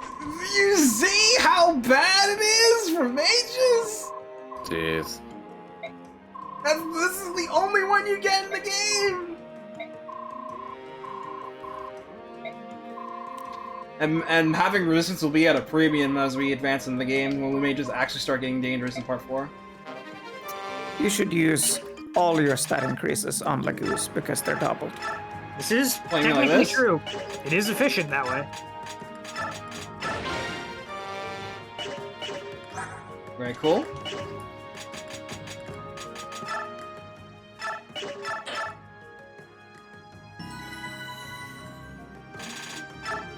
Who got the javelin? Mages and Tellius bottom text. Bottom text. No, better yet, it's the... I'm actually kind of upset that Braum doesn't have a sword. I would give the silver sword to him. You have this then.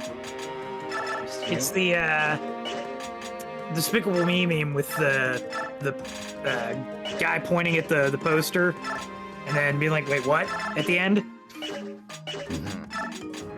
Mages are bad. Mages are bad. Mages are bad, always have been. As I load up my Pesh cats. Or it's the invincible one with the look at what they have to do to imitate a fraction of our power, and the mages is the one flying by in the sky.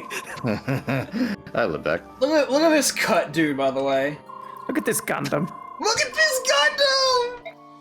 It's a Gundam. Take off, jet, and cannon. Ready. Fight. Fight. Ludwig would be one of the Frost brothers.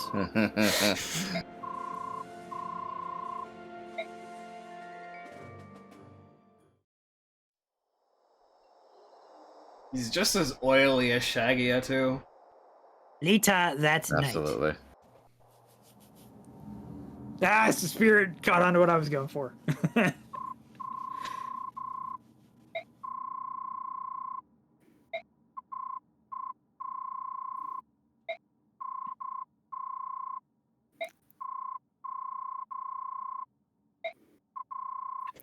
He also hides behind a shield, which is annoying.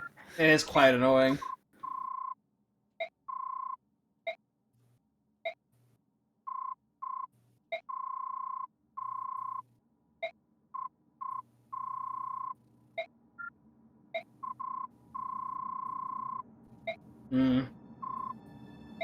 Something is coming. Spooky music. Gonna have to fight for it now. So yeah, we have to escape the cave while Lucia gets out of here. There's a hidden item that we can grab on this corner that Heather can swipe along, but until then, just keep your wits about you as enemies are gonna run beyond the way. Especially the flyers. This map introduces something that they do not want any part of at all. Absolutely none. There are torches here that you can light, and they'll provide some temporary vision. Well, they'll stay lit until someone else extinguishes them, either you or the enemy.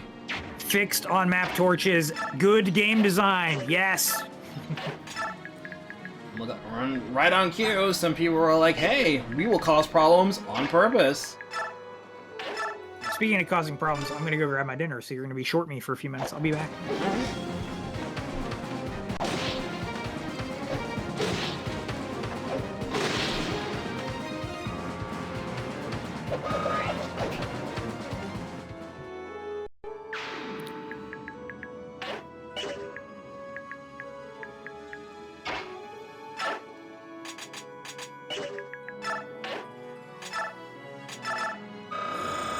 Grass it up. Use some Alder grass with Mordecai. Even if he's a little bit on the slow side now. Now we're actually starting to fight generic tier 2s. And we'll get this halberdier here. He should have enough bulk that he can survive without too much issue. Left, on the other hand, well, I'm just gonna use this right now.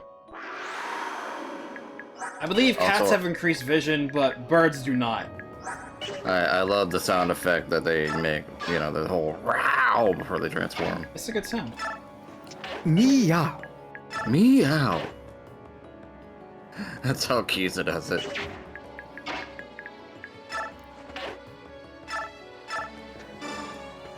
Meow. Like nya. Nyaggle. Why do the birds have poor eyesight? Because that's what typically they do in real life.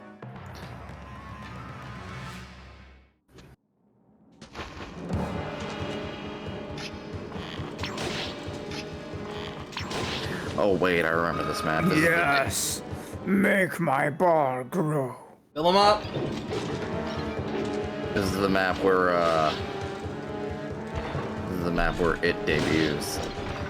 It does. That's why It's here. there's a reason why I'm saying be careful with your flyers. Yeah.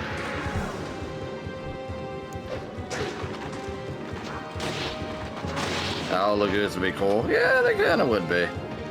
But then again, it would only be effective at night. Honestly, way back then, when I played Radiant Dawn, I'm like, you know what would be really cool? A water-based Lagoos. It never happened.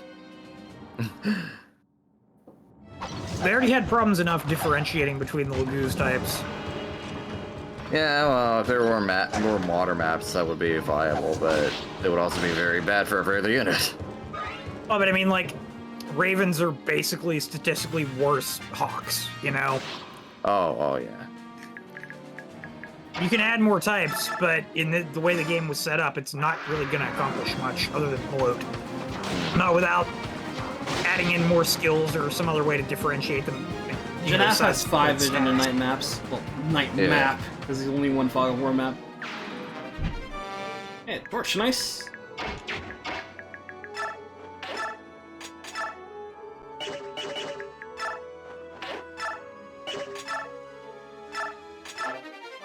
Taking that. The old yoinky sploinky.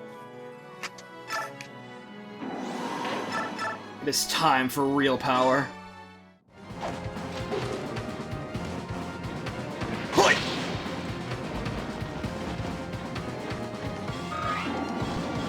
The Edelweiss has arrived.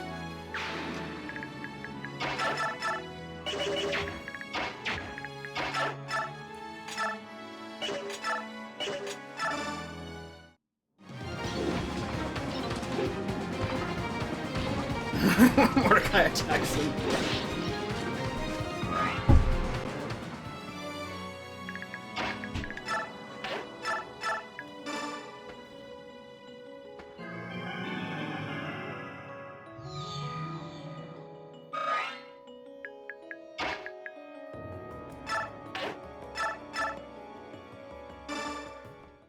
So if we kill them all, nobody will know Lagoos were here, right?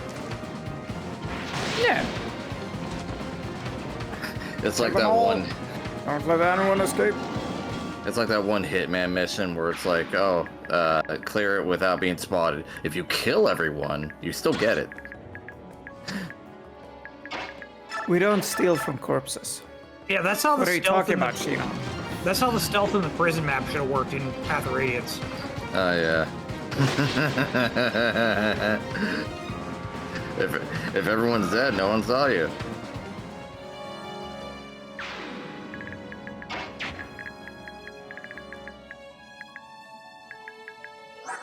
Especially if you kill them in one round of combat. Mm-hmm.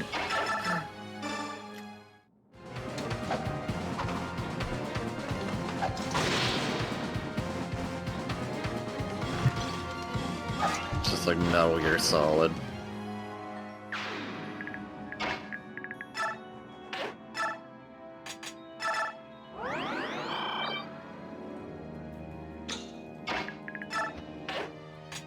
Maybe I'm a solid snake. I'm better than being a liquid snake. Maybe I'm a lion, but it's maybe I'm a snake. Maybe I'm a snake.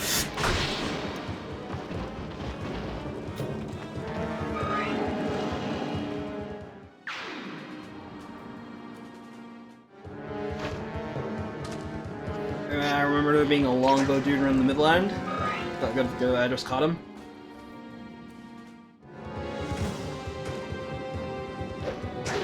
Yes. And again.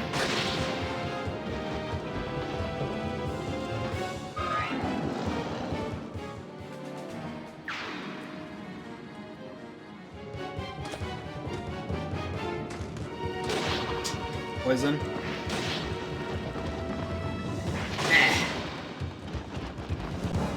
You know, I've always kind of taken umbrage that people get poisoned even when they don't take damage.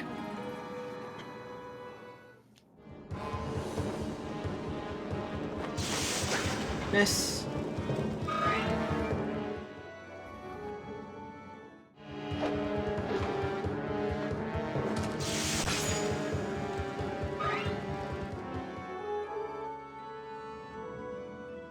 Just be how it do. The toxins got in you somehow. Like if it was magic, it'd be like, oh, okay, there's like magic particles in the air. It's So, literally on a physical weapon. Yeah. So it's a little bit of a tangent. They Seeing the splatter into the mouth. halberdier animation reminded me that Christian posted a video not too long ago. It was on Christmas, where they transferred Dimitri's stats into Radiant Dawn on a generic. Oh yeah. Yeah, It was the Radiant Dawn Unlimited series. Yeah. Yeah, it's like what, Those old 120 some odd videos. HP? Yeah, it was kind of wild to see because Radiant Dawn caps and Three Houses caps are two different things. Oh yeah, see, you thought this game was ridiculous from Three Houses, like, lol, lol. Hold my beer. Yeah. You're not gonna reach those caps unless You're you're not. going crazy, but they are huge. And Dimitri basically bench pressed everything in this game. I'm not surprised at all. Yeah. True to his line, kill every last one of them. Oh, okay, except Ike. Ike somehow, of course he would. I feel like that'd be canon. The That's great hero, canon. like That's children actually Sith's, canon. Father Sith's children. Every now and then, you know, in the video, he got by a skill proc, but you can't do anything about that. Yeah, the skill procs are just gonna kill whatever you are, no matter what. Yeah.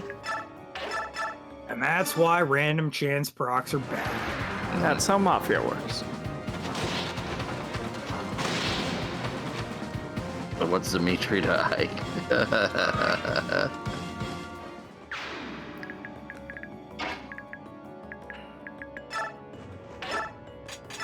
I mean, to be fair, Meg has Brahm's blood. In that one instant, it triggered. In a moment of desperation. Potential unleashed. It's like that one rumor where the one loss that Rick Bruiser has, no, Nick Bruiser, sorry, is against Glass Joe. Yeah, I love that one.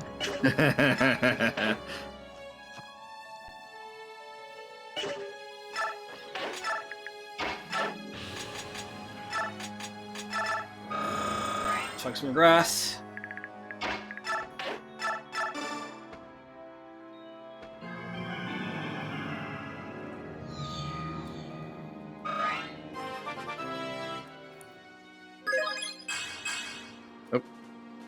Well, she got magic. Brilliant. An Extra point of damage using that card. Speaking of brilliant,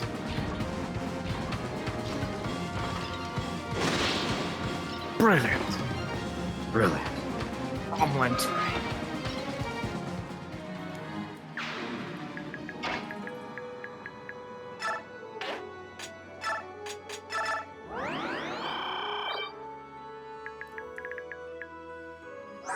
Hey, how's it going?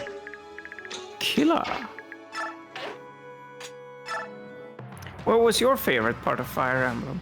I really liked it when they hid killer weapons in Fog of War maps. There it Speaking is. of which, There it is. The first of there it is. many. Ooh, dodge, nice. Spooked. Kurosbo. Exactly. Oh, LOL, Lamau. Kuros changer.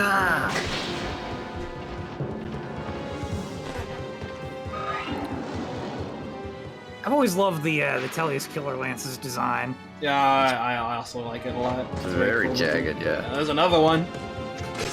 Oh, no. How ironic. You first. LOL, Lamau. How ironic. You first, my guy.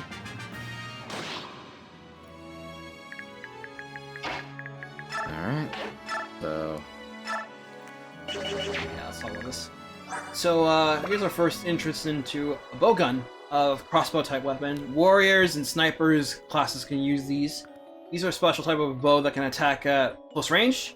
They don't use your strength stat, they instead have a high base might. The reason why they're so, you gotta be watch out for them, is aside from their base might, they're also incredibly accurate, and because of their base might, they are very effective at taking down flyers. Since their might is tripled, that effectively just engages them in very high base might and just completely delete flyers on sight. And this is the weakest model. They get stronger from here. Fair and balanced. As a weapon by themselves, they're pretty decent as a general weak mook crowd killer. Not so great against bosses, and especially if they start losing power as the game goes on. But they're pretty alright. But they are the best weapon to just completely delete a flyer. Unfortunately, not for your side, since most enemy flyers are Draconites, which are immune to the bonus damage from crossbows in this game. fucking cheaters. Was this just the Kodachi before the Kodachi and I didn't realize it? It's cursed, dude. I remember you telling me the only flyer that could take a crossbow chest and live to tell the tale was Tabarn. Yes, he is the only one. That's funny. Even then, like the later variants will still probably kill him. Yikes. Yeah, just because they're so big might-wise.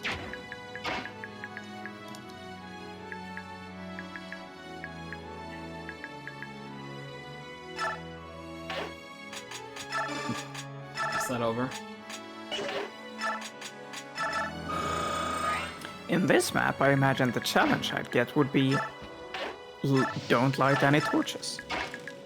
But I haven't done one of those runs for Radiant Dawn.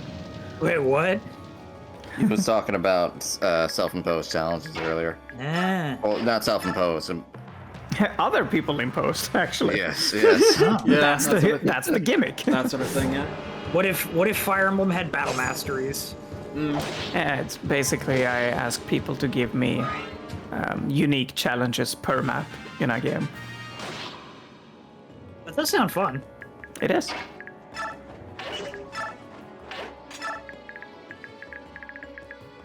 Behold, the one generic rogue in the game. He's just here, having a good time. He's standing on the one spot where you can get a second discipline scroll. So I have to beat him and then get it from him.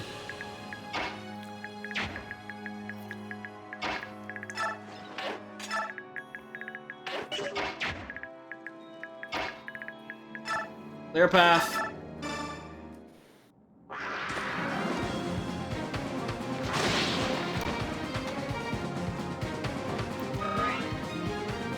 You know to mention another one of those.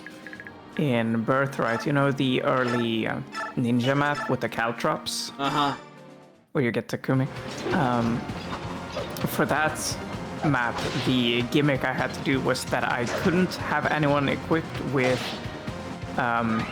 2 ranged weapons. I had to do the whole map with only 1 ranged weapons. That sounds like pulling teeth, dude. That's very mean. His boss, by the way, Mirage. He's Raj. He's a Wind Sage. I can't see him. What is up with his eyes? He looks like AI art. Anyway, He's like, hey, have you noticed? You can that steal the secret tag book is, from like, him. flapping? I don't particularly care. I want to win the map fast. The discipline scroll is my only thing. If Mordecai catches him, who cares? He's going down to Cripple Town.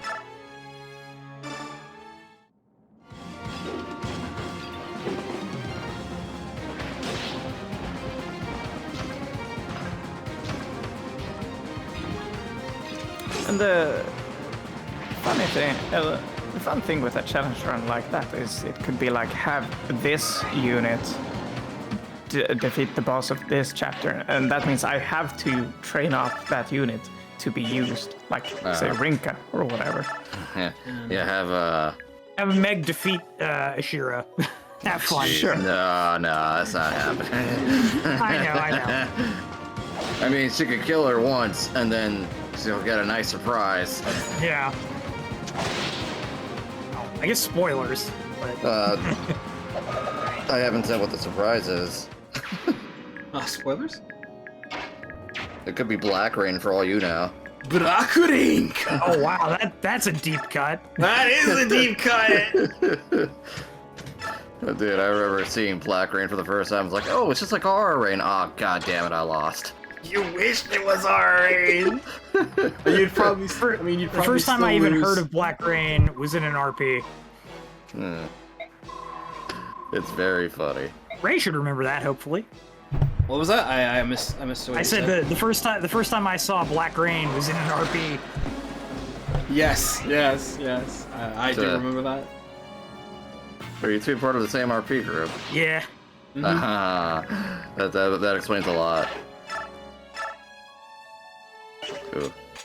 Oh, you could dance her. Yeah, I can. You can leave her friends behind. Oh, never mind. No need. Nice recovery there, Rogue. I mean, we could leave the spoilers light. I was just making a playful jab. Spoilers are light. We've been dancing about several things on this playthrough, but we can keep the intrigue for stuff on the back burner. Yeah. That was just me being tricksy. Thank Biorhythm. Dang it. Fucking Biorhythm, the one time it screws you.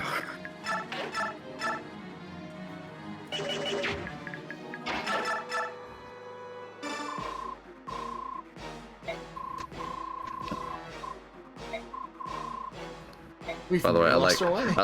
I like this. In that case, I will gladly escort you back to the castle after you've killed all my men. But please do give Lord Ludwig a message. Tell him his rule will never succeed.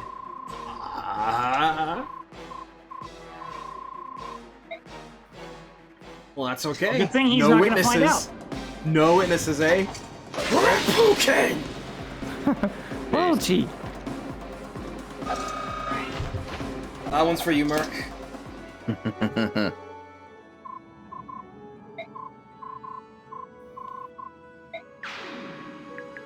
We'll see about that. I still gotta mess with something.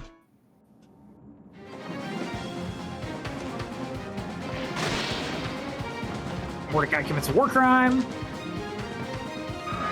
He closes his eyes before he attacks. That's canon, by the way. Cool.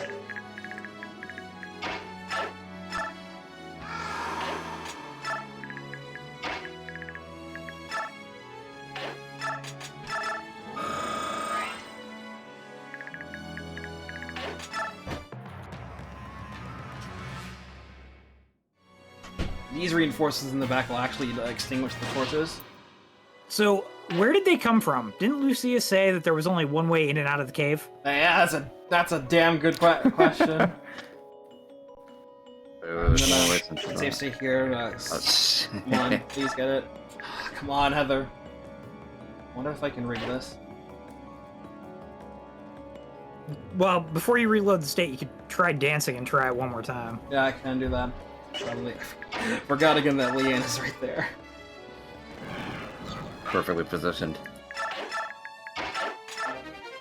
There we go. Atta girl. Nice. Get out of here, kids.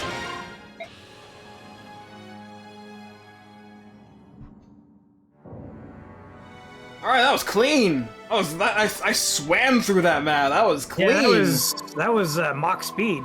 Very impressive. Aye, aye. Aye, aye.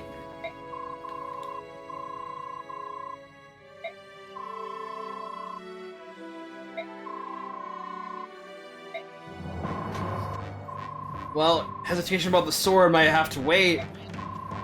Because he's coming now. That felt good to do after all that trouble that one final was giving me. That felt really good to just clear so fast. It was about time you got a break. Alright, and Lindsay's like, alright, put them to rout. The kid gloves are off. Am I doing the right thing?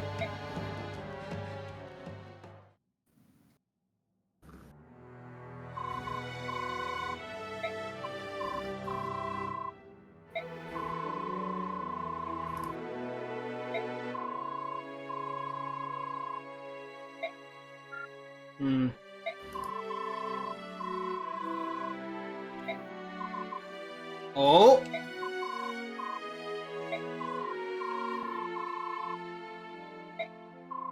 She's learned how to speak common! Get in there, Leanne.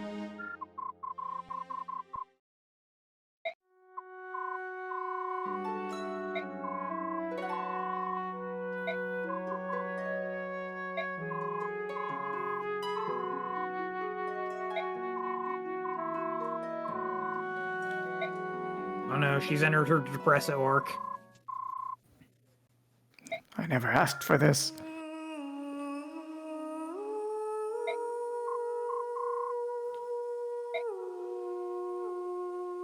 Images that go hard.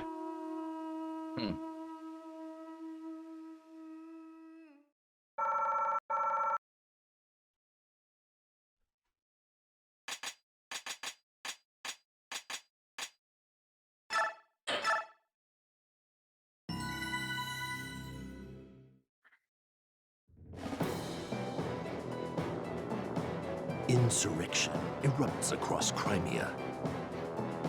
The wounds Crimea suffered during the conflict with Daein have finally begun to heal, and it should be rejoicing in its hard-won peace. How is it that the fires of rebellion have been lit? Bastion, Queen Elincia's most trusted advisor, widely acknowledged for his political savvy, is on a mission to Daein. And the Grail mercenaries, the original authors of Crimea's recovery, are nowhere to be found. Queen Alincia, close to despair, has nonetheless ordered the Crimean Royal Knights to restore order in Felirae. Her only wish is to win the coming battle so that she may stave off a civil war. Yeah, we're done. As soon as we hit base. Don't worry, Spirit. This Chapter 3, Joffrey's Charge. This was as far as I was expecting to get to in this session anyway. Nice. Whoop, whoop. We'll go over Joffrey and his crew the next time. Oh, we may as well get these out of the way first before we go. My girl. Wife. What's good, Khalil? Faith. Safe. And he's got a new addition to her crew. That's Amy, her adopted daughter. Aww. Blessed child. Speaking of adopted. Ah, Makalov, why are you drinking? He's gotta loosen up, you know? That man's an embarrassment. That's an understatement. He's like a pig pretending to fly. Why not put a dog in armor and call it Sir? Makalov Let's Plays Wargroove. I saw you mention that comment the other day, and I didn't remember anything about it. Now I see why. One of my favorite little jabs Khalil throws out. Hey, it's Sturtsid. Man, Astrid, you okay? You look like you have chest pains. You alright? You don't look so good in the face. You look very pale. Poor thing needs to lie down.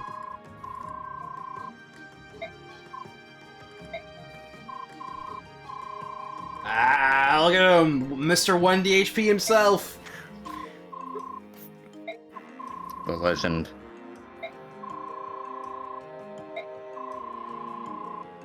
It looks like Dogi from Ease. Oh, yeah. Yeah. I know who that is. Yeah. Did you know that Emgear and Josh both gave me like 4 East games in the past week, Christian? Merry Christmas. I guess I'm enjoying Adol's adventures for a bit. I wanted to get Ron something else, but M-Gear beat me to it. It was Grandia too. Hmm.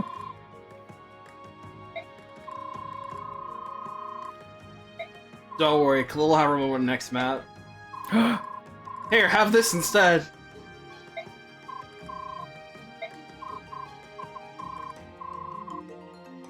Damn it. People often make my mistake, but damn it is definitely not Devon. Uh-huh. Mecca? Mm-hmm. Doesn't he amazing, isn't it?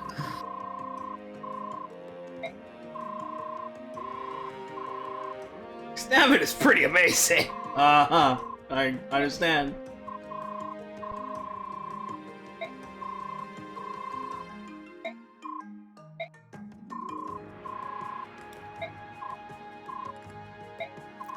Astrid, the Ran is coming next session. I need you to prepare.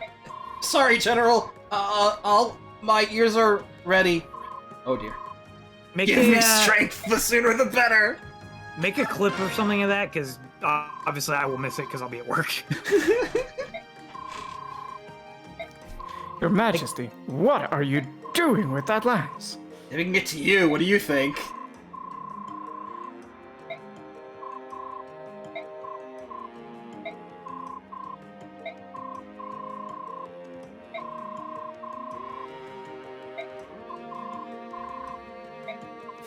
It's a brave lance, and I'm very proud of it. You should be proud of it because it makes good use of it, okay?